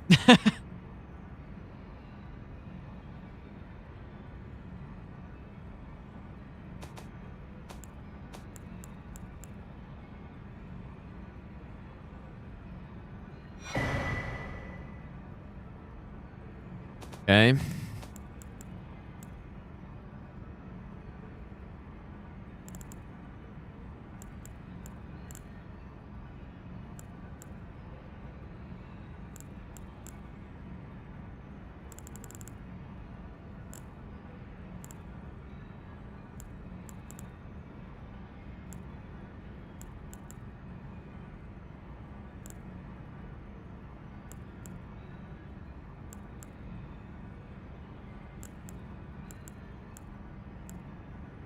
Imagine someone shows up in the stream right now. They just see me like looking back and forth while going through my spells. What the hell is this guy doing, dude?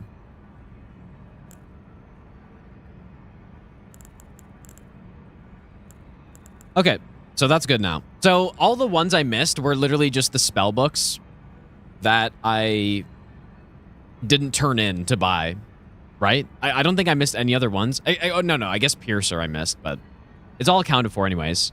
So all that routing should be fixed.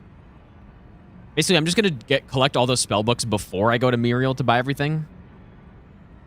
So that's good. So those are the spells. I guess let's do Ashes of War now. Now, before we do that, I'm gonna go unequip all of them just to make sure.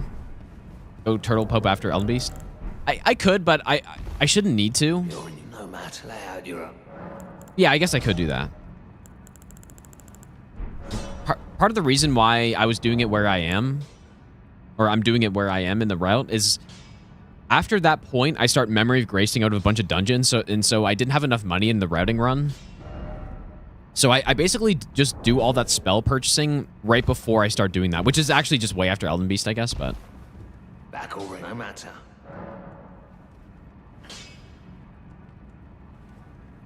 Let's go and recycle, dude. Yeah, that would be handy, I guess. Like an auto check. I don't know if any such thing exists, though. Okay, yeah, I guess let's do Spirit Ashes then. I'm more confident I got all of these. Although, that being said, I don't really know a whole lot about Spirit Ash in the game, so... Okay.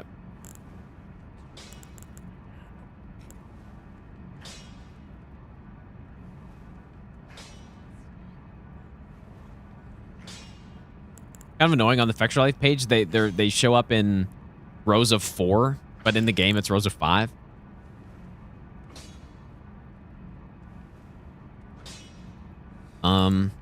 Anyways, if anyone's wondering what's happening, I'm just checking all the items that we got. The run's not done because there's still one more ending to do, but all of the items should have been picked up by now, so. So yes, I'm going through that.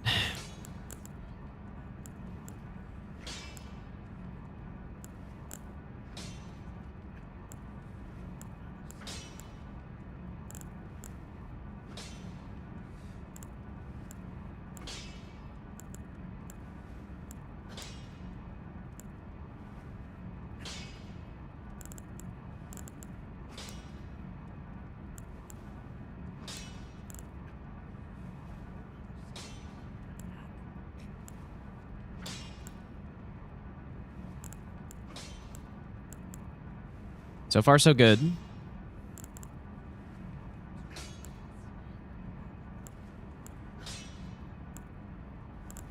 Okay, so we're good on the normal spirit ashes. And then for the named ones.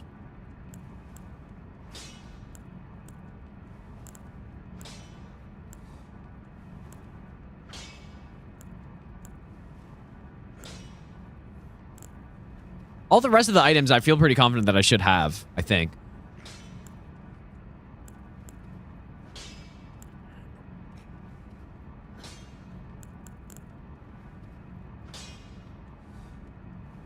I never noticed the name was Theralina, or however the hell you say that.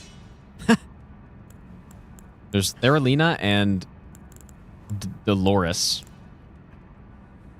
Some nice names.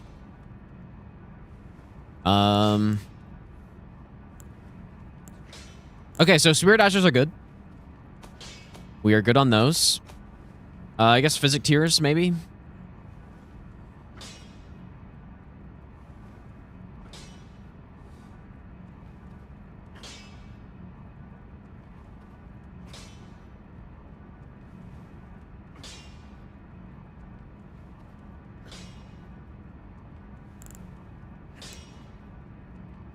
So I have 2 of these, but we only need 1 of them. You know what? I just realized that they have a different icon though. That's kind of funny. So the 1 tier that I did skip because it's a duplicate is the other ruptured tier. I don't think like we don't need to get both, man. I don't think. I was just gonna do 1 of each crystal tier, so. Anyways, we got 2 of these ones just because you're pretty much forced to anyways, but oh wait, isn't there a duplicate of another one?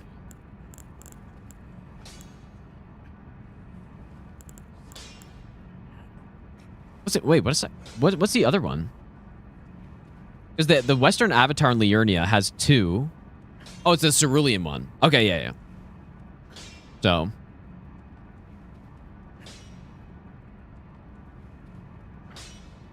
So yeah, the Western Avatar has a Cerulean tier and an explosive tier, which like we get them in other places, right? So, but no, we don't need to get those, dude. Like that's dumb, right?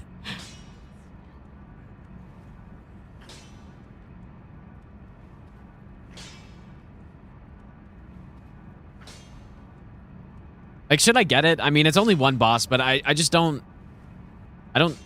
We've gotten 1 of every physic tier, so I feel like that's fine.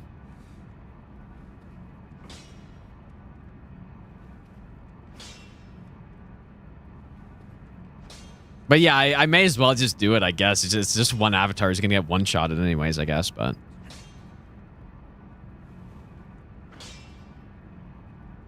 I kind of liked how doing it gave me the illusion of a choice on which boss to kill, I guess. Or like which variation I wanted to pick up.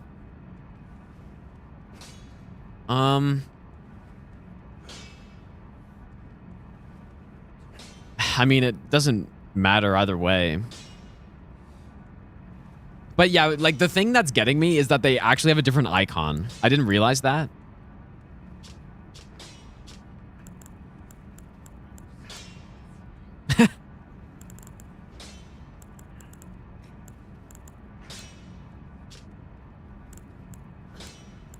And you know what? The game actually... Okay, I should get him. I didn't realize the game treats them this way. I just didn't think really about it. Okay, so we will kill this avatar then. Because yeah, normally when you get a duplicate physic tier, you can't hold multiple at a time. Like you can't get a second strength tier, right? It goes into your storage and you can have 2 on your character at any time. But I guess for these other ones, you actually can. So... Because it is a different tier, so... Okay, anyways. I will add that on. Somewhere.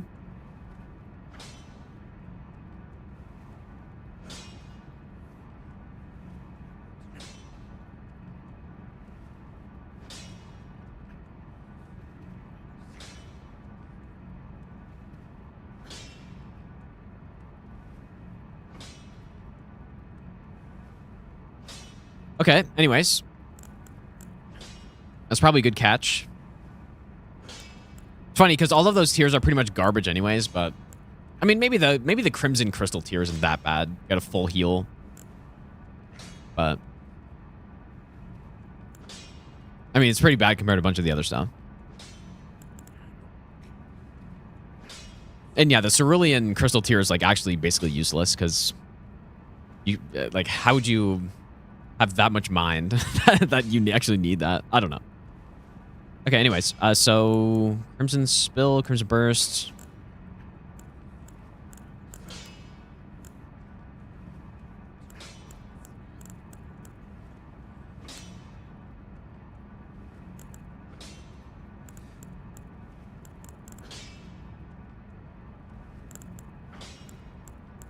Yep, okay, that's all of them. Okay. Okay, so next would be... We did manage to get all the crafting stuff. Containers. We got every memory stone. Now, cookbook should be pretty easy to check, I think.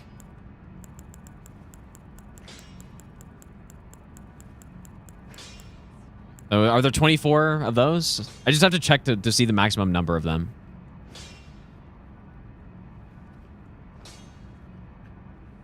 So, Nomadic Warrior, there are 24. And then Armor, there should be 7. Which there are. Glintstone Craftsman, there are 8. Okay. Missionary Cookbook, there are 7. I'm going to have to do this at the end of the live run as well to make sure I got everything. Yeah, the dupe tiers are 50% each. So yeah, you can, like, that's what I'm saying. Like, you can get the healing one's not bad because you can just basically get a full, like, a Marika Blessing pretty much on demand that doesn't have the curing. Like, that one's pretty good, I guess, but the FP one's pretty much useless, I think. 4 Dragon Cookbooks. 4 Perfumer. 3 Fever and 2 Frenzied. Okay, so all cookbooks are good. We got all the wet blades, I think, right?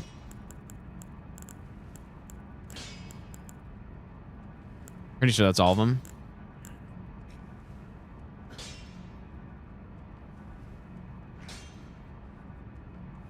%15 damage reduction tier? No, I definitely got that too. That's this one. If that's the one you mean.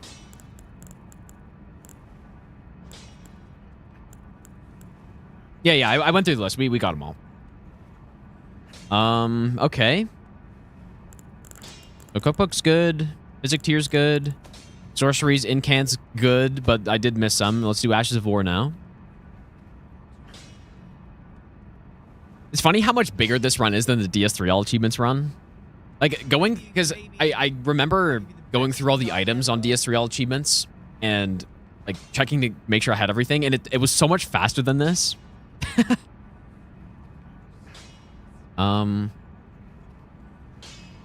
Oh boy.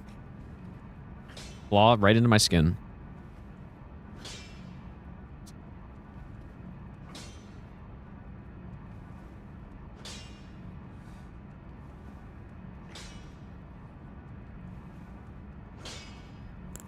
Okay, I was gonna go unequip all of them for my weapons.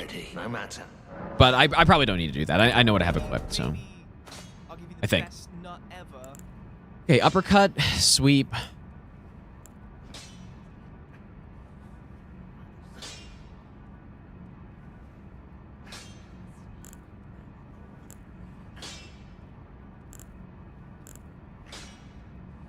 Okay, wait.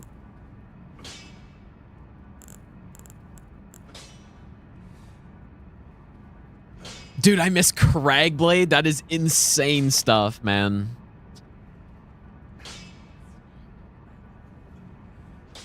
Wow, I actually didn't even... Oh, no, I did. I didn't get Arrow Sting Talisman either, man. I just didn't do that. Oh my goodness, man.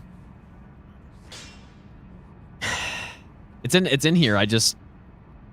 I went to get Eternal Darkness and I just left, I guess. Okay, well. Cragblade, I missed. But it's in here. And then Arrow Sting, I know I didn't get either, because I would have gotten on the way to Cragblade. Yeah, like, literally the best Ash of War in the game, and I didn't pick it up on this run, dude. Insane.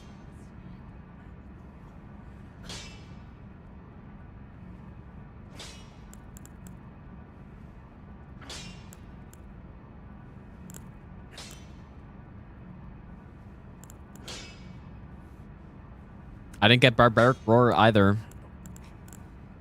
Okay. Make sure I have that in here. Which I do, because I remember routing it in, but... This is the problem with streaming, dude. A run like this. Is that I was probably just talking about something and I just, like, walked right past it, I guess. Yeah, the 70% run. Yeah, I mean, but to be fair, like, I knew I would miss stuff here. This run has, like, I'm sure it has over 1,000 item pickups, so. You can't blame me for missing some stuff. I mean, I guess you can, especially when I had them written down as well, but.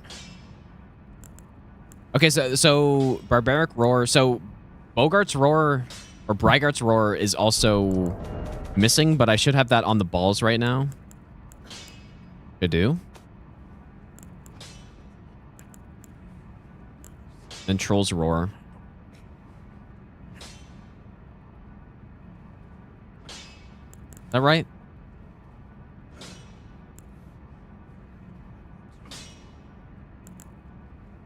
Okay.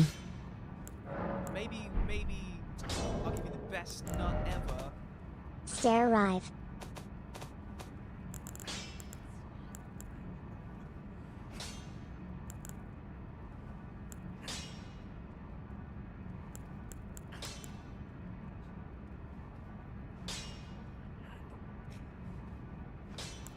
Yeah, that's actually insane. I missed repeating thrust, which is from a boss. I just didn't kill a boss, dude.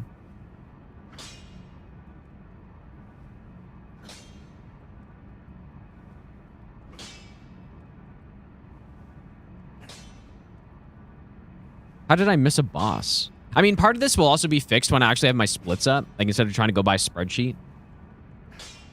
Because, yeah, I must have just, like, was...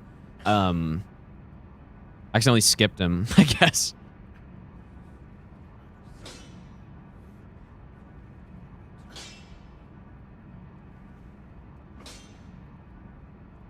Okay, wait a second.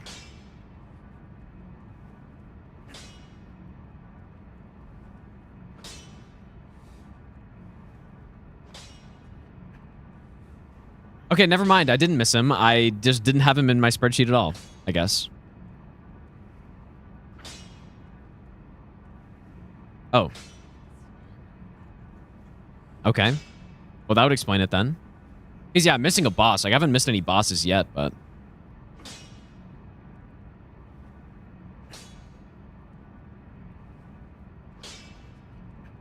I thought I killed him, though, on...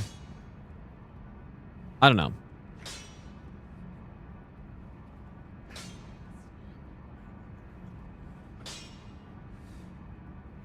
Yeah, I just, like, actually didn't have him in here.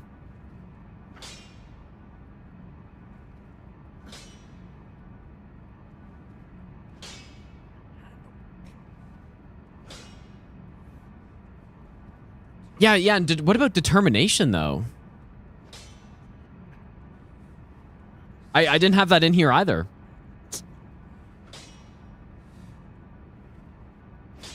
How did that happen, actually? Because I know I routed that in. There's no way I would have forgotten that. And I have them checked off on Map Genie as well. I'm not really sure how that happened. Like, maybe I accidentally deleted...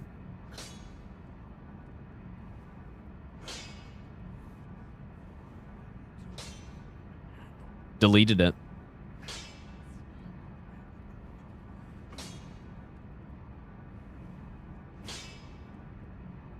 Okay, well, determination as well then. Lotus. No. I mean, it's just not in my spreadsheet.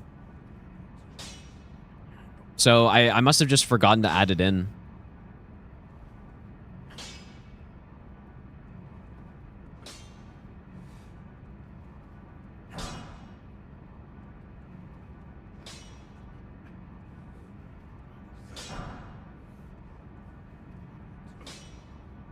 Okay, well, continue.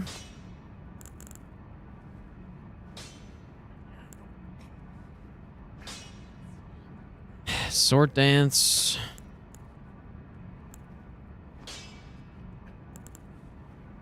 Okay, Bloodhound Step is on a weapon, I think.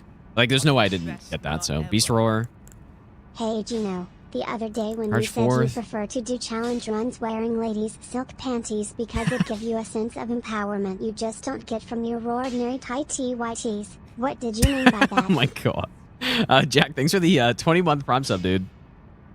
Welcome back, man. That's insane, dude. Spinning Strikes is also on a weapon. We do have that.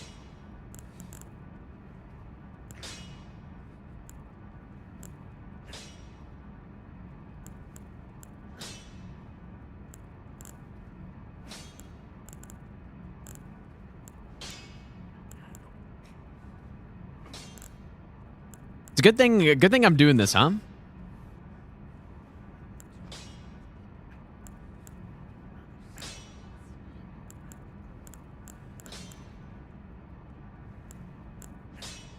Bro, Frextra kind of is doing this in a weird order. They randomly... Anyways.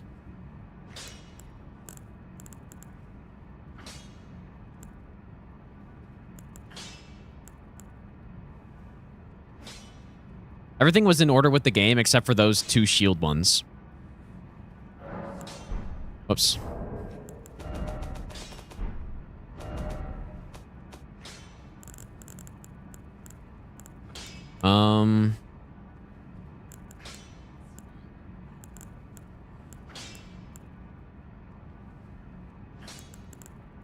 This also definitely makes this harder that there's no like built-in achievements for this, but let's see if we can get something for when we actually do the run. Because yeah, that's one thing that's nice in DS3 is that, you know, I can pick up all those... Dude, Juggle Bomb, thanks so much for the 20 gifted subs, man. It's insane, dude. Make sure you thank Choco Bomb if you got a sub right there. But yeah, thanks so much again, man. That's actually just Oil Baron tier stuff right there. Yeah, thanks, dude. What I was saying is, yeah, I can pick up all the, you know, the tons of rings in DS3, but then I get confirmation when I've actually done it. Except there have been times where I didn't get it because I missed one and I got to go through them all and stuff. But Fish and Chip, thanks for the 9-month resub as well. But yeah, thanks so much again, Choco Bomb, dude. I appreciate that, man.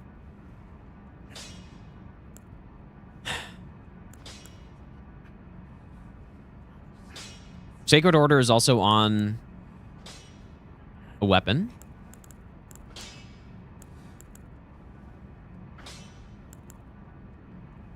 On the Indomitable is also on something.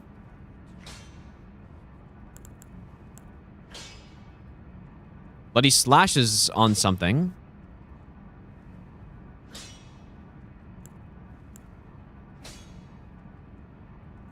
Seppuku's on something.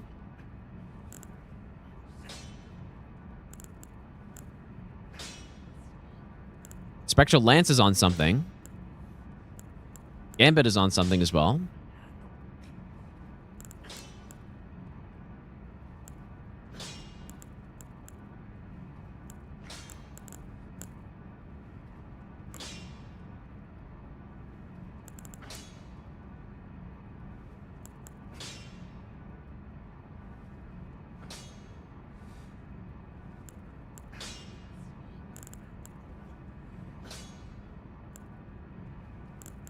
I didn't see Golden Parry on this Vectra Life list.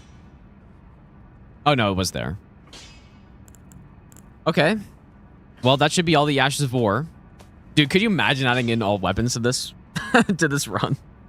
It's already so much stuff.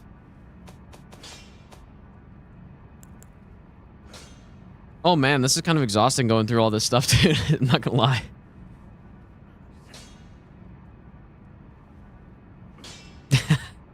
Yeah, all weapons 2 times. Yeah, definitely.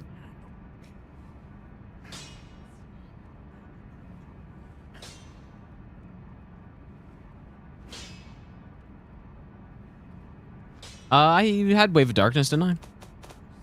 It's honestly very possible I skipped over something. Yep, it was there.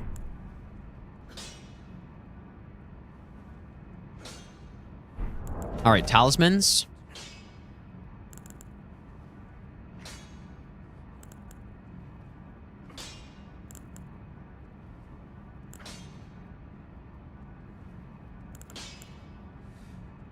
It has the Shadow of the Erd Tree talismans in this list as well, but...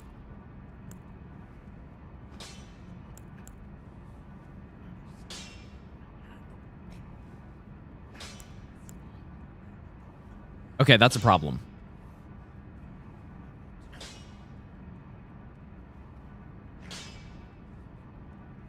That is a problem. I do not have that item in my notes anywhere. So the plan is to get that on NG+. But when? When do I do that? Like, shouldn't she have given it to me when I talked to her after beating Godric?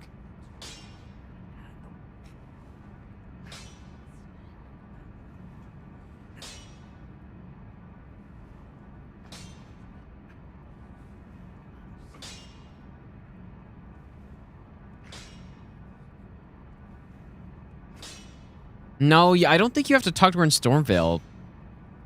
But I guess I'm not sure.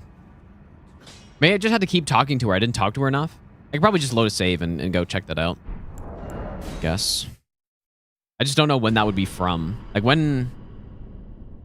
Because I, of course, didn't name any save files. When were we going through NG+? That was probably like an hour and a half ago, right?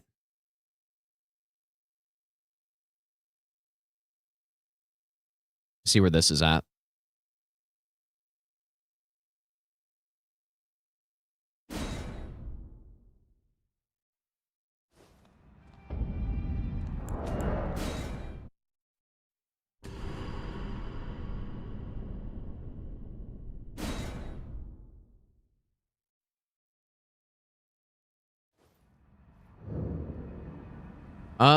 Okay, this is a little bit after.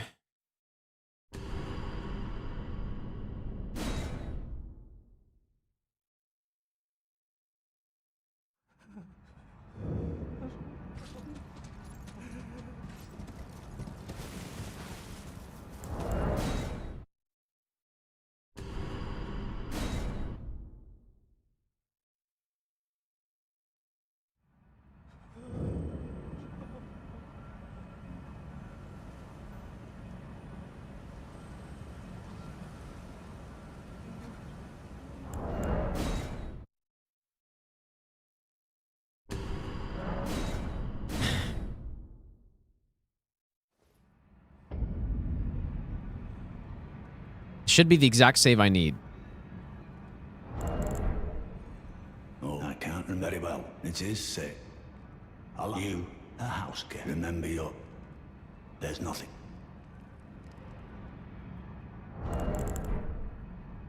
Oh, you ain't. Let the great anchor until it was tragic across the far. But the Cursori brave seek to become let the one. Yeah, I have like probably just over 6,000 hours in the game or so.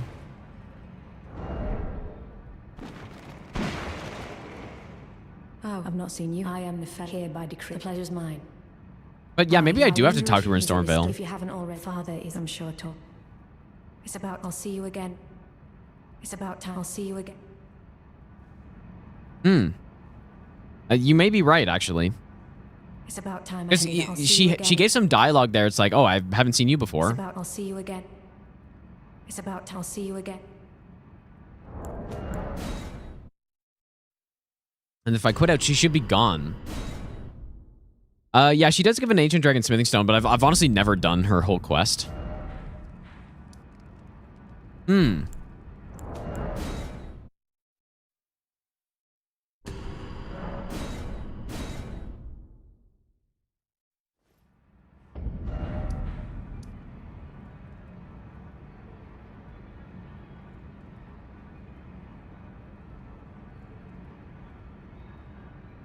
He's probably not going to be here anymore, I guess, but it's worth a check.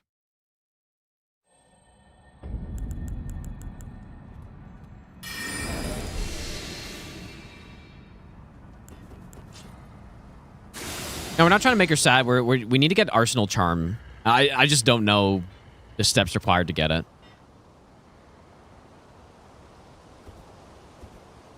I didn't think you had to talk to her here. Yeah, she's not even here anymore. She's just nowhere, I guess, right now. Yeah, I think you're right, Nightmares. Yeah, I think I do have to talk to her first. You shouldn't have to summon her though, right? Like maybe that's what I was mixing it up with. So I'm pretty sure you don't have to summon her. This is still before Godric, or after Godric, I mean.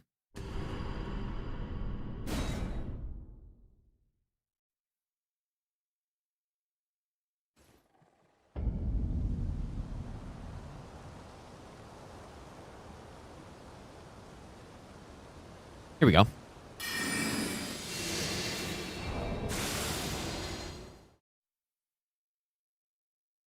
We are not getting every single ancient smithing stone. Could you imagine a run getting every single weapon in the game to max level? How insane that would be. Yeah, make it an achievement, dude. Surely we add that in. How many times would you have to beat the game for that? Because you're limited on ancient dragon smithing stones, right? You can only get a certain number per playthrough. Same with Sombers, I guess.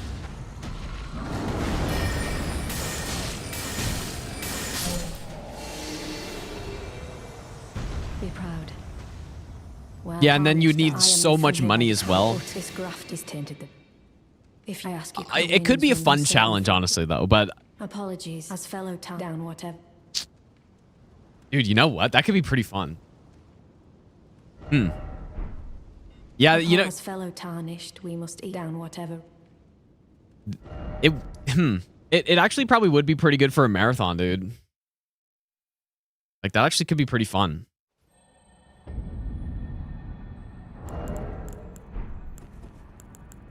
Because you know what I've been trying to think of something as fun as the max level 1 to max level marathon I did in DS3, which was it was cool because I had to beat the game a bunch of times to use the levels from Yule, right? Every playthrough, if you have 15 hollowing, Yule will give you 5 levels. And so at a certain point, that becomes the fastest way to level up, is just beating the game over and over again. And it was honestly pretty fun to do that marathon. It was the first marathon I ever did, and it was very fun.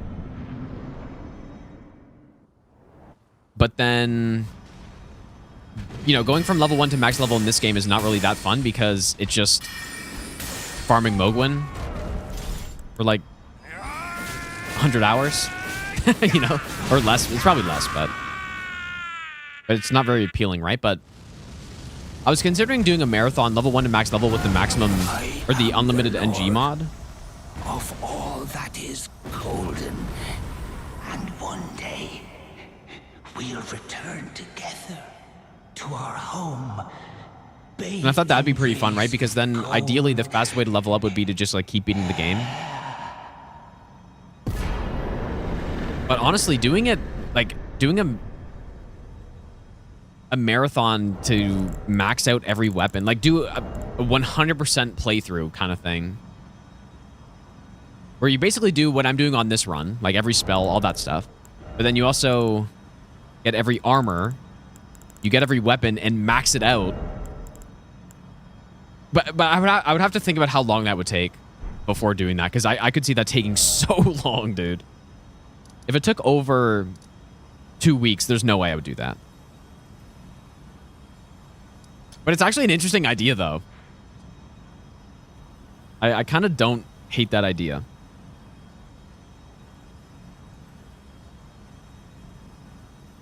Less than 2 weeks, you think so?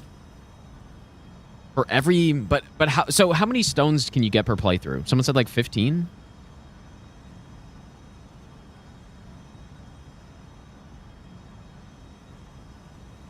Or what's the number of ancient smithing stones you can get? Yeah, done all weapons and armor.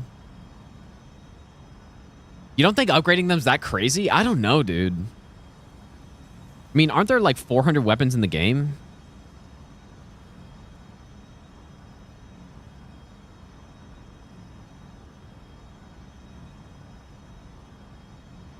Like, that'd be insane, dude.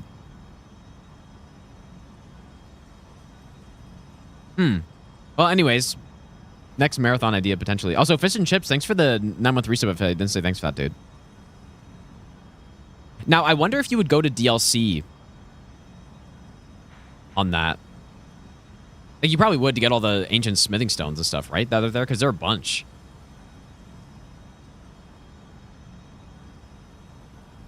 I would have to think about that, though, because that sounds like it could take a month, potentially, so. Yeah, that would be too long for, like, a constant playthrough grind of the game. Anyways, go back to round table.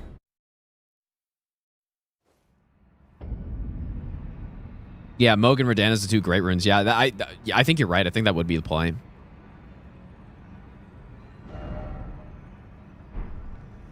That, dude, it sounds kind of fun, man. I actually really like the sound of that. I might do that. That could be it. That could be the replacement of the level 1 to max level marathon that I was thinking of. Oh, I can't very well. It is. Hmm. A house girl. Remember you. There's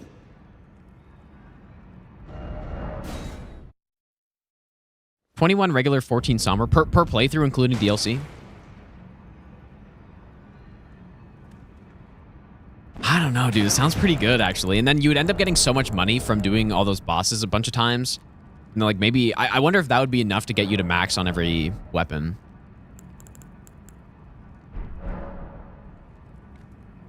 I thought you'd receive Felly Luke. I'm glad to see. I found it in Godric's graph. You were the one to defeat him. Make good use of it. Nice Patrick, dude. I don't intend. There we go. Okay, so yeah, we just have to talk to her first. There we go.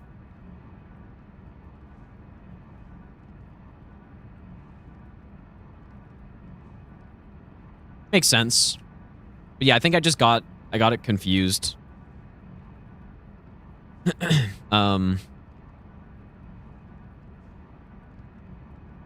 With having to summon her, I think.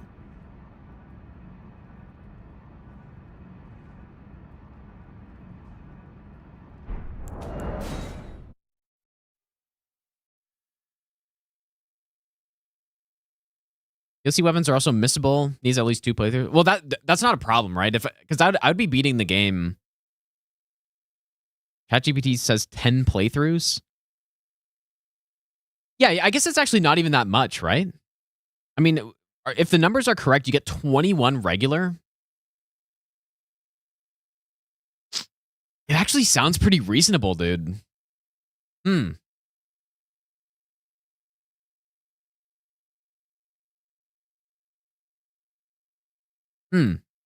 actually does sound pretty reasonable.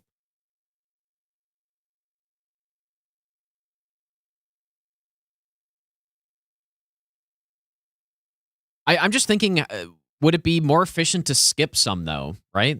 Like some of the ones in Haligtree, would you skip them?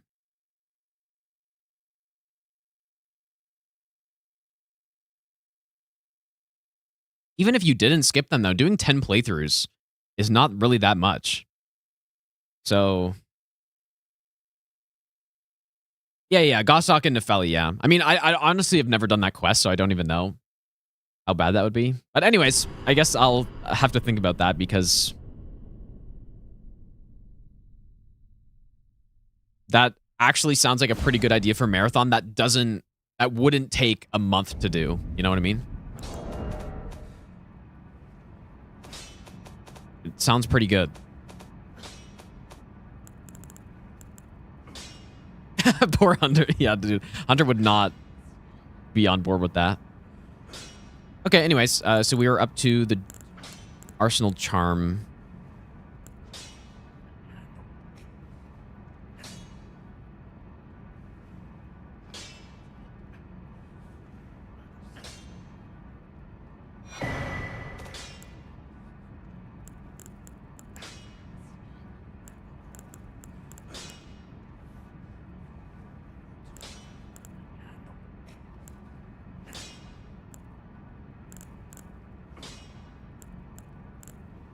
Oh yeah, I have 2. I was like, why do what's happening here?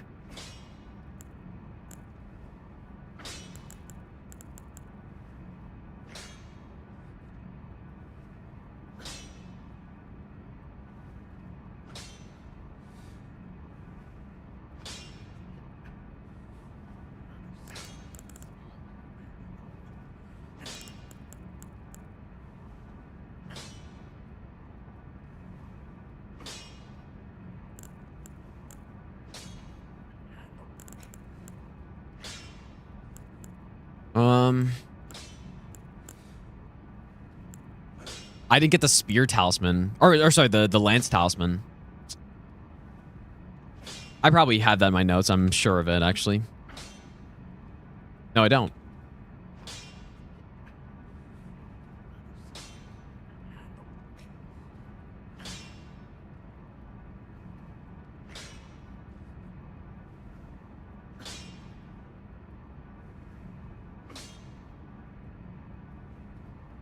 Okay.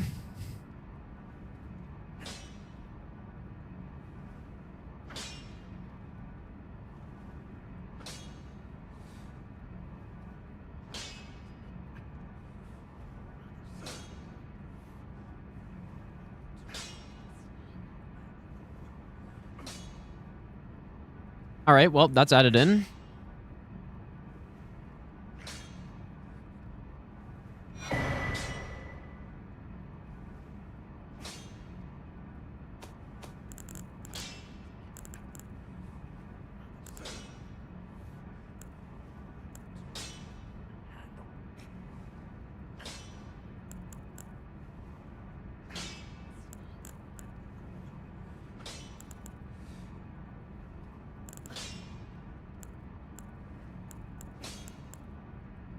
Yeah, the thing is, there are just so many items on this run that I was bound to forget stuff when I was doing my initial run through. And that's why we have to do a second one and probably even a third one even, maybe.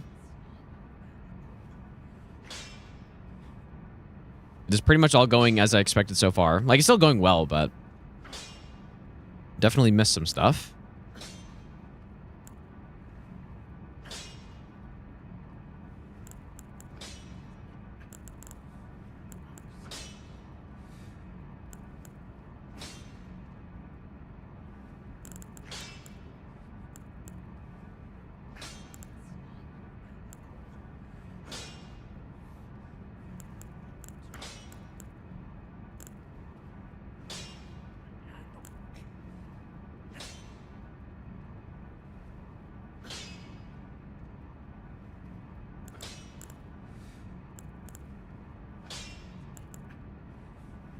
Okay. Is that it? I think that's it, dude.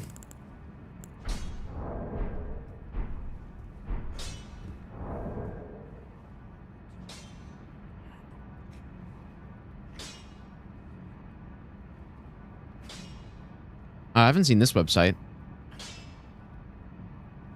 Anyways, yeah, I'll think of that marathon, but I guess that's it. And then we just have to beat the game one more time. So there were things I missed, but I added them in. There were only a couple items that were in the notes that I just didn't pick up, I guess.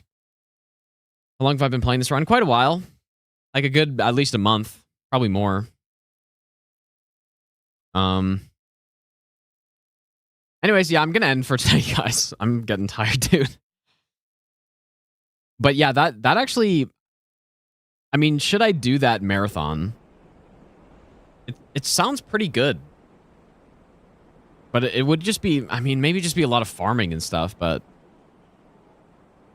Like, I can't end stream until I actually 100% Elden Ring, right? Max out every weapon. Would I pick up every item in the game? I mean, probably. And then I would have to get that loot goblin mod or whatever.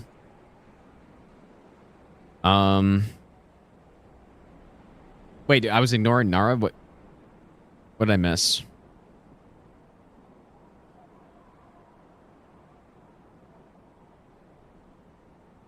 Anyways, I was checking at the end. That's a rip, dude. But anyways, yeah, thanks for hanging out tonight, guys.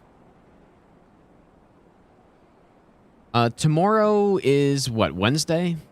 Yeah, should be back on tomorrow. And then what do I do, man? Like I still have to go through Edgy plus 2, so we could do that, but then I don't know, like it doesn't feel like I'm ready to start a run yet. Right, considering how much stuff I missed. There are bound to be more things that are not right. And then that's not even considering all of the strategies that may or may not be good or bad. So, I don't know, man. We're still a little ways out, I think. But anyways, I'm going to raid Potastic, dude.